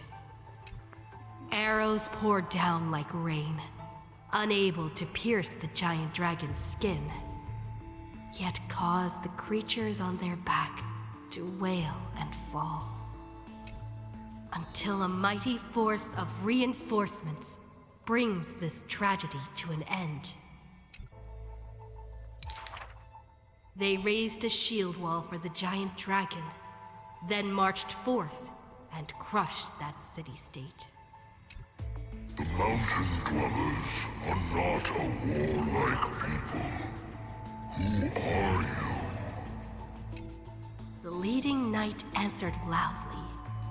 I am Mountain Breaker, Geocles. All the world knows that protecting all of Earth's creations is the creed of the Dromas Legion. The world also knows the Dromas Legion is ever victorious. The giant dragon under the Mountain Breaker is silent, yet unstoppable.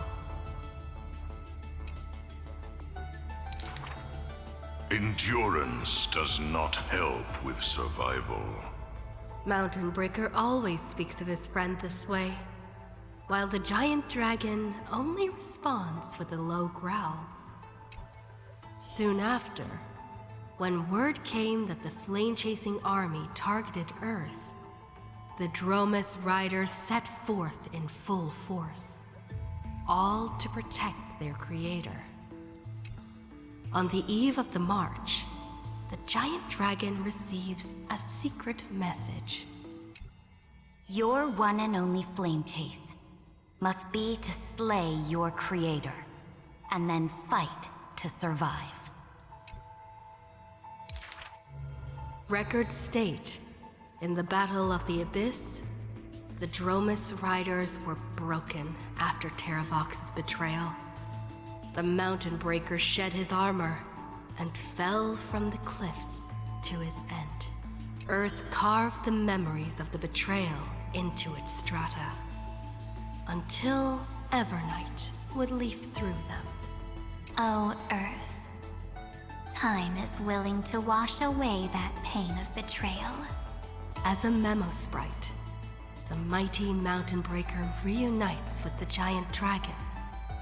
His voice trembles in a whisper. That couldn't have been your choice. The giant dragon only responds with a low growl. The giant dragon and their comrade dwell in the abyss for 1,000 years, until the Azure Dragon returns from among the stars, stirring up the dust of destiny. He is one of our kind. The giant dragon lifts their eyelids, gazing at the azure-colored long scion, knowing that dragon's body bears the sworn duty of protection.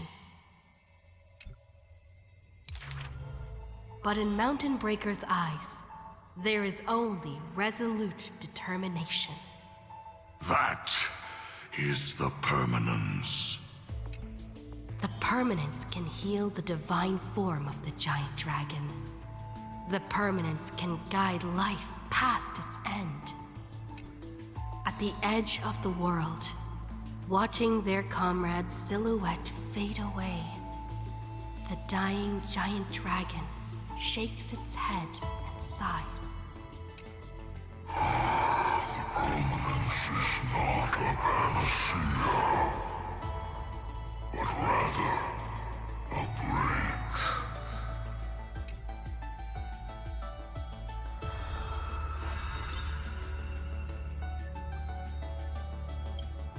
And final one.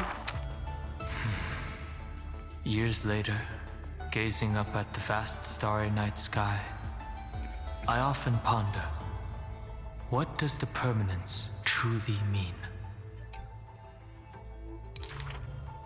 The countless souls entrusted by Terravox still surge within my chest, like an eternally burning furnace. I once thought about finding them a home, and tried to communicate with them in my heart. And yet, the living beings of this world, they are now inseparable from me. As if from the very beginning, they were a branch of my own bloodline. Inseparable? After I told everyone, a heated discussion broke out in the express car. Will you turn into a little chimera and snuggle up in our arms? March 7th lets her imagination run wild. Maybe he'll become a baby seal. A magical beast would be fine too. I've always wanted to see that species. These are the reassuring words from Himiko and Mr. Yang. No matter what he becomes, Dan Heng will always be Dan Heng. But if you become a Dromus, you absolutely must let me feed you red soil.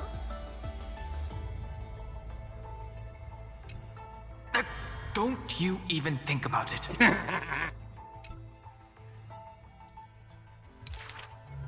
Sometimes I have dreams like this. Countless beings flee alongside me. Behind us, black floods blot out the sky as if to devour all signs of life. In our darkest hour, the living beings form a bridge of dragons, and I lead them limping towards the starry sky. At the end of the vast procession, a lone giant dragon comes to a halt, watching us depart into the distance. The children of Earth will always find their own path. Thank you for being their bridge. Something stirs within me at the moment of awakening. Perhaps the legacy of the permanence lies not in recreating flesh, nor in the merging of bloodlines. One day, while browsing through the databank, I noticed an update on the universe's animal species. In an ocean-covered planet, a new species of seals evolved, with a penchant for bumping into things. On a barren desert wasteland, evolved a herd of red soil-craving beasts. Many familiar silhouettes are now active in the cosmic ecosystem, yet they are not my old Amphorian friends. This is their rebirth. This is life's way forward. Perhaps, just as Terravox wished, I've become a bridge bearing the weight of their life. They once shattered the battle formation of the mountain dwellers, tore open Giorios' chest, swallowed the core flame, only to resolutely pass it on. Creation will always betray its creator, just as witnessed at the dawn of civilization. Frail beings betrayed the dark tides, climbing onto land, ascending the branches high, finally betraying their home and gazing upon the stars. The furnace in my chest still pulses. In the gaps between the heated torrents, I sometimes find myself in a daze, catching glimpses of that colossal figure in the cosmos's cracks. It was a giant dragon named the Permanence.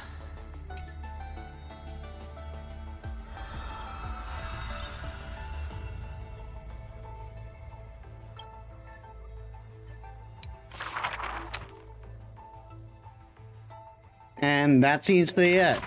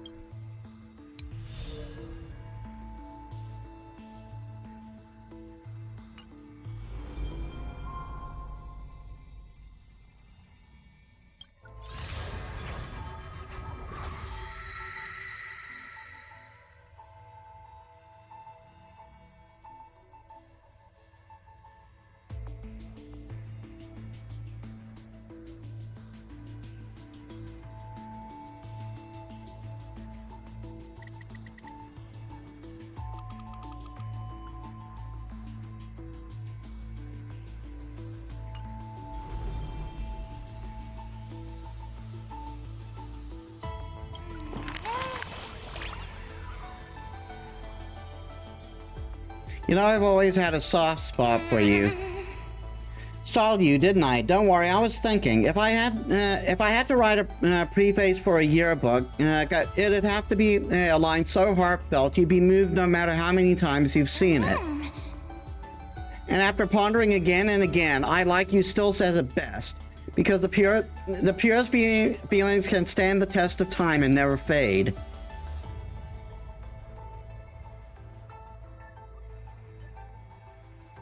Makes sense. That's right. Liking someone is a simple and natural part of life. If Metis has got someone special, family, friend, or romance, muster your courage and express yourself freely. Still, isn't that a sign we're in sync? Metis always manages to appear before I'm ready. And no need to overthink it. We've been traveling side by side for so long. That's why I want to capture every little moment we've shared without missing a single word. A yearbook that makes you smile without even realizing it when you flip through the pages. Doesn't that sound lovely?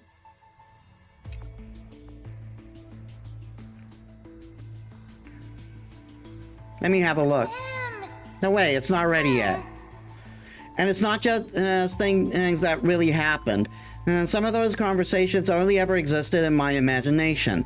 But they're precious too, so I'm tucking them all away, carefully in the same book.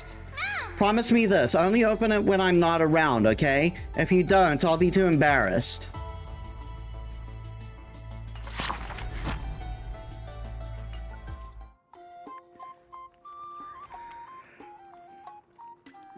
Alright, Jade, check. We get into bed. But we are going to end it there for today. Like, there's probably a thing still available, but we don't really have the time. And I kind of want a break. We had a fine run.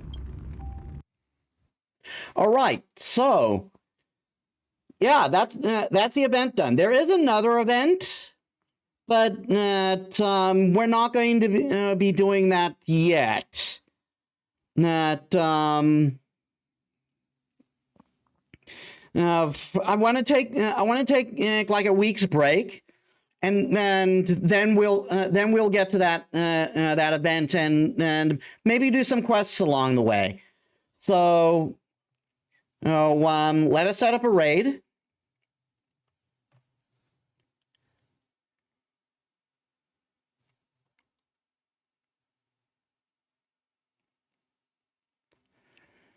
Where are you? There you are. We are rating Robin, who's playing Iron Lung. Alright, so, thank you all so much for watching. I hope you all enjoyed. If you like my stuff and you haven't already, please leave a follow. It helps me as a small VTuber.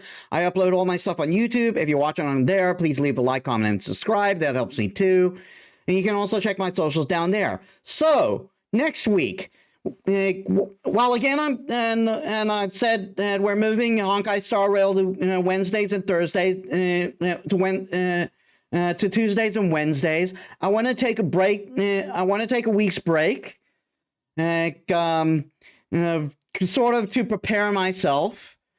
And then we're going to, and then Friday we're going to continue Hollow Ataraxia.